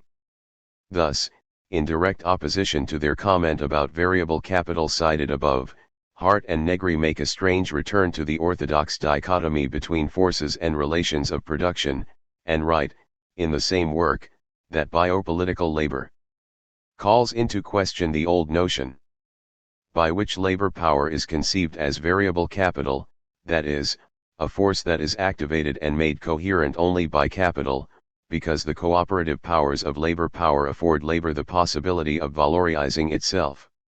The reasons Negri tends to see an emerging autonomy of immaterial labor, even as he uses Foucauldian and Deleuzian conceptions of the immanence of power to all social relations, are not unrelated to Marx's desire in the fragment to witness an emerging contradiction and the basis for communist sociality. Just as Marx proposed that the new content of productive activity would emerge outside of work, and hence tends toward communism and the abolition of work, Negri similarly sees this increasingly autonomous plane of immaterial, communicative, and effective labor as a communist essence, what empire calls the multitude. Thus, in one reading of the fragment, he uses the section noted above to argue that the quantitative contradiction is brought to a head, as labor time is indeed a dissolving factor, and science is immediately incorporated into production. However, unlike Montano's and Gortz's interpretations of the fragment, as Negri's work develops he tends not to follow Marx in seeing this going on outside work, in a pure productive science. Rather, as the last comment about variable capital suggests, he sees socialized work itself as tending toward autonomy, increasingly operating not in terms dominated by numeration, equivalence, and the value form, but in terms of free individualities laboring in a self-determined fashion and driven by their own needs. 38 Negri writes that the exchange of labor power is no longer something that occurs, in determinate quantity and specific quality, within the process of capital. Rather, an interchange of activities determined by social needs and goals is now the precondition, the premise of social production. Work is now an immediate participation in the world of social wealth. Opening the terrain for the politics of the multitude, Negri argues that this interchange of activities tends to autonomous self-organization where cooperation is posed prior to the capitalist machine, as a condition independent of industry, such that the entrepreneurial power of productive labor is henceforth completely in the hands of the post-Fordist proletariat, and the socialized worker is a kind of actualization of communism, its developed condition. The boss, by contrast, is no longer even a necessary condition for capitalism. 39. We can see now how Negri at once continues, and radically departs from, operaismo's project. Panzieri and Tronti removed the possibility of thinking the relative autonomy of technical, social, or political spheres, and instead described a universal plane of capitalized production throughout the social factory. Negri continues operaismo's concern with a universal plane of production, and is not shy of showing his disdain for the neo-Gramscian thesis of the relative autonomy of the socio-political. At the same time, however, the essence of the social factory thesis, the immanence of capital to all social relations, seems to vanish, as Negri both reintroduces the orthodox separation between forces and relations of production which Panzieri had been so keen to undermine, and begins to produce a strange inversion of the neo-Gramscian thesis whereby it is the realm of production which becomes autonomous. Thus, though Negri oscillates between seeing the communist multitude in forms of work and in forms of resistance, essentially the resistance becomes not so much a refusal of work, but an affirmation of the collective embodiment of immaterial and effective labor. In effect, by working, the multitude produces itself as singularity. 40 At his extremes, Negri even favors labor market deregulation to enable the development of this potential, and turns away from the refusal of work in a variant of the old council communist theme of self-management, as a reappropriation of the social essence of production, to ensure an ever richer reproduction of accumulated immaterial labor. 41. This is not to say that Negri dismisses the category of exploitation. He writes that this socialized work is inextricably and emotionally linked to the principal characteristics of the labor market, and that this does not mean mocking the reality of exploitation. 42 But insofar as the multitude tends toward autonomy, exploitation becomes increasingly external and empty. Capitalist power dramatically controls the new configurations of living labor, but it can only control them from the outside because it is not allowed to invade them in a disciplinary way. It thus becomes increasingly unclear what exactly exploitation is. The minor as majority. This problem of an autonomous multitude working its way to communism is highlighted most starkly in Negri's approach to Deleuze and Guattari's figure of the minor. In conversation with Deleuze, Negri asks if in Communication Society 43 the communism of the fragment as the transversal organization of free individuals built on a technology that makes it possible is less utopian than it used to be.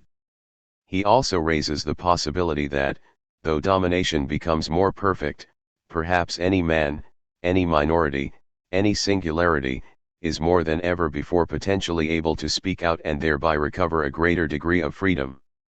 Though posed as a question, this is clearly a presentation of Negri's general argument. Deleuze responds, however, by making a very different point.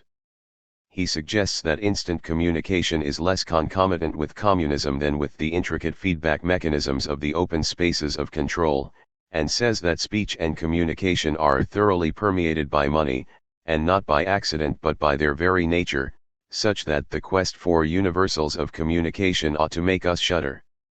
Despite this rather stark difference in position, Negri elsewhere suggests that the politics of the socialized worker is related to Deleuze's understanding of the minor. But whilst in Deleuze the minor is premised on cramped, impossible, minority positions where social forces constrain movement, Negri reads it as a figure of plenitude and majority.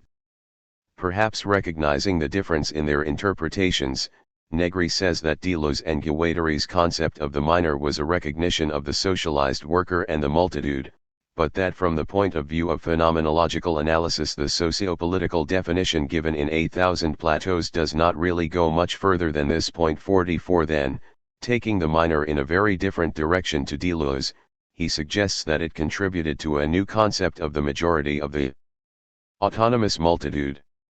And, most strangely, in another essay Negri links this multitude to Deleuze's typologies of abstract machines and diagrams as a seemingly inevitable mode of communist democracy arising out of post-disciplinary control society.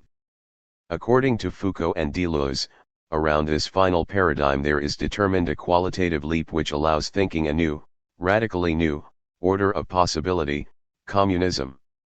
If in the society of sovereignty democracy is republican, if in the disciplinary society democracy is socialist, then in the society of communication democracy cannot but be communist. Historically, the passage which is determined between disciplinary society and the society of communication is the final possible dialectical passage. Afterwards, the ontological constitution cannot but be the product of the multitude of free individuals. Abstract machines and the capitalist BWO. I showed in chapters 2 and 3 how Deleuze's minor politics operates in a very different way to Negri's presentation. Now I want to turn to consider how Deleuze's understanding of capital presents a different plane of production to Negri and his understanding of autonomy in production. For Deleuze and Guattari, the capitalist socius operates as an ever-mutating abstract machine, megamachine, or body without organs. Anti-Oedipus provides a universal history of three types of abstract social machine: primitive/savage territorial, barbarian despotic, and civilized capitalist. What defines each social machine is its mode of composition through three syntheses by which the whole and its parts operate as a socius. The question, following Nietzsche's genealogy of morals, is one of the territories and codes by which each social machine engineers its material flows in specific relations to fashion a memory of corporeal, incorporeal, technical relations for the human. The social machine is literally a machine, irrespective of any metaphor, inasmuch as it exhibits an immobile motor and undertakes a variety of interventions. Flows are set apart, elements are detached from a chain, and portions of the task to be performed are distributed. Despite the clear intonations of linearity, Deleuze and Guattari's universal history describes abstract social machines not by their temporality, but by their mode of operation. That is, they define social formations by machinic processes and not by modes of production, where modes of production are dated concrete configurations. And further, each concrete form is always a composite of different abstract social machines. The abstract machines are coexistent extrinsically, has to ward off the state, and intrinsically. Thus, in a sense, the abstract comes before the concrete, and within the concrete we can always find a coextensive functioning of different abstract machines. 45. The capitalist abstract social machine is fundamentally different from the primitive and despotic abstract social machines in that it functions not by codes but on codes. This is its most characteristic and most important tendency. The two principal flows that are brought into conjunction are the deterritorialized and unqualified worker free to sell his labor capacity, and decoded and unqualified money capable of buying labor power. But this in itself is not sufficient a description. After all social machines operate some form of decoding and deterritorialization. There are two marked differences with the capitalist socius. First, it is characterized by a generalized and continuous process of decoding and deterritorialization. Apitalism has a very particular character.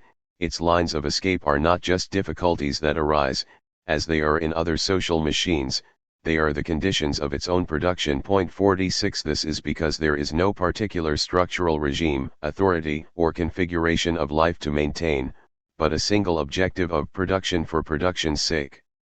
The essence of wealth is no longer a concrete objective thing, but the activity of production in general. 47. Second, concomitant with this deterritorialization and decoding is a simultaneous and continuously reconfiguring process of reterritorialization and recoding, for production in general does have a purpose: the self-expansion of capital, the maximization of surplus value from the expansive potential of life. 48. For the creation and realization of value, there needs to be a form of control, measurement, and organization that determines and creates particular forms immanent to this abstract production. As I showed in Chapter 3, the capitalist socius is thus necessarily populated by, or it miraculates at every moment, particular determined forms or identities. We could call these identities codes, as in previous social machines, except that through the continual process of de/reterritorialization and de/recoding they are forever changing and only exist immanently to their function. Instead, they are the product of a new means of drawing relations as conjunctions or axioms. In the axiomatic process, intrinsic codes are replaced by a plethora of immanent abstract relations and resonances which traverse the socius, but which have no essence, rules, or meaning beyond their immediate relation, and what is functional to them. The axiomatic deals directly with purely functional elements and relations whose nature is not specified, and which are immediately realized in highly varied domains simultaneously. The capitalist social machine, then, unlike the other abstract social machines, is constituted by a generalized decoding of all fluctuations of wealth, fluctuations of work, fluctuations of language, fluctuations of art, etc. It did not create any code, it has set up a sort of accountability, an axiomatic of decoded fluxes as the basis of its economy. It ligatures the points of escape and leaps forward. This axiomatic process is enabled through the transformation of particular wealth-creating practices, forces, and forms into an abstract or universal form of wealth, abstract labor, through the medium of money. 49 Money is the general equivalent that enables the commensurability of all activity, and, because it can be accumulated, the potentiality of boundless surplus and production beyond that immediately necessary. Any flow of labor can then conjoin in an axiomatic cash nexus in any relation with the flow of capital in ever new ways and always beget money in a fashion that is not determined by its current concrete form and is independent of any formal rules beyond simply the begetting of wealth. The axiomatic process is the application or creation of ever-changing images, organs, or determinate relations across the capitalist socius, which in itself is a wholly virtual and imageless body without organs. 50 As such, it is both the means to conjugate an infinite series of relations, and to formalize these relations at each instant so as to extract a surplus. This is how the process is directly economic. The socius as full body has become directly economic as capital money. It does not tolerate any other preconditions. What is inscribed or marked is no longer the producers or non-producers, but the forces and means of production as abstract quantities that become effectively concrete in their becoming related or their conjunction. Following Marx, Deleuze, and Guattari argue that money as general equivalent enables not only the commensurability of all activity, but also the extraction of surplus value because it operates on two intersecting planes. The true economic force, the full body of capital, is the total social productivity of this process, as money begets money in the realm of financing. The other plane is the reterritorialization in axiomatized subjects that receive impotent money as payment for work done in an individualized quantitative valuation. The two planes necessarily function in tandem because capital needs to exceed itself in a continual maximization of surplus value, and realize itself at any given moment in the maintenance of existing value. To realize itself, everybody must be invested in the system, receiving some form of wage and concomitant identity from their contribution to the total process. Given the way all are formed by, and invested in, the socius, Deleuze and Guattari argue that there are not two classes which face each other, but only one class, a class with a universalist vocation. There are no longer even any masters, but only slaves commanding other slaves. There is no longer any need to burden the animal from the outside, it shoulders its own burden. Not that man is ever the slave of technical machines, he is rather the slave of the social machine. Here is only one machine, that of the great mutant decoded flow, cut off from goods, and one class of servants, the decoding bourgeoisie, the class that decodes the castes and the statuses, and that draws from the machine an undivided flow of income convertible into consumer and production goods, a flow on which profits and wages are based. 52. Class, then, signifies the decoding and deterritorialization of castes and status groups in a fashion that is functional to capitalist expansion. Inasmuch as capitalism functions across the social whole, it continually breaks down any fixed identity or group, the very notion of class, insofar as it designates the negative of codes. Implies that there is only one class.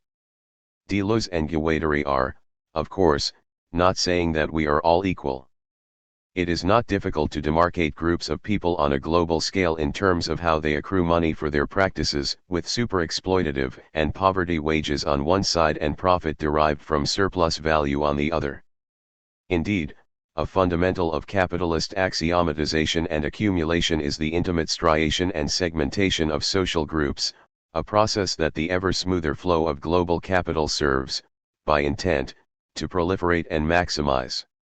Essentially, however, all are axiomatized manifestations of the abstract process. Inasmuch as all are miraculated from the plane of the cash nexus and are, hence, invested in the project of the maximization of surplus value, capital has no need for an overall belief system, or, to use Marxian terms, ideology. The capitalist socius is strictly amoral. It is not a question of how the populace is tricked at the level of the superstructure into investing their interests in the system, but how they are composed, axiomatized, or inscribed in the system as a whole. 53 This is not to say that the capitalist socius does not produce ideas which mystify its workings, that the functional integration of markets, geopolitical governance, exploitation, and death does not tend to be hidden from view, or that it is not populated by the most inane and oppressive systems of belief. The point is, rather, that the generalized functioning of the system, with its naked and open cash nexus, is without secrets. Nothing is secret, at least in principle and according to the code. To say that the capitalist axiomatic system operates on the level of abstract quantities and is composed of one class is not to say that it does not produce subjects. Deleuze and Guattari distinguish two subjective forms, both of which operate simultaneously in the capitalist axiomatic: machinic enslavement and social subjection. Machinic enslavement produces an integrated machine of human, animal, and tool subject to a higher unity, whereas social subjection isolates the human from the machine to become itself the higher unity. In the capitalist socius, the functioning of the axiomatic through abstract quanta is the element of machinic enslavement, and the production of the molar aggregate out of this is the social subjection. But at each moment one simultaneously experiences subjection and enslavement. An adaptation of Deleuze and Guattari's example of television can exemplify this. The worker is subjected inasmuch as he is subject to the statements "you must work to survive / for the good of your soul / to display your working class nobility / to contribute to society," and enfolds this as a subjective core with the enunciation "I am a worker and it is good for me." And the worker is enslaved inasmuch as he is a series of component quanta reconfiguring in the machinic automaton of capital. Spivak illustrates the co-functioning of these two forms when she writes, "It is a paradox that capitalist humanism does indeed tacitly make its plans by the materialist predication of value, what I am describing as the machinic enslavement of labor power, even as its official ideology offers the discourse of humanism as such. Societies of control. If this is the general axiomatic process, in postscript on control societies Deleuze makes some specific comments about the operation of contemporary axiomatic processes in the time of real subsumption, or what Deleuze calls, following William Burroughs 54, control. 55 Deleuze argues that we are witness to the breakdown of the relatively distinct spaces of Foucault's disciplinary enclosure. 56 Discipline is based on the double figure of individual and mass, where each side of disciplinary enclosure both disciplines and maximizes collective energies and produces individual identities appropriate to that enclosure. Though discipline has a general consistency, each confinement has its own type of mass and individuality.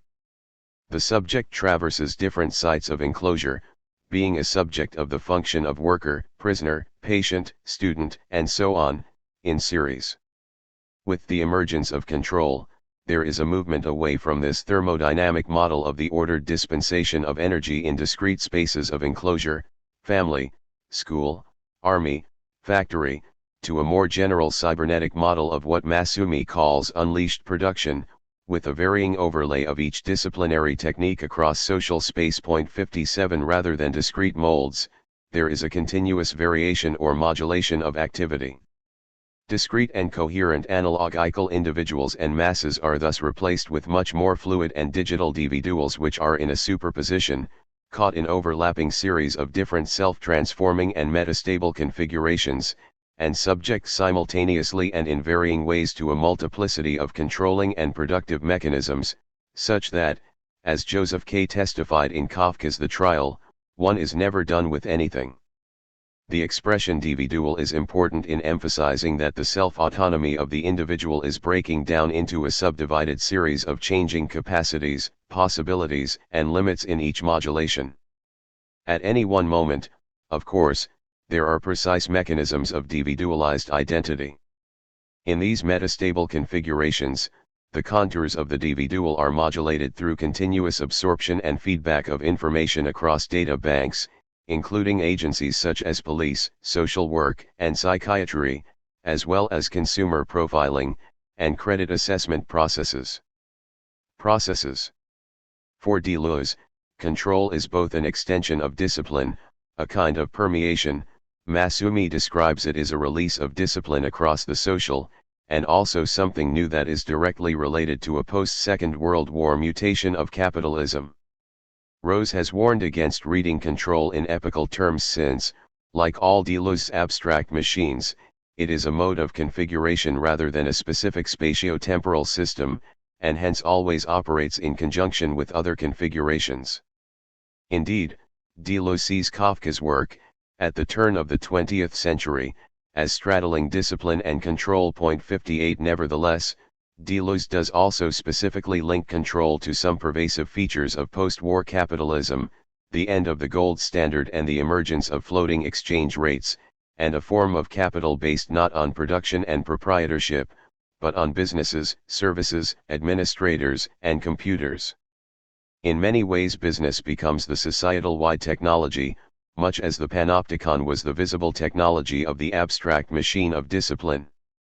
Deleuze is suggesting not so much a social factory, but a social business. 59 Capitalism in its present form is essentially dispersive, with factories giving way to businesses. Family, school, army, and factory are no longer so many analogous but different sites converging in an owner, whether the state or some private power, but transmutable or transformable coded configurations of a single business where the only people left are administrators. Machinic surplus value. I will return to the social business below, but first I want to consider the nature of the labor and value of control. I have shown how Marx raised the question of a different content of activity as the general intellect and the social individual, and how Negri tried to see it as the near actualization of communism within the regimes of an effective and biopolitical labor that had escaped the law of value. Deleuze and Guattari explicitly address this question around what they call machinic surplus value, but, unlike Negri, they firmly situate it within the capitalist framework of axiomatics and control. In a fashion that at times seems to tie in with Negri's thesis that we are heading beyond the labor theory of value, Deleuze and Guattari write that the capitalist socius depends increasingly less on the extraction of a surplus of labor time and quantity than on a complex qualitative process. On closer inspection, however, they are more Marxist. In Anti-Oedipus, Deleuze and Guattari suggest, much like section of the fragment, that alongside conventional human surplus value, machine-rich production sees the emergence of a machinic surplus value of constant capital that is the product of an intellectual labor distinct from the manual labor of the worker. But this is a mistake in their own terms, in that it seems to present machines and humans as distinct entities rather than, as they always insist, products of a social machinic process, and it makes a split between intellectual labor and manual labor that makes little conceptual sense, in that it seems to exclude intellectual labor from the realm of the human. 60 This, however, is not fundamental to Deleuze and Guattari's argument, and it is later rectified. The fundamental point of Anti-Oedipus's discussion of surplus value is that the aggregate of the two surplus values is a surplus value of flux. In 8000 Plato's surplus value of flux is replaced with machinic surplus value, where it has two senses. First, it signifies not the differential between the value the worker accrues for her work and the value created by labor capacity, but the break between the two planes of capital, the flow of the full BWO and the axiomatized identities that are its reterritorialization. Thus, the exploitation of machinic surplus value is, in part, the very formation of axiomatized subjects. 61 Second, machinic surplus value signifies the societal-wide production of the complex, qualitative, affective, and machinic processes that the socialized worker thesis sought to describe, and the very diffuse and unlocatable nature of value in this system. 62 I will consider this second point. Guattari's essay Capital as the Integral of Power Formations is a useful point of focus, for it is in many ways a reading of the fragments general intellect and social individual as categories of capitalist productivity. 63 The explicit aim of the essay is to use the concept of machinic surplus value to lift Marx's collective worker from a category based on average labor with a generalized dispensation of energy to one based on the qualitative intensity and variation of work. The essay has a few problems 64, but it emphasizes the important point that a qualitative variation exists in the content of value productive activity beyond a simple definition of work and work time. Guattari argues that it is complex arrangements, training, innovation, internal structures, union relations etc., which circumscribe the magnitude of capitalist zones of profit, and not simply a levy on work time, and that capitalism actualizes productive socio-economic forms in varied desires, aesthetics, ecologies, and so on. Unlike Negri, who sees this increasingly complex and varied activity as tending towards an autonomy from capital, Guattari argues that capital still operates as the universal plane, the integral, of these different universes of value. That is, each of the different universes of value is subsumed in capitalist general equivalence and valorized through a machinic phylum which traverses, bypasses, disperses, miniaturizes, and co-opts all human activities. Guattari does detect a move towards a tremendous multiplication of activities, but, if subsumed in the integral of general equivalence, these activities and their machinic surplus value are not produced autonomously in society. Rather, machinic surplus value is miraculated, or created by the socius as it is needed, becoming a required machinic surplus value. There is no play of autonomous creativity and capitalist recuperation. Instead, as Masumi puts it, control involves the assimilation of powers of existence, at the moment of their emergence, and at each stage there is the axiomatic normalization of each new form, where normal is now freestanding. As Kamat argues, capitalized human activity has escaped any fixed base value such that human beings are fixed to its movement, which can take off from the normal or abnormal, moral or immoral human being.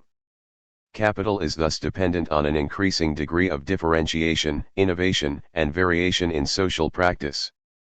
Individuals are not just normalized, but maintained with a certain degree of what we could call functional difference such that the thresholds of knowledge and practice are rather radically open, and are always being reconfigured. The lines of flight, which might be experienced as entropy in disciplinary space, here become the driving force of production. New aspects of social productivity might escape for a little while. Indeed, the capitalist socius has many little lines of flight, even autonomous zones where creation is allowed to operate outside of capitalist relations of productivity 65 before they are generalized as a new productive activity, but such spaces enrich rather than contradict capital, at least in normal functioning. Again, the business is the archetype. Deleuze writes that in disciplinary production discrete amounts of energy were extracted in the factory and costs were reduced, but in control we see a buying of activities and a fixing of rates. Deleuze thus writes that the factory was a body of men whose internal forces reached an equilibrium between possible production and the lowest possible wages, but in a control society businesses take over from factories, and a business is a soul, a gas.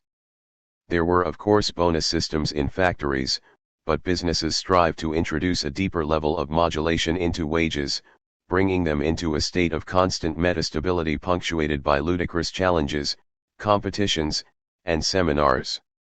Marketing lies at the center of the business's soul. 66 But Deleuze is not proposing that marketing is a distinct practice circumscribed in a single social group.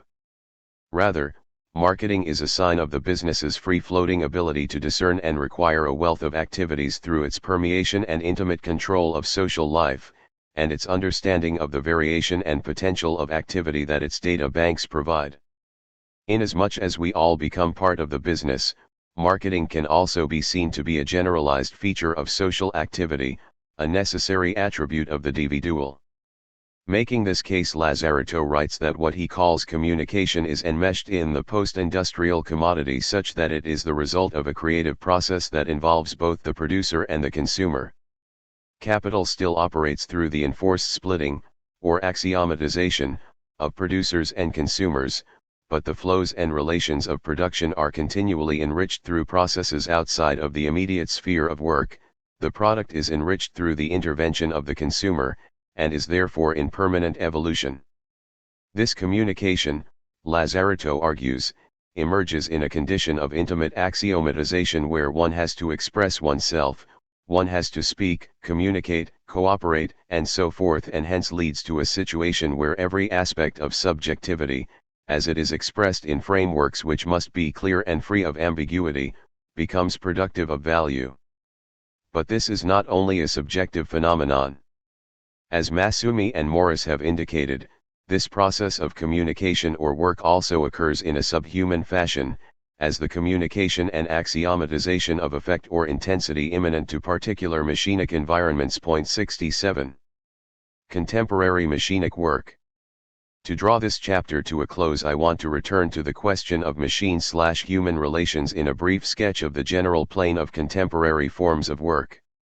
If we follow Marx's emphasis on the organism and automaton of the capitalist socius upon which technical and human parts are engineered, we can conceive the process of production in terms of a series of machinic assemblages which traverse global social space and the, increasingly fluid, division of work time and free time. Each would be composed of varying quantities of technical and human parts, where in each instance the societal-wide competences, languages, knowledges, physical forces, effects, interactions, skills, expertises are present in different degrees in the worker and the technical machine, and where each would maintain a social productivity, regardless of whether they immediately contribute to what we conventionally call work. As Guattari puts it, in this framework fixed capital, variable capital, and free time are interlaced in particular machinic environments, where the whole ensemble of forces, relations, and effects in each environment are axiomatized and produce a machinic surplus value. Exploitation concerns machinic arrangements at first, man and his faculties having become an integral part of these arrangements. 68. And even when machines in the factory seem to be working all by themselves, in fact it is the whole of society which is adjacent to them. Lazaretto thus proposes that production under the general intellect functions not as a machine-based automated system but more as a societal-wide machinic system, ever coming into being, and dispersing again. This immaterial labor constitutes itself in forms that are immediately collective, and we might say that it exists in the form of networks and flows. The organization of the cycle of production of immaterial labor is not obviously apparent to the eye, because it is not defined by the four walls of the factory. The location in which it operates is outside in the society at large. The cycle of production comes into operation only when it is required by the capitalist. Once the job has been done, the cycle dissolves back into the networks and flows that make possible the reproduction and enrichment of its productive capacities. This framework has the advantage of accounting for the great mutability and flexibility of the plane of contemporary work.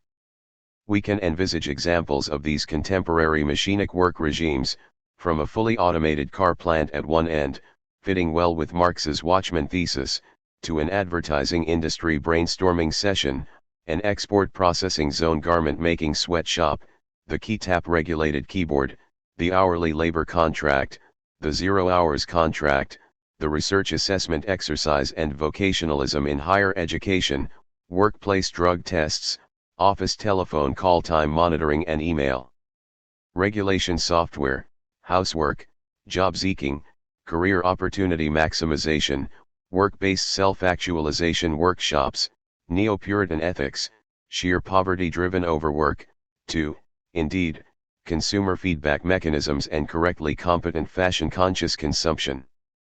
Rather than one general portfolio of skills that may be employed in the narrative of a single career or job over a lifetime, these myriad machinic work regimes would pick up, incorporate, and manifest a whole series of different competences and attributes at different times.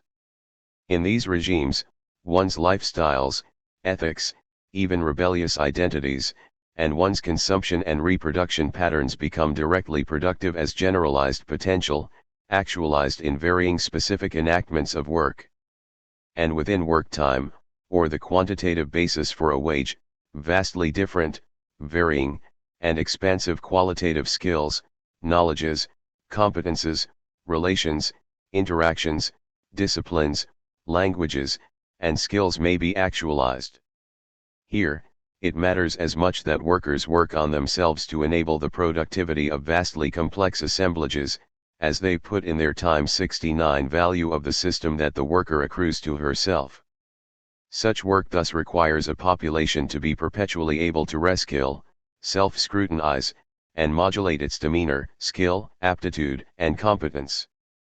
As an example, this process is particularly evident in the emphasis on training and pursuit of jobs for the British unemployed, now receiving their job seekers allowance and their New Deal on the basis that they are always ready, prepared, and preparing to be propelled into productive arrangements. 70. We should not infer from all this that we have left behind the extremes of workplace enclosure and control. Whilst, as Guattari and Deleuze argue, the management of productive space now becomes the arrangement of its optimal fluidity, in the age of multinational subcontracting and outsourcing, the extremes of post-industrial infotech employment and the 19th century sweatshop are fully interfaced, often in one and the same subject.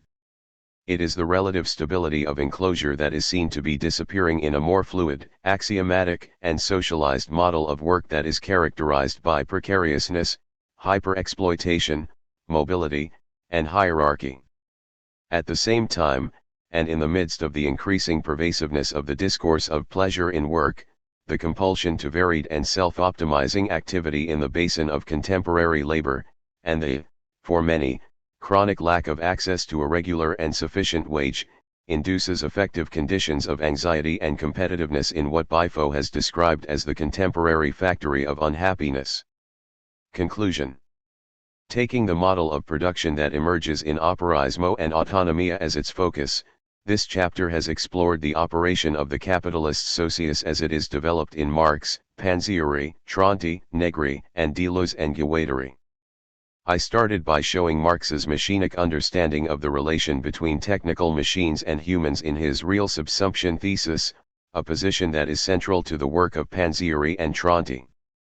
The chapter then showed that against orthodox Marxist understanding of a neutral force of production and the neo-Gramscian presentation of the relative autonomy of the socio-political, operaismo developed a rather cramped, minor knowledge of the plane of production in that it allowed no space for a coherent and autonomous people that could exist within the models of socialist planning or social democracy, but compelled an intensive investigation of the productive forces of the social factory.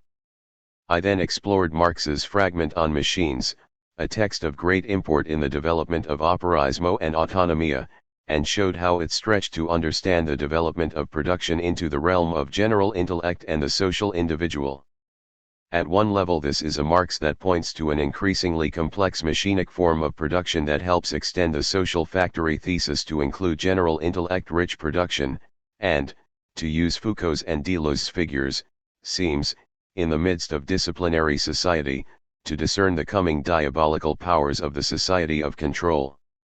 On the other hand, perhaps evidencing some of the constraints of thinking beyond one's own social regime, Marx suggests, in a fashion which actually goes against his analysis of the tendencies of real subsumption, that the powers of general intellect may emerge outside of work in a productive autonomy that presents a fatal contradiction for capital.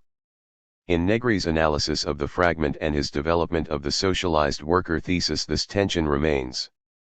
On one side there is a concern with the intricacies of a capitalized effective and immaterial labor, such that the politics of hegemony is still dismissed as a misrecognition of capitalist regimes of control. But, on the other, Negri breaks with operaismo's, Marx's, and Deleuze's understanding of the immanence of controlling regimes to productive forces in a certain inversion of the neo-Gramscian thesis whereby it is the realm of production which tends toward autonomy.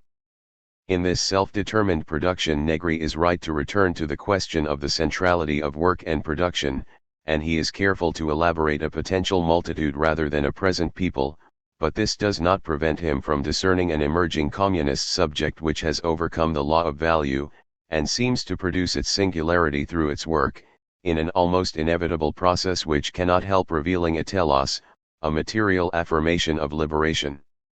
The problematic aspect of Negri's thesis was seen to be particularly apparent in his interpretation of Deleuze and Guattari's concept of the minor, which was presented not as a cramped and complex mode of engagement, but as an emerging plenitude. The chapter then used Deleuze and Guattari's understanding of the capitalist socius, axiomatics, class, control, and machinic surplus value to see how one can understand the socialized worker and the new attributes and networks of production as emerging within capitalist relations, and being intricately controlled by them. Contrary to Hart and Negri's proposition that empire has overcome the last vestiges of metaphysical thinking in Deleuze, Guattari, and Foucault, this section has sought to show that Deleuze offers a complex and productive conception of contemporary capital, control, and production, and one that actually resonates more with the conceptual constellation of operaismo and Marx than it does with Negri's tendencies to present an emerging autonomy in production. 5. The refusal of work. More than any other single watchword of the communist movement, the refusal of work has been continually and violently outlawed, suppressed, and mystified by the traditions and the ideology of socialism. If you want to provoke a socialist to rage, or deflate his flights of demagogy, provoke him on the question of the refusal of work. To struggle against capital, the working class must fight against itself insofar as it is capital. In Chapter 4 I identified a point of contrast between Negri's and Deleuze's understandings of minor politics and its relations with capitalist dynamics. When Negri proposed that Marx's fragment on machines raised the possibility of a communism of the transversal organization of free individuals built on a technology that makes it possible, Deleuze responded with a shudder, suggesting that the new mechanisms, technologies, and arrangements of production were less concomitant with communism than with advanced regimes of control. For Deleuze, that is, there was no tendency in productive processes towards an emerging communist autonomy. Politics was to continue to reside in cramped minority positions in the midst of capitalist social relations. In Chapter 4 I showed how operaismo developed a framework for the analysis of contemporary production which resonated with Deleuze's understanding of capital and control. Now I want to return to operaismo and autonomia to see how they developed a politics adequate to this cramped space of the social factory. In a general sense, this chapter is a discussion of the socialized worker that draws back from Hart and Negri's emerging autonomous multitude to see how it can be seen as a minor political figure. Following the framework of minor composition laid out in Chapter 2, this chapter takes off from the cramped condition identified by Tronti and Panzieri that the social factory operates as a generalized plane of production, such that politics, as Tronti argues, begins with the refusal of the model of the people. The chapter then shows how the politics of the refusal of work operates in this cramped space to ward off any plenitude in, or political subject of, work. The chapter then turns to the understanding of class composition and the reversal of perspective as operaismo's mode of political composition, before considering the problematic of autovalorization. The chapter then considers three aspects of autonomia's practical activity: the complex of work, the refusal of work, and counterculture in the emarginati, the question of the social wage in the wages for housework campaign and auto-reduction, and the techniques of cultural creation in the Metropolitan Indians and Radio Alice. Before developing the argument, I want to make a couple of preliminary points about this engagement with operaismo and autonomia. The chapter draws upon materials from a complex and relatively long period in Italian political history. It starts with the conceptual constellation of operaismo that circulated around the figure of the mass worker, and moves to the practices of autonomia and the emarginati and socialized worker.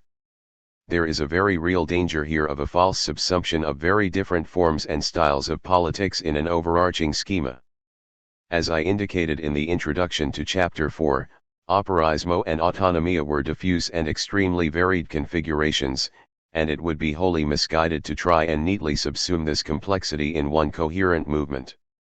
Further, autonomia emerges as the power of the mass worker was becoming curtailed through the closure of the large northern factories, the decentralization of production, mass unemployment, and a wealth of austerity measures. As such, much changed between the 1960s and the late 70s, such that the movement of 77 was a very different political configuration from the hot autumn of 69.1. However, rather than posit a neat break in productive regimes, it is more useful to see autonomia as existing amidst an emerging productive regime, in a movement from the mass worker towards the social factory and the socialized worker proper. The movements of autonomia can be seen, that is, as a most contemporary engagement with social lines of flight, something that existed imminently to pervasive social change, and expressing a double flux between the movement of the extra-parliamentary left and the new regimes of production. If we frame autonomia in this way, it becomes possible to see it as an extension and proliferation of the techniques and modes of composition of operaismo into new areas, following Bologna's characterization of the movement of 77 as a kind of both synthesis and transcendence of three generations of movements.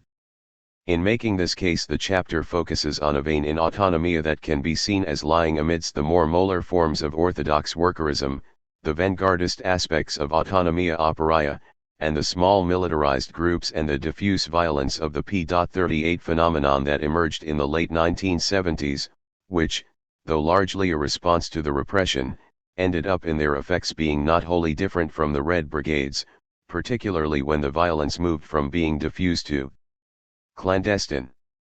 Because of the considerable complexity of the area of autonomia, these different aspects and forms were often interlaced, each aspect being crossed by a multiplicity of tendencies. Point 2. As I mark in the argument, operaismo and autonomia had both minor and molar tendencies. The chapter is attentive to this tension, but aims to draw out the minor and proletarian aspects of this current.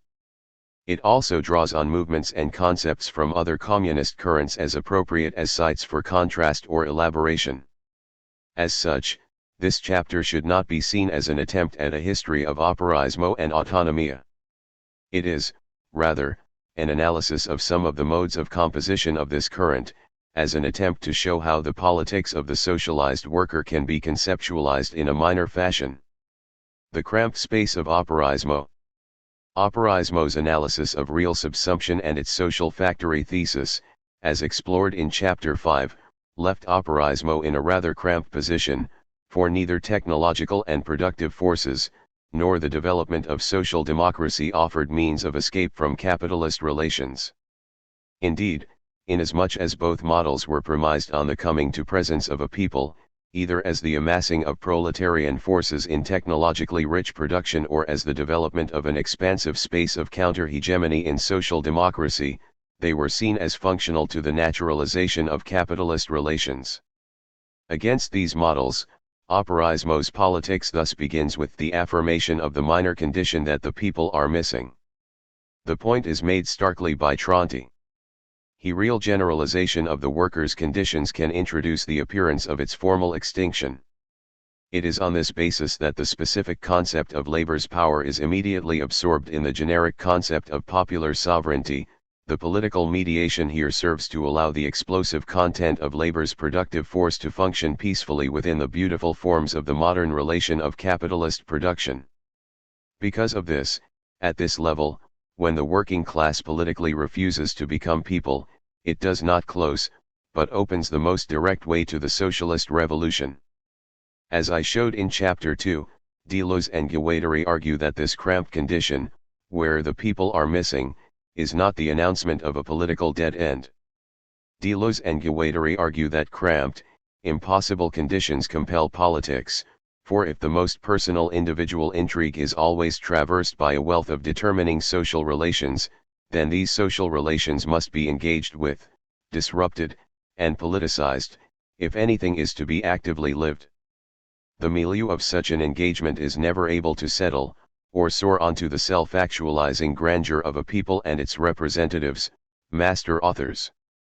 Instead, it is an incessant bustle charged with a vitality, with polemic, and with constant reinterpretation, where the often dry and obsessive work of intimate interrogation and particular intrigue, what may be called the cellar of major literature, becomes itself the site of a collectively produced minor literature.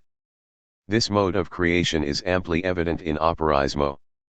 In commentary on operaismo, the dry, terse, and obsessive nature of their work is often remarked upon. Indeed, formally, the aridity or the obscurity of this form of Marxism is like no other manifestation we have known. The incessant engagement with, and reworking of Marx, a little of which I showed in Chapter 4 in relation to the real subsumption thesis, was driven less by a sense of an autonomous tradition, a revolutionary history, than by a need to put his work to use, to rework it in particular circumstances in an engagement with determining social relations. The Marx that they focused on, Capital Volumes 2 and 3, and the Grundriss, was often obscure and difficult. For its dense complexity, Guido Baldi describes the Grundriss as Marx's Finnegan's Wake. It also produced unusual reinterpretations. Moeller reports that Operaismo's Marx was heretical enough to be said by its opponents to be a fabrication, and that indeed there was a joke that Enzo Grillo's translation of the Grundriss was better than the original. Central to these reinterpretations of Marx was an intensive mode of theoretical and linguistic creation that resonates with the minor mode of deterritorialization of language. Moeller suggests that the rather complex and arcane terminology of Operaismo was a necessary aspect of its emergence through the PCI and psi-dominated left milieu. The complex and cramped relations of emerging Operaismo with the historic left, and the way this necessitated a deterritorialized, rather than an open and autonomous, mode of formation of new perspectives is clear, for example, in the development of Panzieri's work. Wright describes Panzieri's critique of the historic left's formation of the party and his emphasis on the economic sphere against the left's social democratic trajectory, posed as it was from within the psi, as emerging in terms to which few in the historic left would then have objected, but which came to assume connotations quite different to those shared by the majority of communists and socialists. He thus writes: without ever registering an explicit break in his thinking, Panzieri's pursuit of workers' control led him further and further away from the historic left's prevalent themes of class alliance and the constitutional road to socialism. As such, Panzieri's work of the period represents one of the first clear, if unspoken, ruptures with Togliatti's perspectives from within the labor movement itself. Presenting the point more generally, Moeller writes: Doubtless by the same token that Althusser ventured into the French Communist Party under cover of scientific Marxism and Spinoza, the adherents of Operaismo proceeded to use formulae that would not have shocked the old Stalinist communists. One could even say that part of the strange character of Operaismo in the years 1964 to 1971 lies in this paradoxical way of saying in the very language of the Communist Party things which are so contrary to its whole theoretical foundation as to imitate its internal rupture. Point 3. Thus, if the complex terminology had a cloaking function, it also reflected the considerable creativity of the movement. Though Operaismo and Autonomia used received Marxian terminology, they also coined many new terms, from class composition to autovalorization and auto-reduction, each seeking to describe particular phenomena and maintain an operationality for their milieu.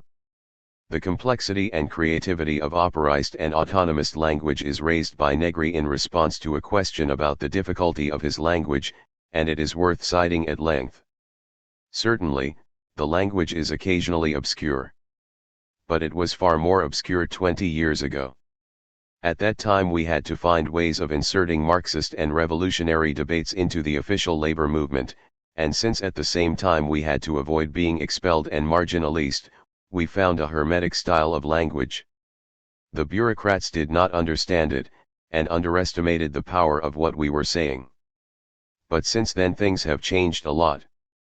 Nowadays revolutionary students are far more able to understand the language that I and my friends use, rather than the clear and distinct language of the ideological falsifications of the official parties. Our language is difficult, but distinct. It speaks of things. Theirs is clear, but not distinct, they speak of nothing. Our language is difficult, but our comrades study it, as they study the classics of Marxism, the critique of political economy and many other things. This sense of the relation to the major languages of orthodoxy and the practicality of conceptual production is crucial to an understanding of Negri's work. Negri's works, at least until Empire, have become notorious as difficult texts. The difficulty of Negri's prose was marked, for example, by the English translators of the, in Italy, best-selling pamphlet Capitalist Domination and Working Class Sabotage when they chose to omit some sections of the manuscript because, as they put it. In translating, we found the first 2 pages of this section almost incomprehensible. Rather than consider Negri's prose in isolation, one is best able to understand it if one sees it in the context of its milieu of composition. This point is made by Michael Hart in his review of Negri's Red Notes essay collection Revolution Retrieved. Hart suggests that the sometimes arcane and uneven nature of Negri's prose is often attributable to the political immediacy and the complex dynamics of much of its production. Though in this piece Hart is constrained by the introductory form of the book review, and one that concerns an author who was then relatively unknown in the Anglo-American political and academic world, there is a sense in which he sees the contingencies of struggle that were imminent to its production as obscuring the primary interest of the book, its lucid formulation of some of the central problematics facing Marxism today. Viano offers a more engaged take on the complexity of Negri's work. Arguing that it is a bourgeois fallacy that assumes that a book should be consumed similarly by the spectrum of social subjects, Viano suggests that Negri's language is a homage to difference rooted in a cultural milieu opposed to the repetition of the regular refrains and meanings of normal discourse. He implies that the language of autonomia is more akin to atonal music, is self-consciously positioned at the margins of the system of symbolic reproduction, and is comprised of many different parallel and divergent expressions. Whilst this can sound a little like a romanticism of difference, and it cannot be an excuse for incoherent writing, it does raise the question of the effective and productive nature of language in a context, Marxian political discourse, where such concerns are rarely evident. In the specific case of Negri, whose empire is currently in danger of becoming seen as an autonomous, or major theoretical work, it also encourages the reader to maintain a sense of the contextuality and productivity of his work, and to see it as expressing a mode of composition which emerges not in autonomous authors, but amidst the situated engagement, polemic, intrigue, and contestation that is the characteristic style of minor literature. The refusal of work. We can now turn to the conceptual and political tools or modes of composition that emerged from this cramped space and Tronti's refusal to become people. At the center of operaismo's and autonomia's political configuration is the principle of the refusal of work.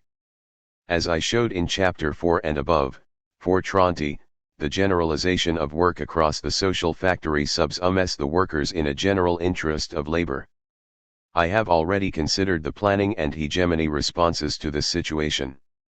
A third response is the affirmation of a working class particularity through the reclamation of work in a council communist or anarcho-syndicalist community of workers, or self-management.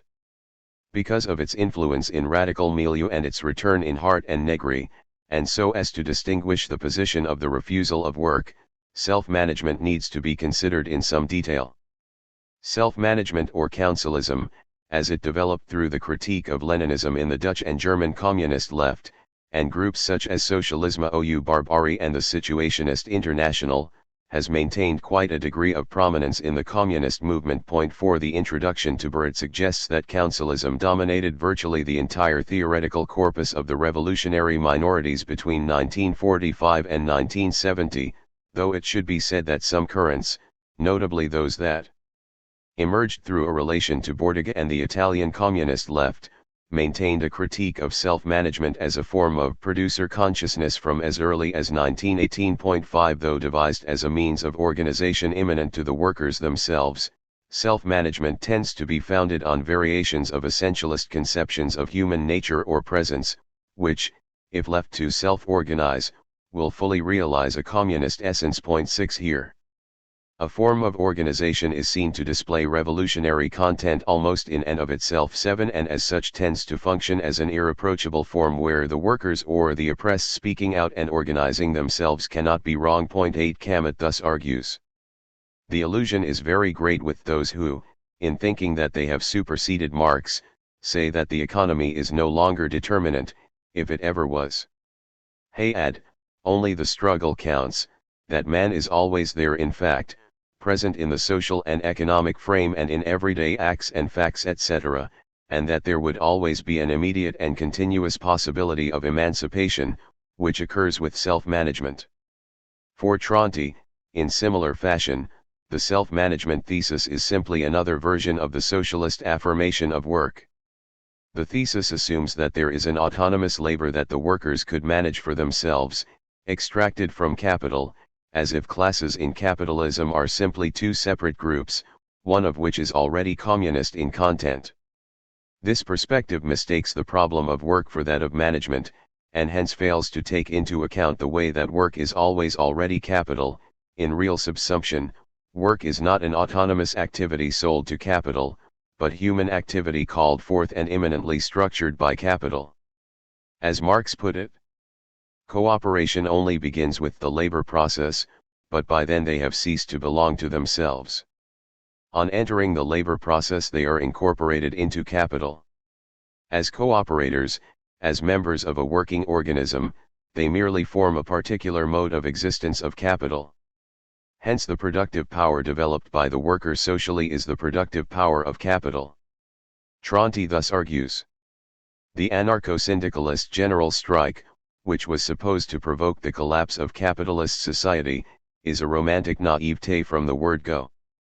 It already contains within it a demand which it appears to oppose, that is, the Lassallean demand for a fair share of the fruits of labor, in other words, a fairer participation in the profit of capital. Idea that it is working people who are the true givers of labor, and that it is the concern of work people to defend the dignity of this thing which they provide, against all those who would seek to debase it. The form work, then, has the class relation immanent to it. The worker provides capital, not only insofar as he sells labor power, but also insofar as he embodies the class relation. From the outset, the conditions of labor are in the hands of the capitalist. The problems of the theory of workers' self-management come to the fore when considered in the context of its practical application, where it can prove to be not only a weak political figure, but an efficient mechanism for capitalist productivity. Following Bourdieu's assertion that socialism resides entirely in the revolutionary negation of the enterprise, not in granting the enterprise to the factory workers, the journal Negation presents a fascinating critique of self-management in the case of the 1973 lip watch factory occupation in Besançon, something of a cause célèbre of the post-68 French left at the time. Following the threat of closure on the grounds of the factory's uncompetitiveness, the lip factory workers occupied and proceeded to run the factory in self-managed fashion, maintaining production and, with considerable support from the left, marketing their own watches. 9 Far from the emergence of proletarian power, Negation analyses the self-management as a moment of the self-harnessing of the workers to capitalist production in the period of real subsumption. 10 Mistaking the individual capitalist rather than the enterprise as the problem, Negation argues that the workers themselves became a collective capitalist, taking on responsibility for the exploitation of their own labor. 11 Thus, far from breaking with work, Negation points out that the workers maintained the practice of clocking in, continued to organize themselves and the community around the needs of the factory, paid themselves from profits arising from the sale of watches, maintained determined relations between individual work done and wage, and continued to wear their work shirts throughout the process. Returning to operaismo, if work is always already a capitalist relation, then there is no simple subject of the working class. Everything about work cramps workers' possibility such that it offers no space for autonomous, politically progressive subjectivity. As such, Tronti proposes that to be alienated from work, its form, function, and subject, becomes the founding condition of revolutionary politics. Politics is hence not a reclamation of work against an external control, but a refusal of work and the very subject of worker. No worker today is disposed to recognize the existence of labor outside capital. Labor equals exploitation, this is the logical prerequisite and historical result of capitalist civilization. From here there is no point of return. Workers have no time for the dignity of labor. Today, the working class need only look at itself to understand capital. It need only combat itself in order to destroy capital. It has to recognize itself as political power, deny itself as a productive force. For proof, we need only look at the moment of struggle itself. During the strike, the producer is immediately identified with the class enemy. The working class confronts its own labor as capital, as a hostile force, as an enemy. This is the point of departure not only for the antagonism, but for the organization of the antagonism. The refusal of work, which, as I argued, is central to Marx's proletarian unum able, should not, then, be understood simply as a set of practices, but as a mechanism for the refusal of any plenitude or subject in work, and a continuous engagement against work and its identities. Alongside the operaist refusal to affirm the model of the people, the refusal of work can thus be seen as a mechanism for the continual deferral of identity and a propulsive force toward inventive practice within and against the productive regimes of the social factory. As such, it is not an abstract program, but a mode of proletarian composition, and needs to be seen in its particular practice. Nevertheless, given the lack of familiarity with the critique of work in modern political culture, before considering the development of this politics in operaismo and autonomia, it is useful to present a brief overview of the place of the critique of work in radical milieu. Few of the social, political, and economic forecasts of the 20th century can have been more off-beam than those which foresaw the imminent demise of work, where either mass unemployment or leisure society was to be caused by the substitution of machines for humans. 12 As I argued in Chapter 4, we perform work which has overspilled the old boundaries of the working day and the workplace with a plethora of regulatory and productive techniques in a fashion that shows not a demise, but an intensification of work. 13 Work, as Britain's new Labour government is keen to assert at every step, has increasingly become the territory of the social, as its simultaneously diffuse and integrated plane breaks down the old social sites of social security, moral education, retirement, social exclusion, cultural innovation, and so on. Yet, whilst this intensification has not gone without opposition, there has been relatively little critique, or workplace politics that has seriously problematized the social arrangement of work itself. Certainly in Britain, the central drive of Blairite social policy of social inclusion through work has been easily naturalized. 14 Though a critique of work was an important aspect of the early workers' movement, it would seem that as modern political culture developed, work became a rather unproblematic category. This trajectory is evident in Bordiga's comment about the evolution of socialism. The classical socialist goal is the abolition of wage labor. Only the abolition of wage labor can bring about the abolition of capitalism. But not having been able to abolish wage labor in the sense that the workers see the absurdity and backwardness of selling their labor power, the socialist movement has, since it began, aimed at the abolition of the market economy. Even Marxist politics, where work is a central site of problematization, has so often served less to problematize than to glorify work, in, as Benjamin puts it, a kind of resurrection of the old Protestant work ethic.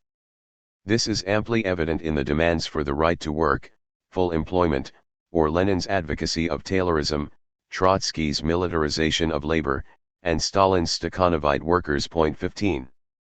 A critique of work has, however, not been wholly absent from modern radical currents.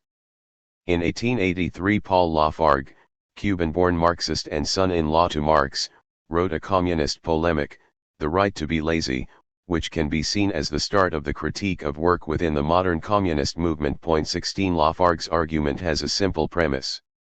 A strange delusion possesses the working classes of the nations where capitalist civilization holds sway. This delusion drags in its train the individual and social woes which for 2 centuries have tortured sad humanity. This delusion is the love of work, the furious passion for work, pushed even to the exhaustion of the individual and his progeny. Instead of opposing this mental aberration, the priests, the economists, and the moralists have cast a sacred halo over work.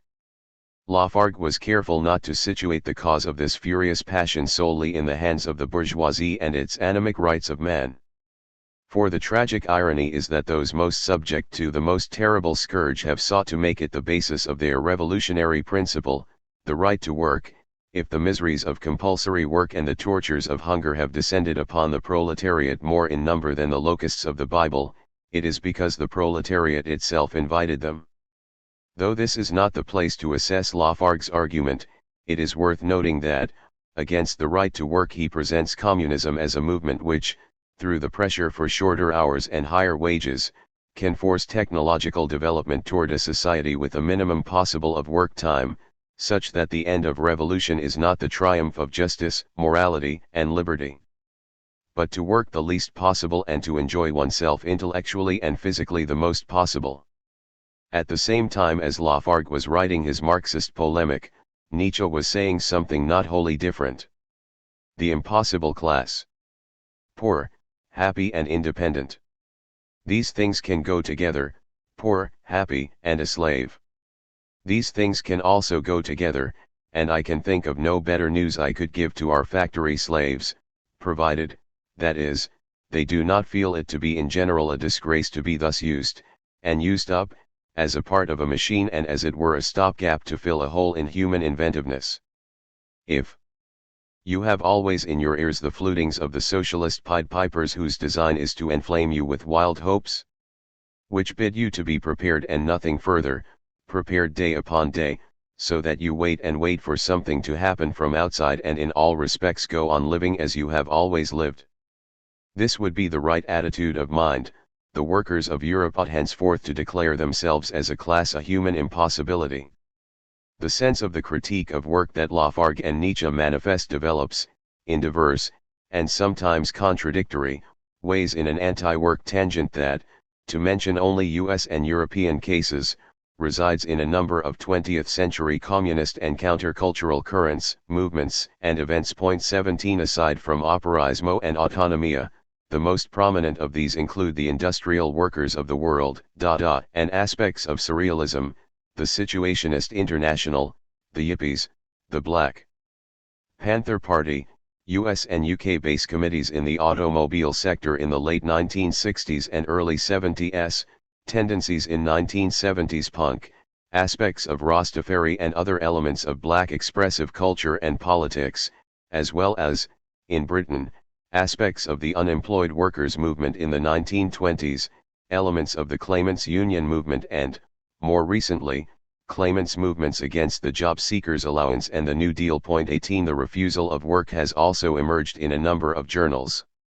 where the sense of the 1953 Saint-Germain-des-Prés graffiti ne travaillis jamais has developed in many different ways. 19 Class composition and the reversal of perspective. From the foundational cramping techniques of the refusal of the model of the people and the refusal of work, I will now turn to consider the modes of political composition of operaismo and autonomia, starting with operaismo's model of class.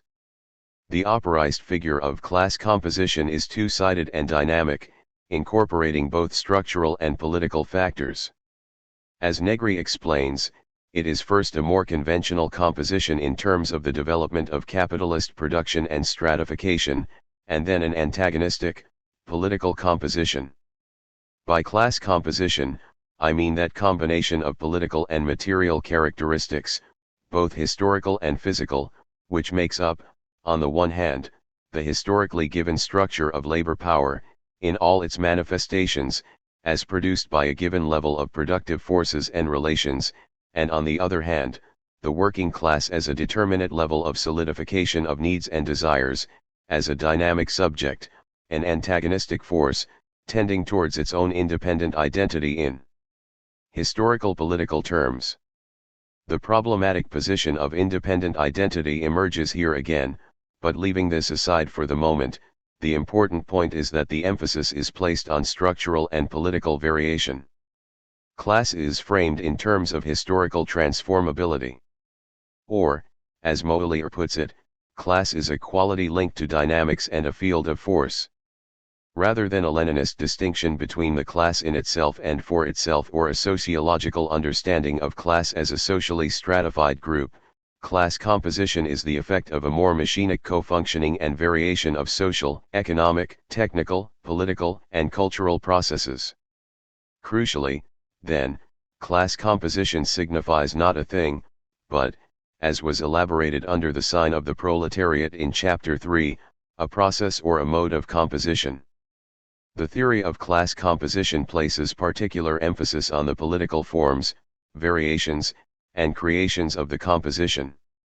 Class composition is to be understood through an immersion in struggle, in a hot investigation able to detect changing forms of practice, new needs, desires, and differences within the composition and relations between minorities in the class, and contribute to their development. This emphasis on political practice arose from operaismo's central principle that working class struggle has a determining place in the dynamics of capitalism, as the motor of its development.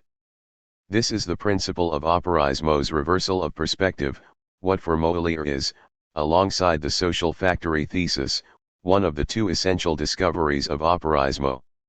In his foundational text Lenin in England, Tronti puts it thus: "We too have worked with a concept that puts capitalist development first, and workers second. This is a mistake. And now we have to turn the problem on its head, reverse the polarity, and start again from the beginning, and the beginning is the class struggle of the working class. At the level of socially developed capital, capitalist development becomes subordinated to working class struggles, it follows behind them, and they set the pace to which the political mechanisms of capital's own reproduction must be tuned." Point 20. In the reversal of perspective thesis, workers' struggles against work compel capital to reconfigure in order to constrain and capture that which escapes or disrupts the smooth functioning of production. Capital proceeds from the imposition of machines to structure and control workers towards an ever-increasing socialization insofar as each stage of development has its refusal, its unproductive entropy which compels capital to new technological paradigms in the decomposition of each new class composition. Point 21. As such, struggle is a primary inventive force in any arrangement, and revolutionary force is gauged by the degree to which capital has trouble reconfiguring around working class composition. This model of class composition and the reversal of perspective has the benefits of breaking any objectivist understanding of capitalist dynamics and politics by placing instability at the heart of the system, and emphasizing the need to continually find mechanisms and sites of political invention, alliance, and resistance, without presenting these as timeless proletarian practices. It is a proletarian conception of composition insofar as struggle is seen to emerge through engagement with contemporary capitalist axiomatics and dynamics and processes of their deterritorialization. The reversal of perspective does, however, raise some problems. Despite Tronti's insistence that work is always already capital, such that there is no independent subject of the working class, there is a tendency in the reversal of perspective to present a bipolar war game between two distinct subjects, if not between capital and the working class, then between capital and workers in struggle. Struggle, that is, seems to take on a certain autonomy or independence from capital, and can be presented in a rather universal or flat fashion, as it is elevated to the principle of creativity in capitalist arrangements. Some of Negri's work enables this point to be illustrated at the extreme. The reversal of perspective is central to Empire's formulation of historical change. Point 22. In a fashion similar to Tronti, Hart and Negri argue, for example, that the history of capitalist forms is always necessarily a reactive history, that it is always the initiatives of organized labor power that determine the figure of capitalist development, and that the proletariat actually invents the social and productive forms that capital will be forced to adopt in the future. But Negri adds another level to the argument. In the Politics of Subversion he appears to break with the reversal of perspective, calling it the rotten dialectic of workerism, that connection which saw proletarian struggles continuously induce restructuration of the forms of capitalist control, and which was confronted by a new subjective outline of class has been definitively broken. However, Negri's problem seems to be not with this understanding of cycles of struggle and capture per se, but with the indefinite, we could say, non-teleological, nature of the process as he sees it formulated in operaismo. Bearing in mind that the reversal of perspective is central to Empire, it would seem that for Negri the cycle is not just one of autonomy in struggle and capture, but one where each cycle of class composition and decomposition tends to produce an ever more autonomous mode of social production. Struggle, that is presented not only as a site of autonomy, but as forcing the movement to autonomous production. rather than see resistance and capital in a neat dichotomy, or, as with Negri, see resistance induce a move toward productive autonomy. We need to see how the reversal of perspective can be posed in more minor and proletarian terms. To this end, Deleuze and Guattari's understanding of the line of flight and its tension with Foucault's resistance is helpful. As I showed in Chapter 2, Deleuze argues that Foucault's model of resistance is a rather weak and under-theorized reaction to power, rather than something in its own right. In its place, following Deleuze and Guattari's emphasis on the primacy of desiring production, Deleuze proposes a fuller principle of the line of flight. The line of flight is not so much a flight from an assemblage, as it is the inventive force upon which each assemblage seeks to configure. At one level, the argument is not so different from Foucault's since, for him, configurations of power equally engage with, and are, in a sense, driven by, resistance. For Deleuze, however, the line of flight has a more ambiguous nature than the term resistance conveys. As we saw in Chapter 4, the capitalist socius operates directly on its lines of flight, and comes to do so increasingly in control societies. It reconfigures not solely as a result of struggle and resistance, but as a result of the wealth of attributes of life, or, to use Marxian terms, labor and its manifold lines of flight, including its variable productivity, breakdowns, inventions, and desires, as much as its unproductive entropy and resistance. Point 23. If we think of the reversal of perspective in terms of the line of flight, political practice does not need to look for and affirm a pure space, an autonomy from capital, or propose a unified force of resistance. Rather, it should engage with the wealth of practices, desires, inventions, and needs throughout the social, following their lines of flight and seeking to deterritorialize the regimes of work and equivalence immanent to them. Point 24. This approach still gives ontological and epistemological primacy to the processes of escape, but it requires close attention both to workers' politics, some of which, even if apparently a resistance, may not be so progressive, and to more varied and diffuse aspects of social life, and groups historically excluded from the workers' movement, some of which may express a politics even if it is not framed in overt terms, or is not immediately apparent as political. Lumley argues that Tronti's work is a new ideologism and the emphasis on the primacy of struggle is a theoretical and political regression. It is true that when read as a proposition of a dichotomous model of capital and struggle, the reversal of perspective can prove highly problematic. However, in its richer sense as an engagement with lines of flight and an effort to draw out and maximize moments of struggle and invention, this is a conservative judgment. For Molière, the reversal of perspective is an almost unbelievably simple level of explanation. For him, however, this is not a problem. Once presented in its richer sense, the apparently naive simplicity of the reversal of perspective becomes not an assertion of an all-encompassing historical narrative, but a first premise that needs to be considered in its ramifications and proliferations in political composition. As Molière writes, it is futile to point to its reductionist character independently of its results, and what it enables us to understand. The crucial test of the thesis resides, then, not so much in its metadimensions as a totalizing explanation of historical change, but in the way that it encourages hot investigation into, and active engagement with, the specificity and detail of forms of class composition and struggle. This was one of the great strengths of Operaismo, with its detailed studies of the Fiat plants, with Gambino's study of Ford in Britain, and with its specific engagements with workers' struggle and new social desires and forms of politics. At the same time, as Wright has argued, such intensive analysis tended to be sacrificed at each moment of upswing in the struggle. At each crucial stage of its development, from the break with Panzieri, or the unexpected outcome of the Hot Autumn, to the movement of '77, many of Operaismo's exponents seemed prepared to sacrifice their previous commitment to the study of the problem of class composition for a chance to seize the moment. This tendency, that Wright describes as a certain political impatience, can be seen as arising directly out of the weak conception of the reversal of perspective, where the apparently autonomous nature of struggle induces, at each moment of its emergence, an uncritical affirmation. Autovalorization.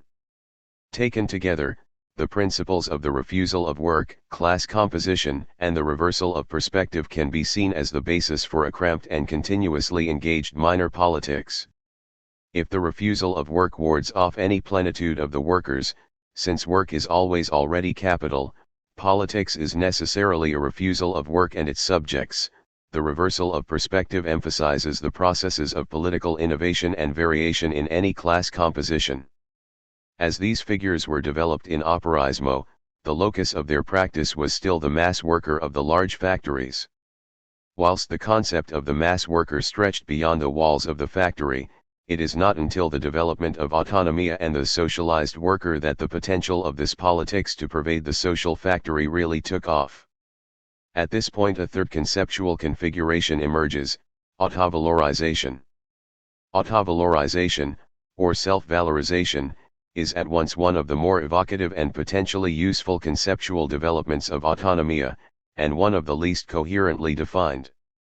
The ambiguity of the concept resides, as was the case with the reversal of perspective, in that it can tip either way as a complex, situated creativity in a minor fashion that develops in association with the refusal of work, or as an account of a coming to presence of a more autonomous subject, as it tends to do in the later Negri. The concept of autovalorization is closely associated with Negri, from his 1977 La Forma Stato up to his most recent work. Alquati presents autovalorization in terms of the possibility that the working class can use the productive forces for valorizing itself against capital, as an antagonistic class. If an alternative use of highly developed productive forces is possible, it is a question of opposing capitalist relations and processes of valorization through work, but with a composition that seeks to make use of the forces that are created in capitalism.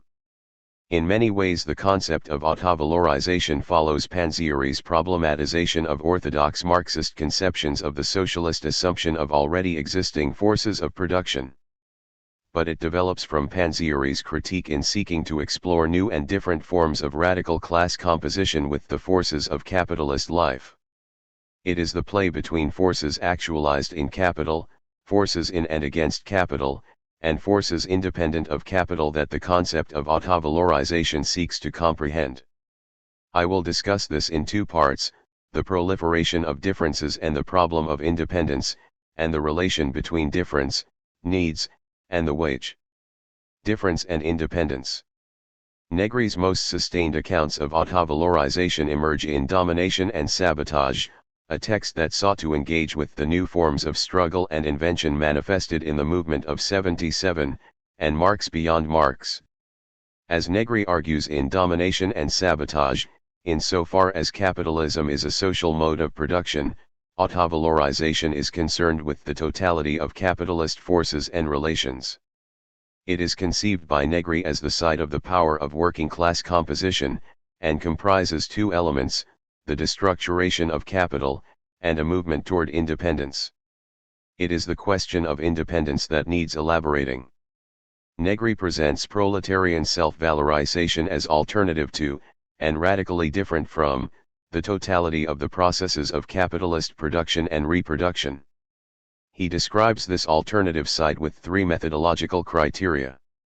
First, autovalorization presents an otherness to the orthodox workers' movement, and, as such, it is an injunction to continual diversity and discontinuity in the forms and practices of what Karl-Heinz Roth called the other workers' movement. Second, following the reversal of perspective, the relationship to capitalist development is one of separateness, seen as a relation of destructuration and recomposition rather than linear development. Third, and as a direct consequence, the forms, practices, and languages of autovalorization are to be deliberately divergent from those of normative capitalist culture. There is no homology, no possible immediate translatability of languages, of logics, of signs, between the reality of the movement and the overall framework of capitalist development, with its contents and objectives. This definition of autovalorization has clear importance as a promotion of innovative and continuously varying political composition, and clearly reflects the diversity, variability, and productivity of the movement of 77. It does, however, also indicate some of the problems that develop in Negri's later work. Though the proletariat is presented as a process of innovation and discontinuity, and indeed as continually destructuring capitalist relations, the content of activity appears to tend towards an independence from capital as a liberated subjectivity where autovalorization becomes an affirmation of the independent ontology of the working class. In more recent work from Negri and this current, this independence takes two interrelated forms. At one level, autovalorization is presented as the side of the independent needs, desires, and cultures that were a prominent feature of the movement of 77, such as pirate radio and squatted social centers for collective experiments in new forms of communal living and cultural creation.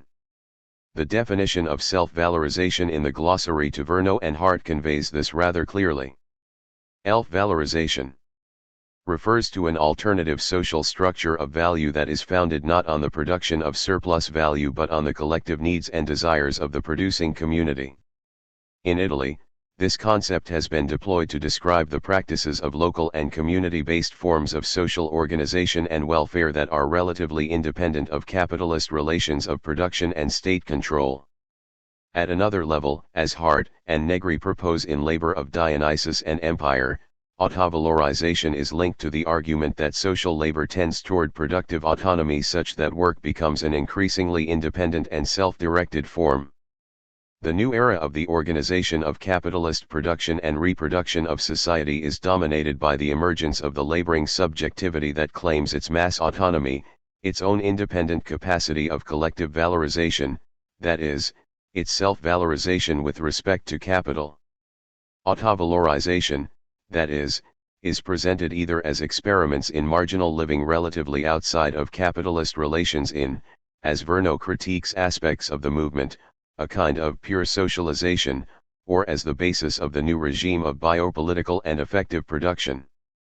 We can perhaps see the movement from the former to the latter as reflecting the problem that arises when increasing areas of countercultural invention become subsumed in capitalist regimes of production. Realizing the increased difficulty of an autonomous culture of the margins, as state oppression of autonomia induced a self-defeating increasingly militarized defense of marginal spaces, it is as if Negri flips over to see the social itself, the counterculture subsumed, as the site of autonomous creativity. There are, however, other ways to read autovalorization in a more minor fashion, where Negri's Marx beyond Marx is more useful. Difference, needs, and the wage. To move away from thinking autovalorization as the self-affirmation of an autonomous subject, we can situate it in the context of Marx's understanding of valorization and needs. In Marx, valorization is the process whereby surplus labor is produced in work, and actualized in circulation as surplus value. It is a term that applies both to the specific production and actualization of surplus value, and the whole capitalist social milieu that supports this. Central to the process of valorization is the category of needs. Workers work in order to gain a monetary wage that they exchange in consumption to meet their needs. In general, the process leaves the workers with enough wage to meet their necessary labor, their current form of being, or historically accumulated needs. For Marx, needs are necessarily variable over time and place. This is his fundamental proposition about the nature of human composition. At a basic level, capitalism is only an expression of what Marx saw as the ratchet system of human composition around an expansion of needs in a conception of the human, against any essentialist understanding, as an expansive assemblage operating in productive interrelation with nature, a conception that Marx proposes in spite of the Bible. Point 25 in this formulation, values are as central to the production and control of the human as the apparently more structural forms of work, for needs are to be met through capitalist practices, ways of being, or ethics, alone. That is, valorization occurs only insofar as needs are formed and met in terms of capitalist identities, commodities, and money, since needs are only to be met indirectly. Because needs, then, are the form of life and are intimately enmeshed in capitalist relations and values, they are a crucial side of politics. The politics of autovalorization thus extends beyond a delimited space of work to cover the whole plane of socialization. But rather than thinking of autonomous, independent needs outside of capital, we can think of autovalorization operating in the machinic environments of capitalism, across the multiplicity of sites of the production of machinic surplus value, at the meeting points of the expansion of needs and their axiomatization. Autovalorization can, then, be seen as a process of the proliferation of the former and the disruption of the latter. There was much talk in the 70s of affirming and expanding the particular needs, values, and styles of the various elements and minorities of the class composition. Whilst aspects of these practices and needs were concerned with cleaving off autonomous spaces for self-production relatively independent from direct capitalist relations, they were also concerned with strengthening the collection of needs of the class as a whole. Since, in the community of capitalism, money is the means to satisfy needs, the proliferation of needs and values was also part of a politics of the wage.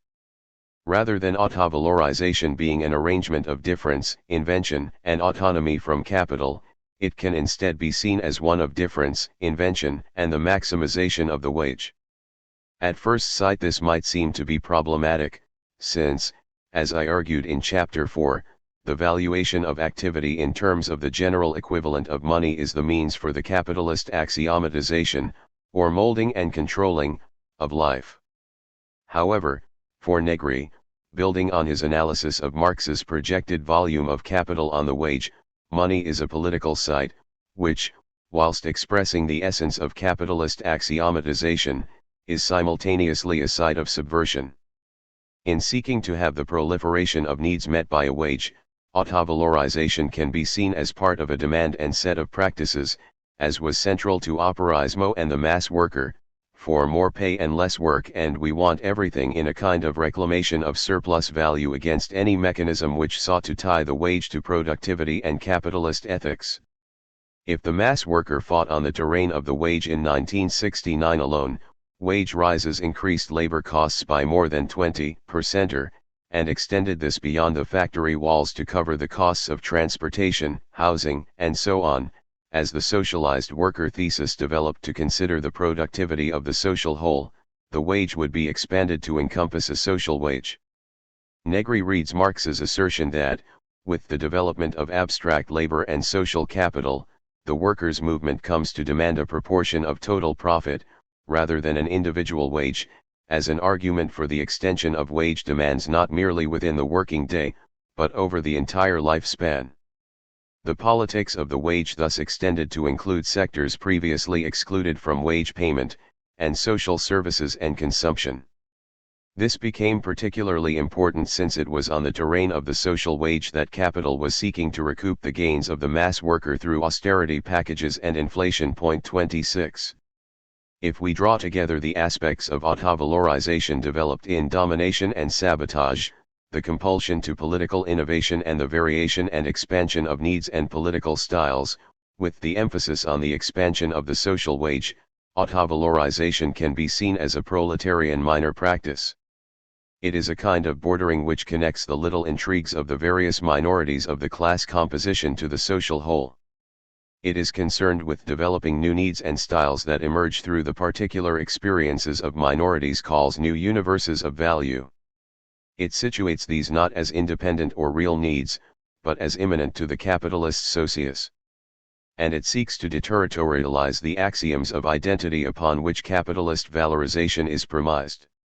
Anything which attempts to settle this expansion of needs and styles in equivalence is to be rejected, and hence autovalorization can be conceived as a side of the continual problematization of received subjectivity, of coherent languages, or normative values and ethics, and as producing, not an independent subjectivity, but a form of practice. The expansive and continuous nature of this project is well expressed in Leah's complication of the mass workers' formula: we want everything, I do not refuse anything, I want everything. But I do not want what exists already. It is put on firmer conceptual ground by Verno when he describes the development of the movement of 77 as a practice of disrupting the identities and equivalence of work and value, not with a new identity, but with a qualitative and varied doing. The practices and the languages adopted by the movement seem to suggest an alternate type of socialization, different than that based on the exchange of equivalent values. What counts is the qualitative consistency, profoundly varied, of their doing. To understand this proliferation of the concrete and the different within socialized labor requires a constellation of materialistic concepts which are totally detached from that universality characteristic of the general equivalent and which are not used as the bases or synthesizing elements for the actual processes of liberation. Margins at the center. If, as Tronti argued, the social factory and the politics of hegemony created a plane of the people shorn of the antagonistic tensions of workers' struggle, then politics, to use Deleuze's terms, was necessarily to emerge in the cramped spaces of minorities who refused this model. And, indeed, minority formations were central in the development of autonomia. Guattari's characterization of autonomia as a proliferation of margins is apt. One can think of minorities in autonomia as sites for the problematization and politicization of aspects of the class composition within the social factory, as sites where particular forms of the refusal of work, of political and cultural invention, and of autovalorization emerge. An emphasis on minorities takes us away from thinking of the socialized worker as a unified and coherent class, and presents it, along the lines of the proletarian unimable, as a complex field of engagement and practice existing in the midst of socialized labor. Crucial to this understanding of minorities and socialized labor is an understanding of their interaction. Inasmuch as minorities operate within a class composition, they form inclusive disjunctions, both through their complexity of social relations, and through processes of interrogation, intrigue, and engagement across the milieu. The rest of this chapter explores three aspects of minority-inclusive disjunction in autonomia. In each section the emphasis is placed on a particular site and mode of engagement arising out of a minority concern, and the way these problematizations were interrelated through the common project of the refusal of work. First I consider the general problematic of the emarginati and the way counterculture emerged in conjunction with an understanding of diffuse labor and the refusal of work. Then I consider the place of the social wage in the wages for housework campaign and auto-reduction, and last I look at the particular site of cultural creation, language, and the alternate use of technical forms among the metropolitan Indians and in Radio Alice. Before this, however, it is useful to contextualize autonomia's minorities with a sketch of the place of Southern migrant minorities in the configuration of the mass worker and the culture of the refusal of work. The Southern migrant worker in the industrial northern factory cities was of central importance to the struggles in the 1960s and the emergence of operaismo. The migrant workers, who had a huge presence in the northern factories, were said to be squeezed like a lemon in the factory and marginalized in the city. 27 Without the networks and cultural security of the established northern working class, migrant workers had traditionally acted as a brake on union pressures, but in the struggles of the 1969 hot autumn they played a central role. The Italian factory had maintained a strong disciplinary coherence since the Second World War. 28 And the dignity of labor had been strongly embedded in PCI ethics. 29 The traditional PCI party and union structures, however, had little influence in the immigrant ghettos, and had little understanding of the broader concerns of immigrant workers, concerns that extended beyond the 124 the refusal of workplace to questions of housing, discrimination, and welfare. Further, as Partridge argues, the Southern workers brought with them a collective experience of struggle from their peasant milieu that was unconditioned by PCI models. Partridge argues that Southern peasant forms of organization and struggle embodied a striking extra-parliamentary and extra-legalistic aspect.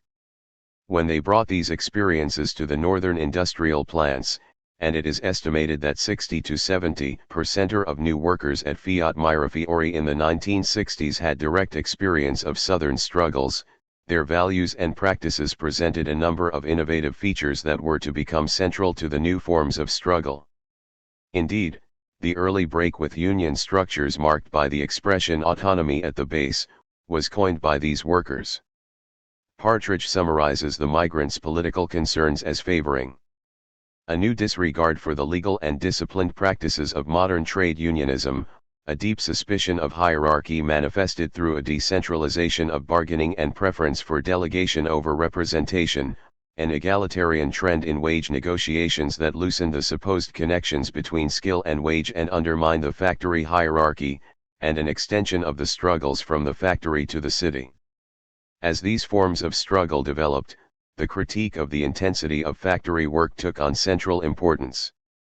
By the 1969 hot autumn, the PCI model of the dignity of labor was in trouble, as was evident in the graffiti running along the external walls of the Fiat Mirafiori plant. The only music the bosses can hear is the sound of shut-down machinery, and we want the sun in Turin too. The struggles of the mass worker can be seen as an intensification of the relations of work that matched the intricacies of Taylorist production with techniques of refusal.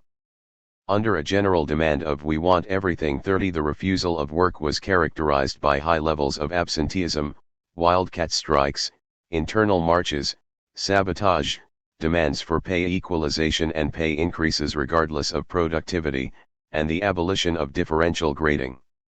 The strikes of this period were not formal, union-run events, but spontaneous wildcats within the factories and during the production process. Each strike manifested itself differently according to the particular forms of production, skill, and local experience, and took different names: hiccups, snakes, chains, checkerboards. Snakes were processions or marches around the factory, growing in number as each workstation joined in.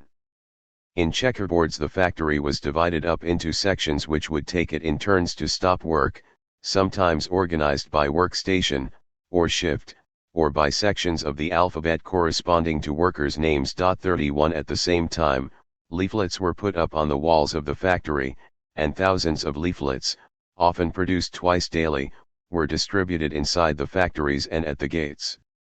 The factory's resources were also used, as Viale reports. In many factories they are using the foreman's telephones to communicate and organize struggles. The emarginati and counterculture. By the time of the movement of '77, the problematic of minorities and the refusal of work developed through a new figure, the emarginati.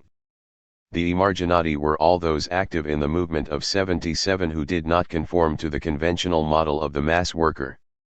A partial list would include proletarian youth, cultural workers, off-the-books and precarious workers, students, sexual minorities, temporary workers, houseworkers, feminists, the unemployed, service workers, and young workers of the small factories. 32 The figure of the emarginati is closely related to Negri's socialized worker, and to the concern amongst other theorists of the movement such as Bologna and Alquati to analyze the new sectors of technical and intellectual labor and their techniques of refusal. At the same time, the emarginati marked the emergence of countercultural styles and concerns into the terrain of class composition. It is the intersection and co-functioning of these elements and concerns that I want to explore here. In the 1970s, the refusal of work by the mass worker developed into a widespread disaffection with work across the board.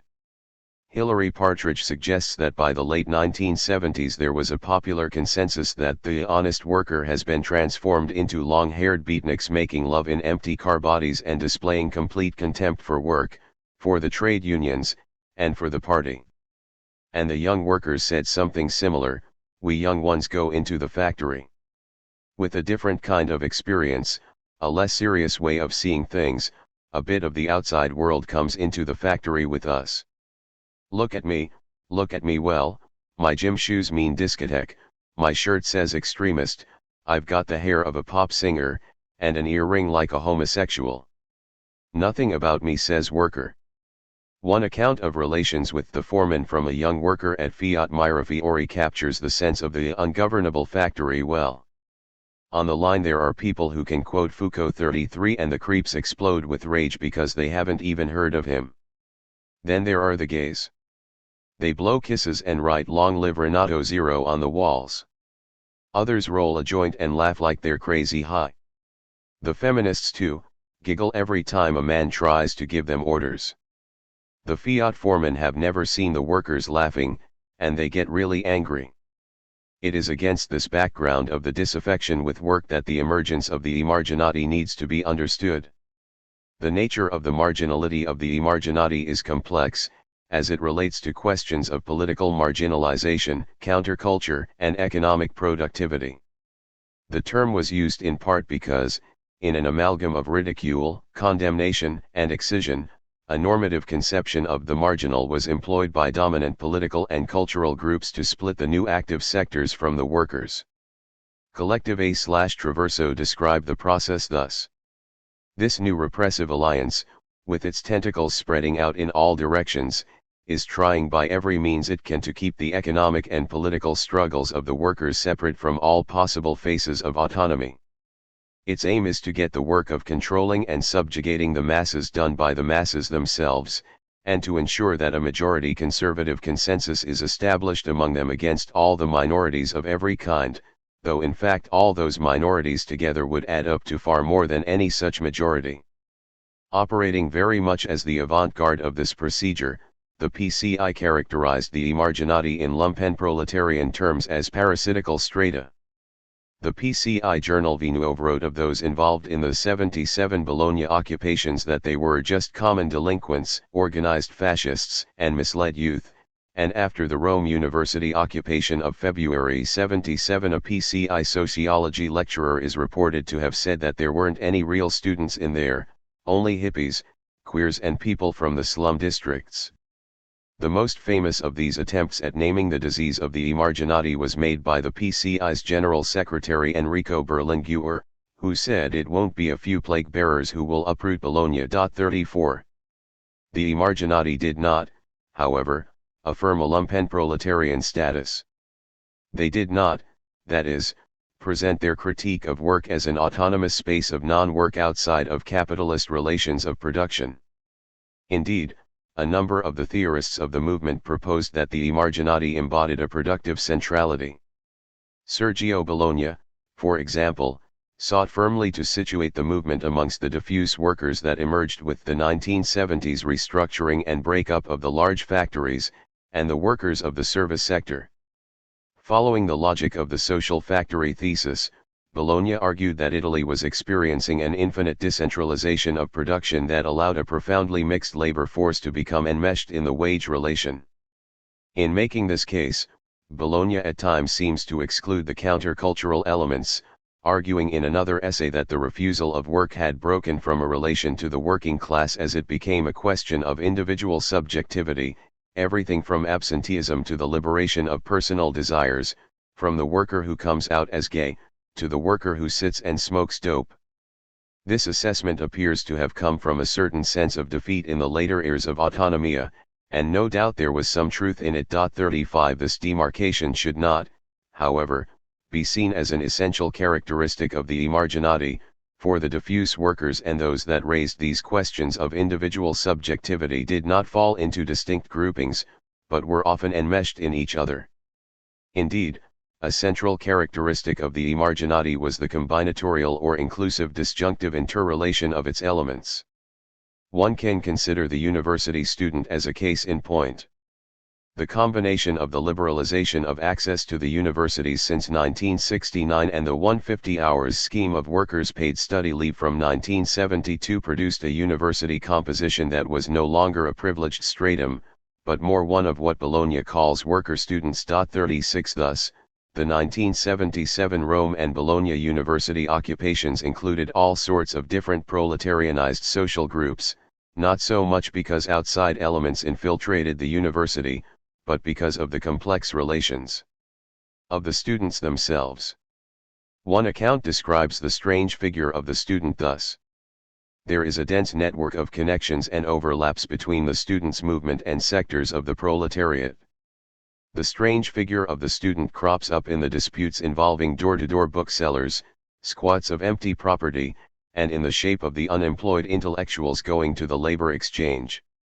He appears equally as the strange worker with the diploma, or the organized unemployed, who study in the 150 hours scheme, or go to evening classes. Thus, whilst many of those active in the movement of 77 sought to compose ways of life outside of work altogether, or with a minimum of necessary work, opting for temporary, flexible, impermanent, and non-guaranteed work wrote of a self-declared marginal living. The refusal of work, even as it became a countercultural question, was rarely seen as independent from the questions of work and income. Even those who withdrew from work, inasmuch as they were part of a movement, cannot be unproblematically seen as opting out of capitalist relations. 37 Thus, rather than seeing the emarginati operating, as one might conventionally characterize such groupings, as a youth movement or a distinct counterculture, they preferred to see themselves as young proletarians. Bologna himself made this case when he argued that the questions of personal life, new needs, and youth culture were not the prerogatives of an American-style movement, ghettoist and self-sufficient, but were part of a generalized working-class composition which drew on the history of the mass workers' demand "we want everything," and reflected a certain homogeneity, not a separation, between the behavior of the young people, the women, and the workers. The expression emarginati thus continued to be useful for elements of the movement as a means of drawing relations between class politics and counterculture. That is, the term emarginati, even unterelli, enabled both discussion of the political practices of diffuse workers, and marginal, minority, or countercultural questions within the framework of productive relations and class composition. 38 If the political and structural position of the emarginati could be characterized with the expression margins at the center of production and of politics, this is not, then, because they were simply the new exclusive side of politics and production, but because they raised and developed a series of political questions, techniques, styles, and knowledges across the plane of the social factory in a complexification of class composition. It was, arguably, precisely this emergence of a counterculture in conjunction with, rather than in negation of, a proletarian politics, and this in the midst of the social relations of an emerging regime of diffuse production, that made the political stakes of the emarginati and autonomia, for the movement and for the state, so high. Making this case, Verno has argued that post-Fordism in Italy was given its baptism by the so-called movement of '77. In those struggles, a working population characterized by its mobility, low job security, and high student participation, and animated by a hatred for the ethic of work, frontally attacked the tradition and culture of the historic left and marked a clean break with respect to the assembly line worker. If Verno is right, the political battle lines were drawn, then, around the possibility of turning the breakdown of the terrain of the mass worker into a movement of the abolition of work, or into a new regime of decentralized, flexible production. The masterpiece of the Italian counter-revolution, as Verno argues, and this was only possible through the dominant culture's marginalization, condemnation, and political suppression of autonomia, was in transform these collective tendencies, which in the movement of '77 were manifested as intransigent antagonism, into professional prerequisites, ingredients of the production of surplus value, and leavening for a new cycle of capitalist development. The Italian neoliberalism of the 1980s was a sort of inverted 1977.39. Wages for housework and auto reduction. Perhaps precisely because of its problematic relationship to the extra-parliamentary left, the feminist movement was strongly influential in the development of autonomia. Its importance, as women broke from being the girlfriends of the militants and Florence Nightingales of the duplicator, is marked by Negri et al. In their balance sheet of the movement written in prison in 1983. The feminist movement, with its practices of communalism and separatism, its critique of politics and the social articulations of power, its deep distrust of any form of general representation of needs and desires, its love of differences, must be seen as the clearest archetypal form of this new phase of the movement. It was the very cramped, problematic, and varied situation of women in the social factory that brought in many of the novel aspects of autonomia. Whilst Operaismo theorized the social factory and engaged in the movement away from factoryist models, the centrality of wage workers still predominated. It was the feminist movement which brought to centrality the question of the non-waged, the critique of the ethical form of the militant as the separation of politics and life, and the politicization of needs. After the feminist intervention, it became less easy to subsume the political within the frameworks of workers' centrality, and to prioritize the factory, or even paid work at all, over unpaid, socialized work, and activity in the sphere of reproduction. As one feminist put it in the late 1970s, "We have fought to establish the fact that our daily life is political, we are autonomous political agents. We have challenged the holy myth of the centrality of the industrial working class.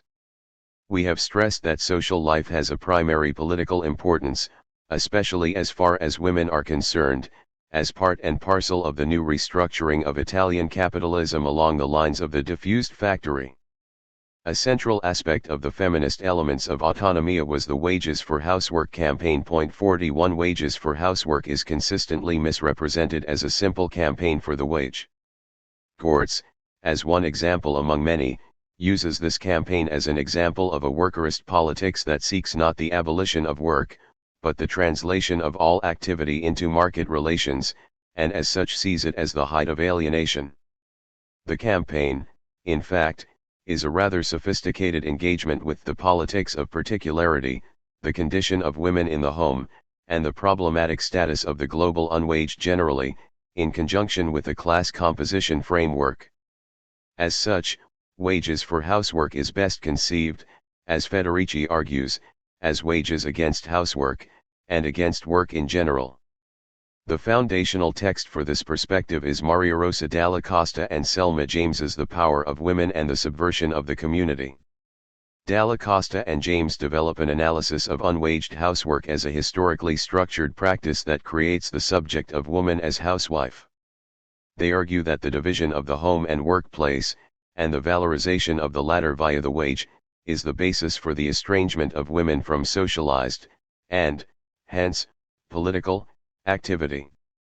Far from a natural autonomous sphere, the housework economy and the family are integral to capitalist production, both in liberating the laborer from the sphere of reproduction to sell his labor, and in reproducing that labor and capitalist relations generally, in a process which, despite, or rather because of, the discourses of nature is actually intimately socially structured and controlled.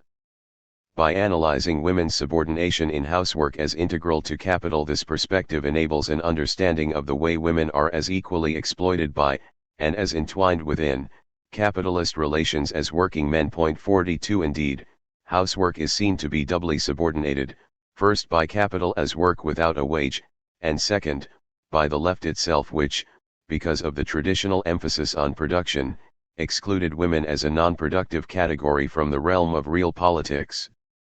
The politics of the wage, then, is not a striving to raise all into full equality in exploitation, but to traverse the distinctions between the unwaged and the waged, and form a milieu that generalizes the refusal of work by including the wealth of women's work, and, importantly, other forms of unwaged labor, in the category of capitalist work. As Federici puts it, wages for housework is the demand by which our nature ends and our struggle begins, because just to want wages for housework means to refuse that work as the expression of our nature. Simultaneously, because of the peculiar combination of physical, emotional, and sexual services that are involved in housework, all sorts of previously hidden, or cramped and marginal, relations and questions concerning the nature and attributes of work and social production become politicized.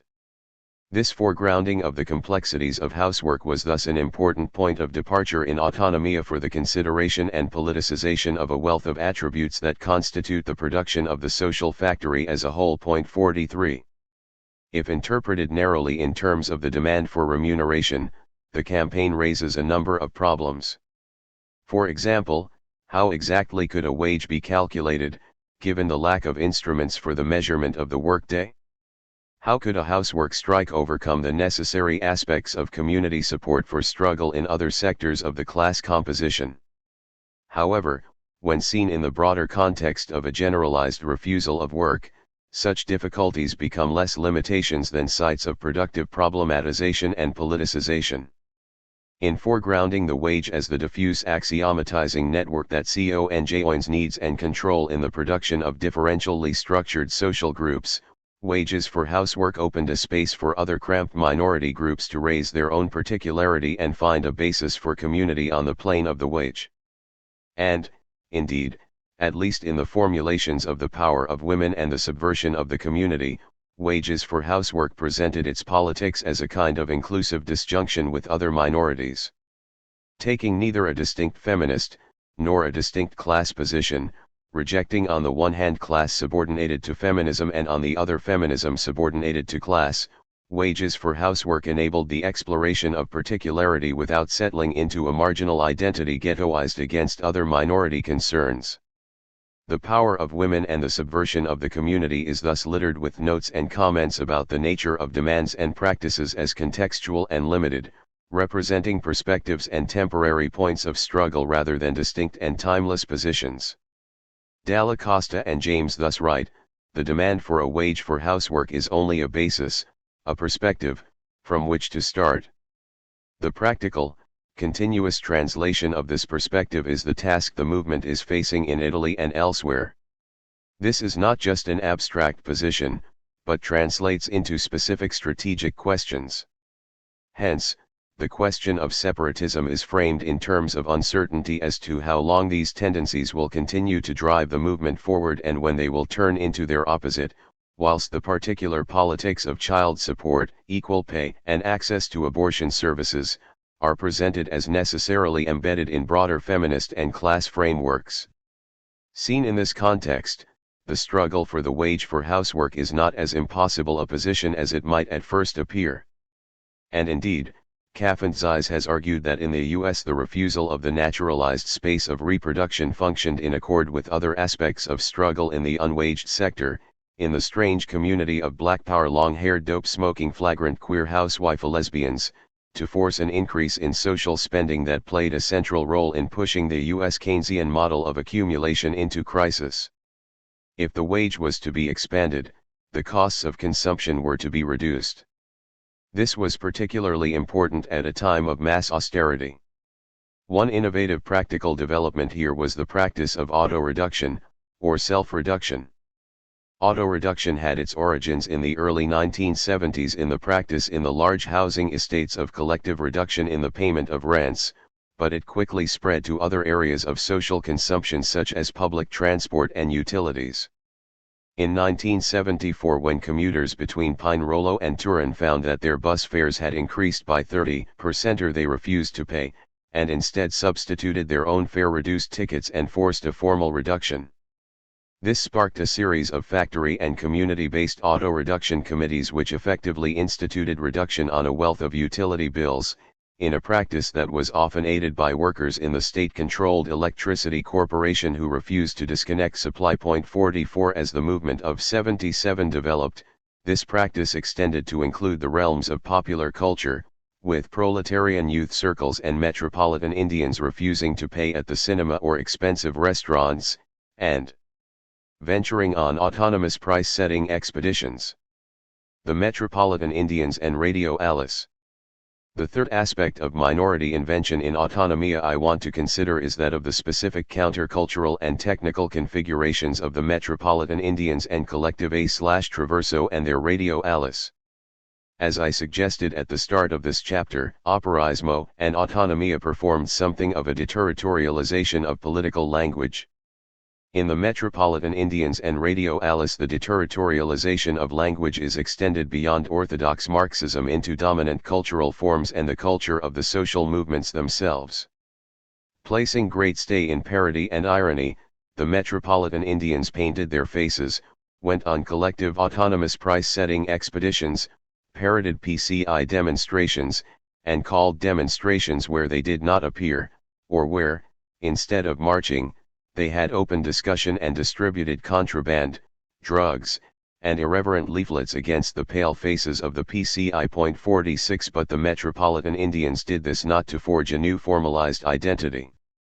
Torralta suggests that the mainstream media sought to focus on their painted faces as signs of a distinct identity, and so conceal their relations with the movement as a whole, or the transversal nature of their practices. He argues that the painted faces tactic should not be seen as the mark of a coherent autonomous counterculture, but as an arbitrary characterization of a future people who appropriates in an exhaustive way all possible terms and treats language as a science of imaginary solutions. One can think of the metropolitan Indians as a form of autovalorization which sought directly to engage with what Deleuze presents as the modulating individuality of the social factory and societies of control. Toralta argues that the condition of socialized work had disrupted clearly demarcated matrices of value such that the political subject of this process must do other than retreat to forms of equivalence and identity. He writes, "For a social subject that is diffuse and forced into a relation with fluctuating and indeterminate wages, the pangs of conscience and discourses on political economy are completely useless. One cannot struggle against transience and dispersion with the blows of purpose and conscience. Thus the social conditions of simulation and of the arbitrary come into being, there arises a social subject that is not reducible to one precise identity." Thus, following the 1977 Rome University occupation, Toralta writes that from that day will gush rivers of speeches on the new needs of the youthful strata of the population. On that day hundreds of self-critical and remorseful discourses will be made, yet only the metropolitan Indians will remain silent. They would remain silent because, at least in Toralta's presentation, their manner was of provocation and creation, an exercise of difference that sought to open needs and possibilities, rather than settle on any in particular.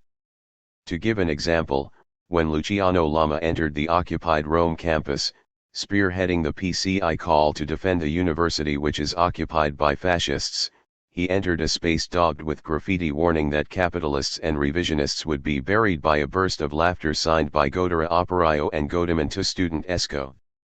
In the courtyard where Lama was to speak there was another platform with a replica dummy of himself, complete with a Valentine's heart and the words Nessuno Lama. As Lama began to speak a crowd of metropolitan Indians took to chanting sacrifices, sacrifices, we want sacrifices. Build us more churches and fewer houses, and we demand to work harder and earn less. This event characteristically descended into a riot, but it offered no program or even direct assault on the speaker, at least not at first, and no one took the podium. Rather, it was an event intended to undermine the regime of negotiation by utilizing and returning the expressions of austerity and work that were deployed against the emarginati. The second of the more prominent countercultural groups, and one of the most interesting compositions of Autonomia Creativa, was Collective A/Traverso and their Radio Alice. A/Traverso was a configuration of operaist and autonomist understandings of general intellect and qualitative work, Dadaist approaches to language, the historical avant-garde project of breaking the separation of art and everyday life, and U.S. pop and counterculture. In A/Traverso's more theoretical texts, Marx's general intellect thesis is rehearsed to explore a techno-scientific intellectual labor that is enmeshed in capitalist relations through the simplification, mathematicization, and codification of language. But unlike Negri's more recent tendencies towards Habermasian communicative action, A/Traverso considered general intellect and language to be fully implicated in the general relations of capitalist identity and equivalence. The system of production which is based upon the reduction of all aspects of human life to abstract work, exchangeable against wages, could not separate itself from the logic of language. Human language had to be reduced by capitalism to a simple instrument of production, and thus first codified, confined within the canons of comprehensibility, and it therefore had to root out all contradiction, and, given that contradiction lay in the existence of the subject/class, root out the subject. Building on an already developed form of political slang known as sinistrus, A/Traverso explored Dadaist nonsense to disrupt conventional modes of political expression, whilst they sought to locate this practice in the terrain of the movement and the socialized worker rather than in literature or art. They called this practice Mao-Dadaism, and Morris, following Maxiocchi, describes it as a semiological delinquency. 47 The refusal of work was central to the project, and in a sense was the connective, or what Collective A/Traverso, following Guattari, called the transversal link across the various aspects of their practice. The guerrilla war of information, the organized disruption of the circulation of news, the break in the relationship between broadcasting and the making known of facts, is to be found within the general struggle against the organization and domination of work. The interruption and subversion of the fluxes of production and the transmission of the signs given by authority represent a field of direct action. 48. A/Traverso's project was most effectively developed in their Radio Alice, one of the more prominent of the free radios that proliferated after the deregulation of broadcasting in 1976.49, as well as Mao-Dadaism. Radio Alice also used the composite Guaidoretti to characterize their practice. Indeed, as Umberto Eco made much of, the name Alice was taken from Deleuze's discussion of Through the Looking Glass. 50. Following Deleuze, Radio Alice's adventures sought to open up not an underground as such, but a world of surfaces, nonsense, and events. With the circles of proletarian youth as its particular focus. 51. Radio Alice sought to open the cramped spaces of home, work, the family, sexism, and individualizing relationships, to make language intensive, unproductive, tactile, and political, and to draw out, as they put it, the unstated and the uncanny. 52. Alice's transmission was a complex of music, includes Frank Zappa, the Rolling Stones, Don Cherry, Bob Dylan, Monteverdi, Jimi Hendrix, Jefferson Airplane, and the Beatles. Discussion programs, phone-ins, and poetry, Stop the Blackmail of Poverty. Value of Desire, Value in Use, Labor Value. Working Class Aristocracy and Lumpen Proletariat. What poverty? What work? Time must be reappropriated. It is our right to forget what time it is. But Radio Alice's Guaidoretti was not limited to language and radio content within the framework of the conventional broadcast. Influenced as they were by Brecht's theories of radio's socialist potential, Radio Alice was specifically concerned with developing the productive potential of relations between producer and audience that they saw as curtailed by the dominant arrangement of radio technology. As such, Radio Alice presented the technology of the radio as a point within a broad milieu of interaction and communication. As Guaidari, writing about Alice, put it, radio constitutes but one central element of a whole range of communication means, from informal encounters in the Piazza Maggiore to the daily newspaper, via billboards, mural paintings, posters, leaflets, meetings, community activities, festivals, etc. 53. The kind of machinic communication and actualization of collectivities developed by Radio Alice presented a very different model of organization to the more centralized forms of autonomia operaio and the emerging clandestine bands, and, as such, Moelier has argued that it profoundly modified the terms of debate about organization and brought down one of the main arguments in favor of centralization. 54. It is a mode of organization that is clearly evident in Alice's involvement in the Bologna 77 Spring.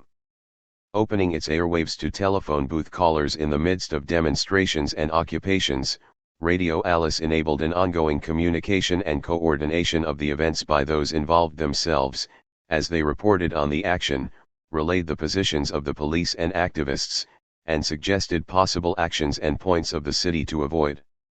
This was a common structural feature of the free radios that Eco described as the mode of token reporter, where calls from public telephone booths were immediately relayed on air without mediation. A/Traverso saw this as breaking down the crossword approach of conventional phone-ins, based as they are on limited and structured responses. In Alice's case, such arrangements were the pretext for its closure by armed police, under the charge of military coordination.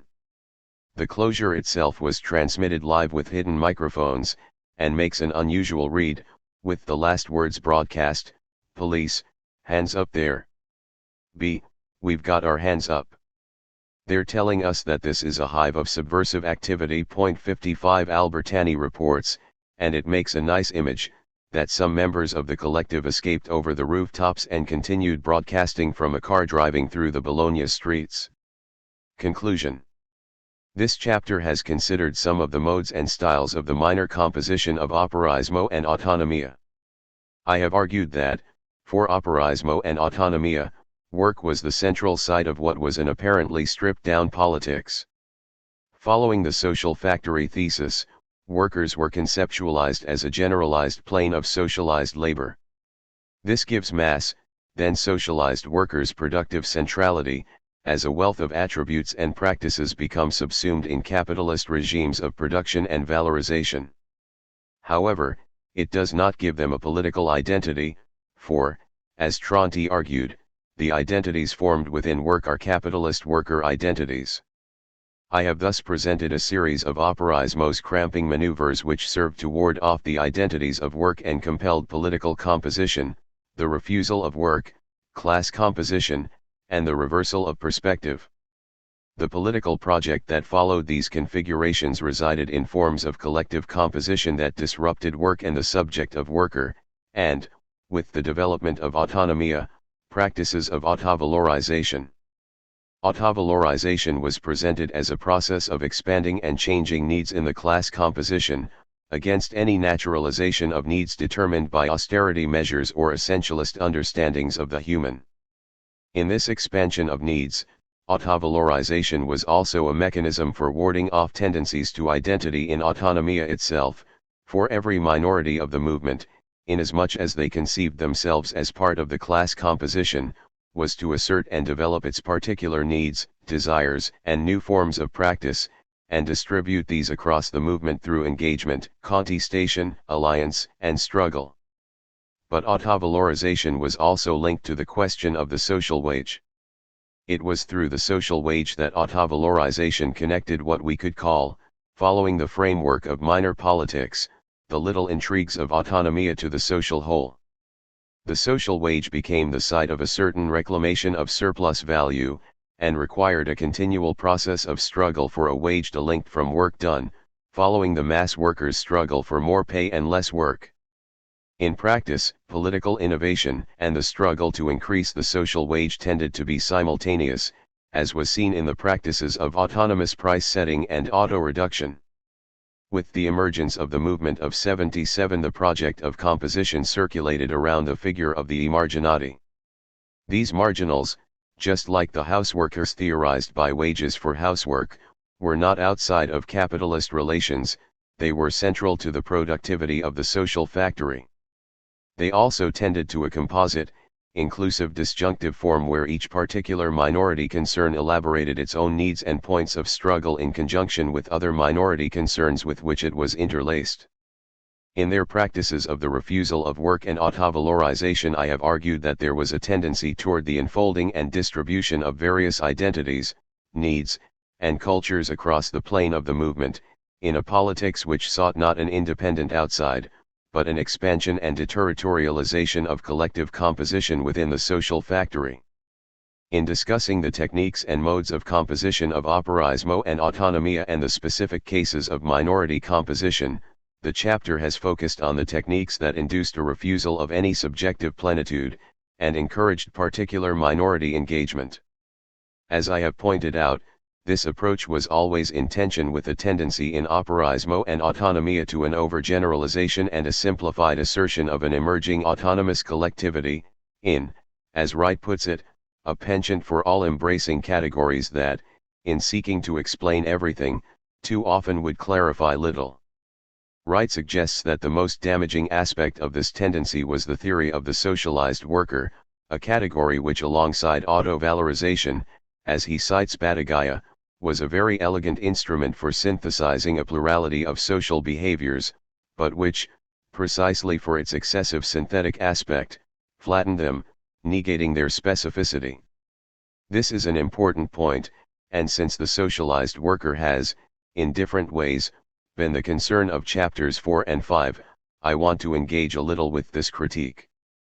As I argued in chapter 4, it is indeed true that in the way the socialized worker is developed in Negri, as it extends problematic aspects of the reversal of perspective and class composition, one can detect a synthesis that tends to flatten the specificity and complexity of class composition in favor of an overly generalized plane of production and theory of the multitude.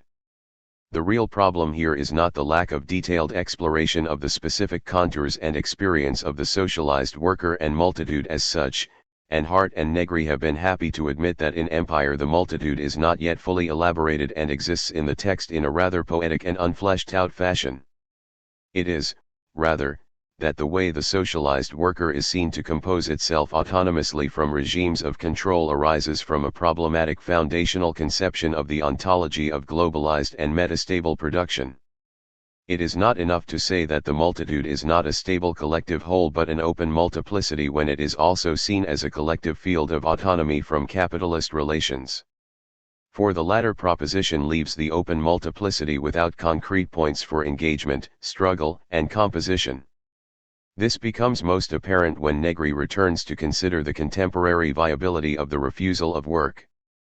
Whilst in his earlier work he proposed that the only essence of labor which approximates to the concreteness of capital is the refusal of work, he now argues that, in the context of biopolitical production, this political model is redundant. There is no longer the possibility of classic sabotage, or of a Luddite refusal, because we are right inside it. Nowadays workers carry their instruments of labor inside their own heads, so how is one to refuse work, or sabotage work? Should one commit suicide? Work is our dignity.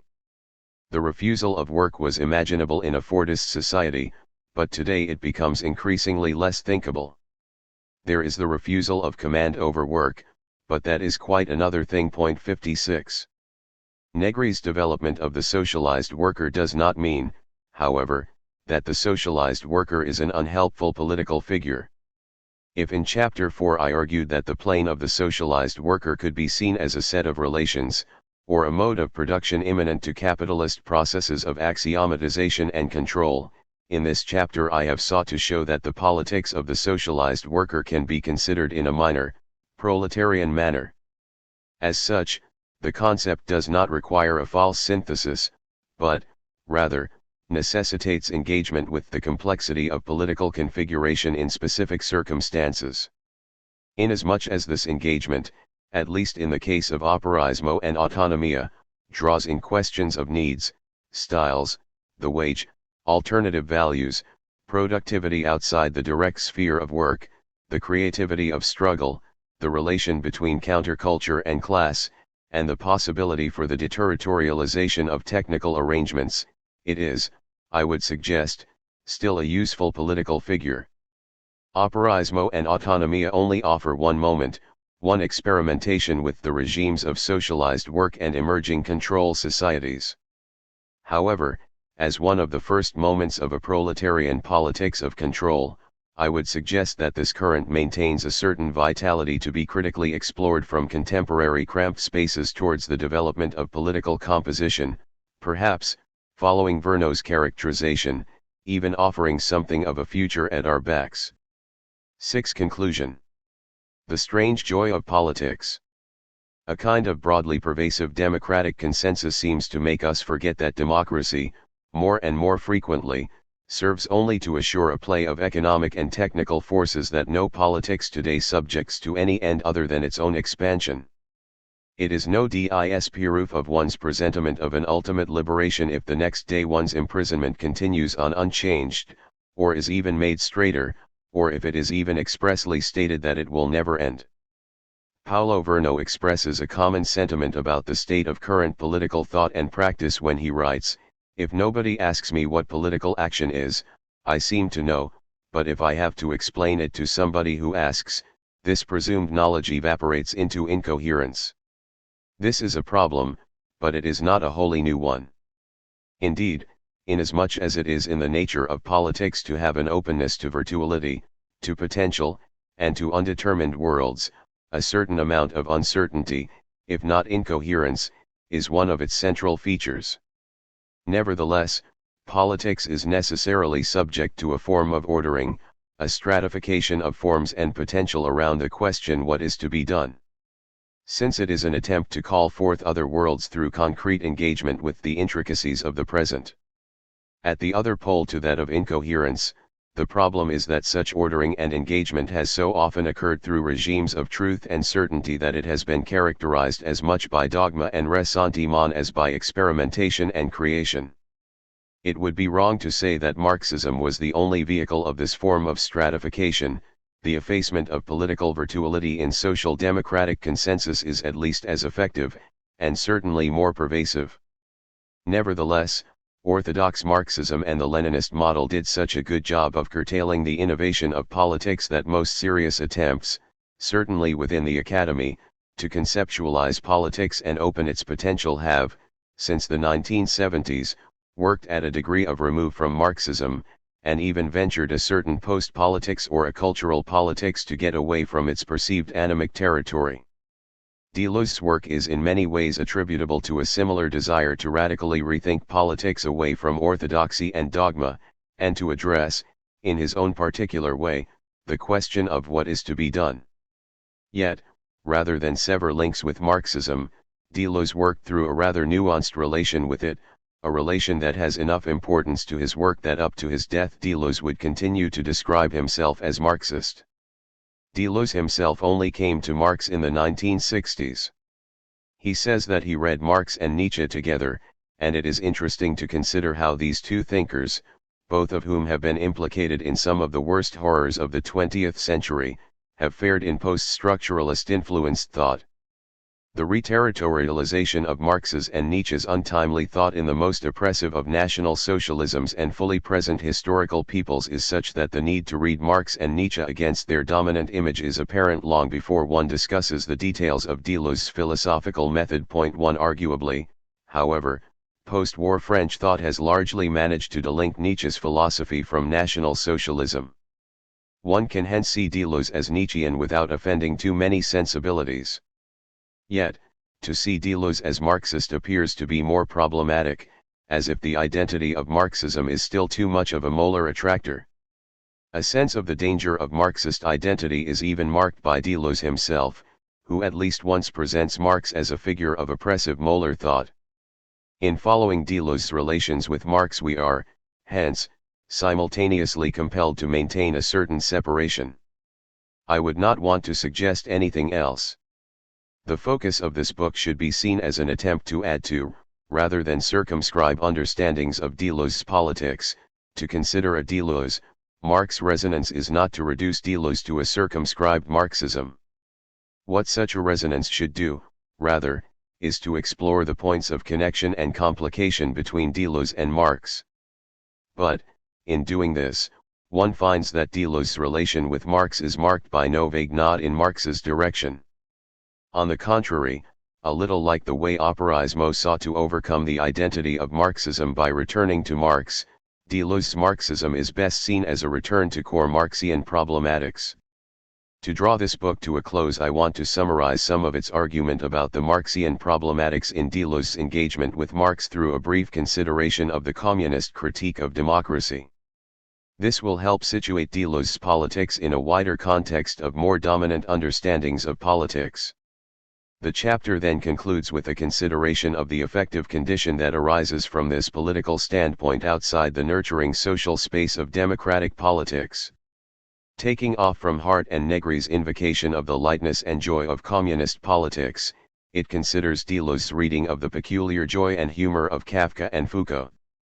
Communism, Minor Politics, and the Critique of Democracy. When, in his critique of modes of being constituted as an essence, an identity, or a work, Nancy writes that community is the unworking of work that is social, economic, technical, and institutional. He excludes the political so as to suggest that this unworking is the practice of politics. It is for similar reasons, as I argued in Chapter 1 against Badiou's critique, that Deleuze and Guattari omit the field of politics from what is philosophy. For Deleuze, politics is immanent to life, across the realms of art, science, and philosophy and has no autonomous properties. It is the process of invention and creation, at least inasmuch as invention is the process that flees molar stratified forms of identity and relation and calls forth a new earth. As such, politics is simultaneously a problematization of forms of identity and equivalence, and a process of invention, creation, and becoming across the social. As this book has sought to show, this characterization of politics as invention and difference is, however, only a starting point, and in itself it is not enough. Indeed, the danger of a superficial reading of Deleuze's politics is that it becomes an apology for capital, since capital is increasingly operating as a machine of difference. As Hart and Negri argue, Hybrid identities or multiculturalism can seem like liberatory projects when one assumes that the power being confronted rests on pure notions of identity and stark oppositions of self and other. But when the sovereign power no longer resides on pure identities but rather works through hybridization and multicultural formations, as we claim it does in empire, then those projects lose any necessary relation to liberation or even contestation. In fact, they could be complicit with imperial power itself. Deleuze himself was fully aware of this danger, and when he highlights the problem in difference and repetition, it is important that he uses Marx as a sign of his very different intention. In his discussion of Marx's forwarding of capital as a process of differentiation, against Hegelian opposition and contradiction, Deleuze writes, "Clearly, at this point the philosophy of difference must be wary of turning into the discourse of beautiful souls, differences, nothing but differences, in a peaceful coexistence in the idea of social places and functions. But the name of Marx is sufficient to save it from this danger. Rather than a simple affirmation of difference, then, Deleuze proposes that political thought must begin from an engagement with the dynamics of the capitalist socius, and it is because of this proposition that he says he and Guattari were Marxists. This book has considered this politics through the figure of minor politics, as an intensive and creative engagement with the cramped conditions of life on the condition that the people are missing, and the problematic of the proletariat, as a plane of composition immanent to, and against the flows and axioms of capitalist production. Through the conjunction of these figures I have argued that Deleuze's politics is not only Marxist in its focus on capitalist dynamics, but also communist, where communism is an immanent engagement with the regimes, relations, and forces of life as it is configured in capital towards their overcoming. To present Deleuze's relation with Marx through the figure of communism is to situate his politics in a very different trajectory to the dominant neo-Gramscian post-Marxist model of the staged shift from the economic to the cultural and the realm of social democratic politics, as against the plane of production. Through my consideration of the figure of the proletariat and the configurations of work, machines, capital, and the refusal of work in chapters 3, 4, and 5, I hope to have made the focus and some of the concerns of this trajectory clear. It is worth, however, marking a little more explicitly how this politics presents a critique of democracy, for this figure, as Badiou has recently argued, has come to operate as something of an irreproachable and extra-historical emblem or fetish of our time. As with Deleuze, Marx's politics takes off from the politicization of the totality of social relations. As such, it challenges the liberal democratic model of politics, the sphere of negotiation between autonomous individuals manifest in the categories of citizen and people, as that which leaves the plane of capital and exploitation largely unproblematized. But Marx's and Deleuze's politics present not merely a broader or richer space of political activity than that of social democratic politics. Inasmuch as it is a critique and problematization of the forms of identity and practice composed in the capitalist socius, this politics is an explicit challenge to social democratic politics. In a quite contrary fashion to Lacan and Mauth's post-Marxist argument that politics should orient around a widening of the chain of equivalences of social democracy, and that a widening of democracy was a core principle of the early socialist project, certain Marxist currents have continued to read Marx as proposing an explicitly anti-democratic politics. For Bordiga and other theorists related to the Italian communist left such as Barrett and Camus, for example, democracy is immanent to the rise and functioning of capital such that its efforts to reconcile political equality with the division of society into social classes determined by the nature of the mode of production is not its deviation but its essence. Point 2. As such, Marxist communism presents itself as a critique and negation of democracy. Deleuze's position is not dissimilar. For Deleuze, to be on the left is not a matter of democracy. Democracy composes a plane of axiomatized molar subjects in relations of equivalence such that democratic politics is a kind of grid, a way of understanding and perceiving which funnels and channels all events and problems into its unifying and totalizing framework. Point 3. Democracy, for Deleuze as for Marx, is immanent to the reterritorializing and recoding forces of capital. Point 4. To be on the left for Deleuze, as I pointed out in Chapter 1, is instead to perceive the world in terms of minor becomings. This is a no less global project than that framed by the project of democracy. It is a different perception of the global plane. To be on the left is, in a sense, to deny the majority, to propose that the majority is no one and that politics occurs across a global plane of minorities, of everybody. Thus, when Deleuze and Guattari write of or for a new earth and people that do not yet exist, they suggest that this people and earth will not be found in our democracies. Democracies are majorities, but a becoming is by its nature that which always eludes the majority. The force of their distaste of democracy and its vulgarities, and their sense of the final impossibility of this form to offer any real politics is evident when they write, "What social democracy has not given the order to fire when the poor come out of their territory or ghetto?" Point 5. It is, then, in the conjunction of a politics rooted in the analysis of the dynamics of capitalist production, in its pervasive, diffuse, and global arrangements and its lines of flight, and a positing of politics across the plane of the socius, not only outside of, but in many senses against, the social democratic political that the communism of Deleuze's minor politics resides. At a time when increasing aspects of social life, from the neoliberal intensification of work, to the flows of corporate finance and military alliances of a new imperial control disguised in the resolutely not up for debate war against an abstract and pervasive terror, operate fully beyond the reach of any possible progressive challenge from formal democratic politics, it would be a strange accusation indeed to see this framework as utopian. This is not to say that Deleuze falls into some kind of redundant dichotomy of reform or revolution.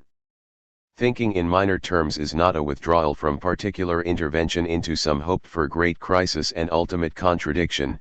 As I showed in Chapter 2, minor politics is concerned with intimate and particular interrogation of social relations. But it is to suggest that minor politics is an engagement that does not traverse the grid of democratic politics, but, rather, seeks to disrupt and deterritorialize the identities, languages, oppressions, exploitations, and practices that maintain the proper functioning of that grid. This book has sought to consider both the techniques and styles of this engagement, and a number of specific sites and moments of intervention. In this I have considered at a number of points the way such an engagement arises not from the security of a people, but from a sense of cramped and impossible positions. If one subtracts oneself from the political grid of democracy today, one is most certainly left with a feeling of impossibility. One is seen to be almost willfully naive about the real possibilities of politics in the contemporary socius, which, notwithstanding the re-emergence of anti-capitalist themes, is certainly not configuring itself at the cusp of an alternative social experiment to capital. It is thus worth considering what politically propulsive effective condition one might discern in the midst of impossibility. Impossibility and joy. I want to draw this book to a close with a discussion of the peculiar effective condition of minor political and communist practice. Hart and Negri are a useful place to start, for Empire ends with a quite spectacular invocation of contemporary communist effect, as it asserts in the last line the irrepressible lightness and joy of being communist. The point is made as an affirmation of life, of the constitutive being of the multitude against the misery of power. It is not a wholly abstract formulation, because it is located in the project of a new militant. This is not the ascetic militant of the Third International addled with Soviet doctrine and morality, duty and discipline, but of the history of revolutionary politics from the Spanish Civil War to anti-colonial struggle, and it takes a prototype in the industrial workers of the world with its model of organization and agitation imminent to diffuse and migratory labor. The multitude is on a wholly new terrain of biopolitical constitution, but towards the development of a directly political struggle it can learn, it would seem, from the communist movement. The militant, however, is an odd choice of agent. The history of the model of the militant in the little diaries, as Kafka might call them, of the communist movement has been one of considerable critique. From feminist, countercultural, left communist, situationist perspectives, the militant has been challenged as an ascetic model of political practice that forms through a fetishized mode of commitment to action. It is a model imminent to the formation of what Camus calls political rackets, where groups emerge in equivalence to political concepts and theories against those outside the group, those with a less militant attitude, and are propelled by the motive force of commitment and action to ever more self-certain and self-important activity. Rather than accelerate political change, militant forms tend to end up producing specialized roles, hostility to others, fear of models and struggles outside their own variety of political truth, anxiety about being worthy of the cause, and exhaustion, either through the dull repetition of actions such as paper selling and rounds of meetings, or through an acceleration into ever greater self-sacrificial activity that finds its logical outcome in the left-wing guerrilla. 6 Instead of militant activity being a side of lightness and joy, those who experience it are more likely, if criticism can surface, to present the experience in very different terms. A can perhaps, as autotoxicity describe one experience, to something like being in the midst of a psychological flophouse crossed with a local branch of the Air Training Corps. The lightness and joy of Hart and Negri's militant is clearly a product of its imminent relation to an increasingly autonomous biopolitical production that, as I argued in Chapter 4, is central to empire's conceptualization of contemporary capital and the emergence of the multitude. And part of the announcement of this joy and a coming communism of the multitude is no doubt an attempt to bring some optimism and possibility for affirmation to the left. Indeed, as Balakrishnan notes, empire offers an optimism that seems to surpass even that of the neoliberal diagnostic eons of the end of history, whose works usually conclude with a note of caution. This does reverse the conventional position of the left, as Balakrishnan puts it, of at best a clear-eyed pessimism, and in this empire is largely unique. It is difficult not to welcome a little affirmation, to feel at one with the cutting edge of change. And Hart and Negri's efforts to forward an affirmative sensibility rooted in political engagement is important. But if one does not ascribe to their analysis of the ontology of contemporary production, the appeal to the high points of revolutionary politics and their expression of militancy is not adequate for thinking the effective possibilities of contemporary political practice. Political joy in the midst of contemporary regimes of work and control is not that easy. Deleuze's minor politics is also, I would suggest, concerned with drawing out and affirming a certain effective condition of joy imminent to political composition. However, the conditions of the emergence of joy are very different for Deleuze, and, I would suggest, are founded in a much more pragmatic sense of the very real difficulties of political composition. Minor politics, as argued in Chapter 2, arises not from an emerging autonomy, but from cramped and complex relations that offer no easy or inevitable way out, and are packed full of disagreements, tensions, and impossibilities. I have argued that this condition induces modes of political and cultural invention. What I have not considered explicitly is the strange humor and joy that it induces. Deleuze's sense of the peculiar affective condition of this engagement emerges in his discussion of Kafka and Foucault. Deleuze argues that amongst the many different aspects of Foucault's style was an intense violence born of seeing what was intolerable in things, and that was mastered, controlled, and turned into courage. As if to exemplify the point, Deleuze writes that Foucault was trembling with violence on some demonstrations. For Deleuze, this violence was imminent to the force of Foucault's work in its genealogical disruption of the present, and in Foucault's own desire to break free from himself. Once one has to invent new concepts for unknown lands, then methods and moral systems break down and thinking becomes, as Foucault put it, a perilous act, a violence whose first victim is oneself. Central to this violence is Foucault's critique, in works such as Discipline and Punish, of the apparent historical flowering of liberal democratic society, which is revealed to be a great labyrinth of productive control. Jameson has presented this form of critique, which seems to build up the intolerable to a vast edifice, as a disempowering critical production. What happens is that the more powerful the vision of some increasingly total system or logic, the Foucault of the Prisons book is the obvious example, the more powerless the reader comes to feel. Insofar as the theorist wins, therefore, by constructing an increasingly closed and terrifying machine, to that very degree he loses, since the critical capacity of his work is thereby paralyzed, and the impulses of negation and revolt, not to speak of those of social transformation, are increasingly perceived as vain and trivial in the face of the model itself. Deleuze addresses discipline and punish in a very different way. He argues that in the midst of Foucault's violence and this writing that emerges from his sense of the intolerable, Foucault's life and work expressed a certain shocking humor. Indeed, contra Jameson, Deleuze perceives Foucault's account of the outlandish punishments in Discipline and Punish as producing great comic passages. 7 This laughter in the midst of the intolerable is, for Deleuze, central to the radical political intensity of Foucault's work. Drawing, it would seem, on Max Brod's account of Kafka's public readings of the trial, another work of an apparently all-encompassing apparatus of control, when the listeners fell about laughing quite immoderately, Deleuze writes, in discussion of Discipline and Punish. The divine comedy of punishment means we can retain the basic right to collapse in fits of laughter in the face of a dazzling array of perverse inventions, cynical discourses, and meticulous horrors. A whole chain of phenomena, from anti-masturbation machines for children to the mechanics of prison for adults, sets off an unexpected laughter which shame, suffering or death cannot silence.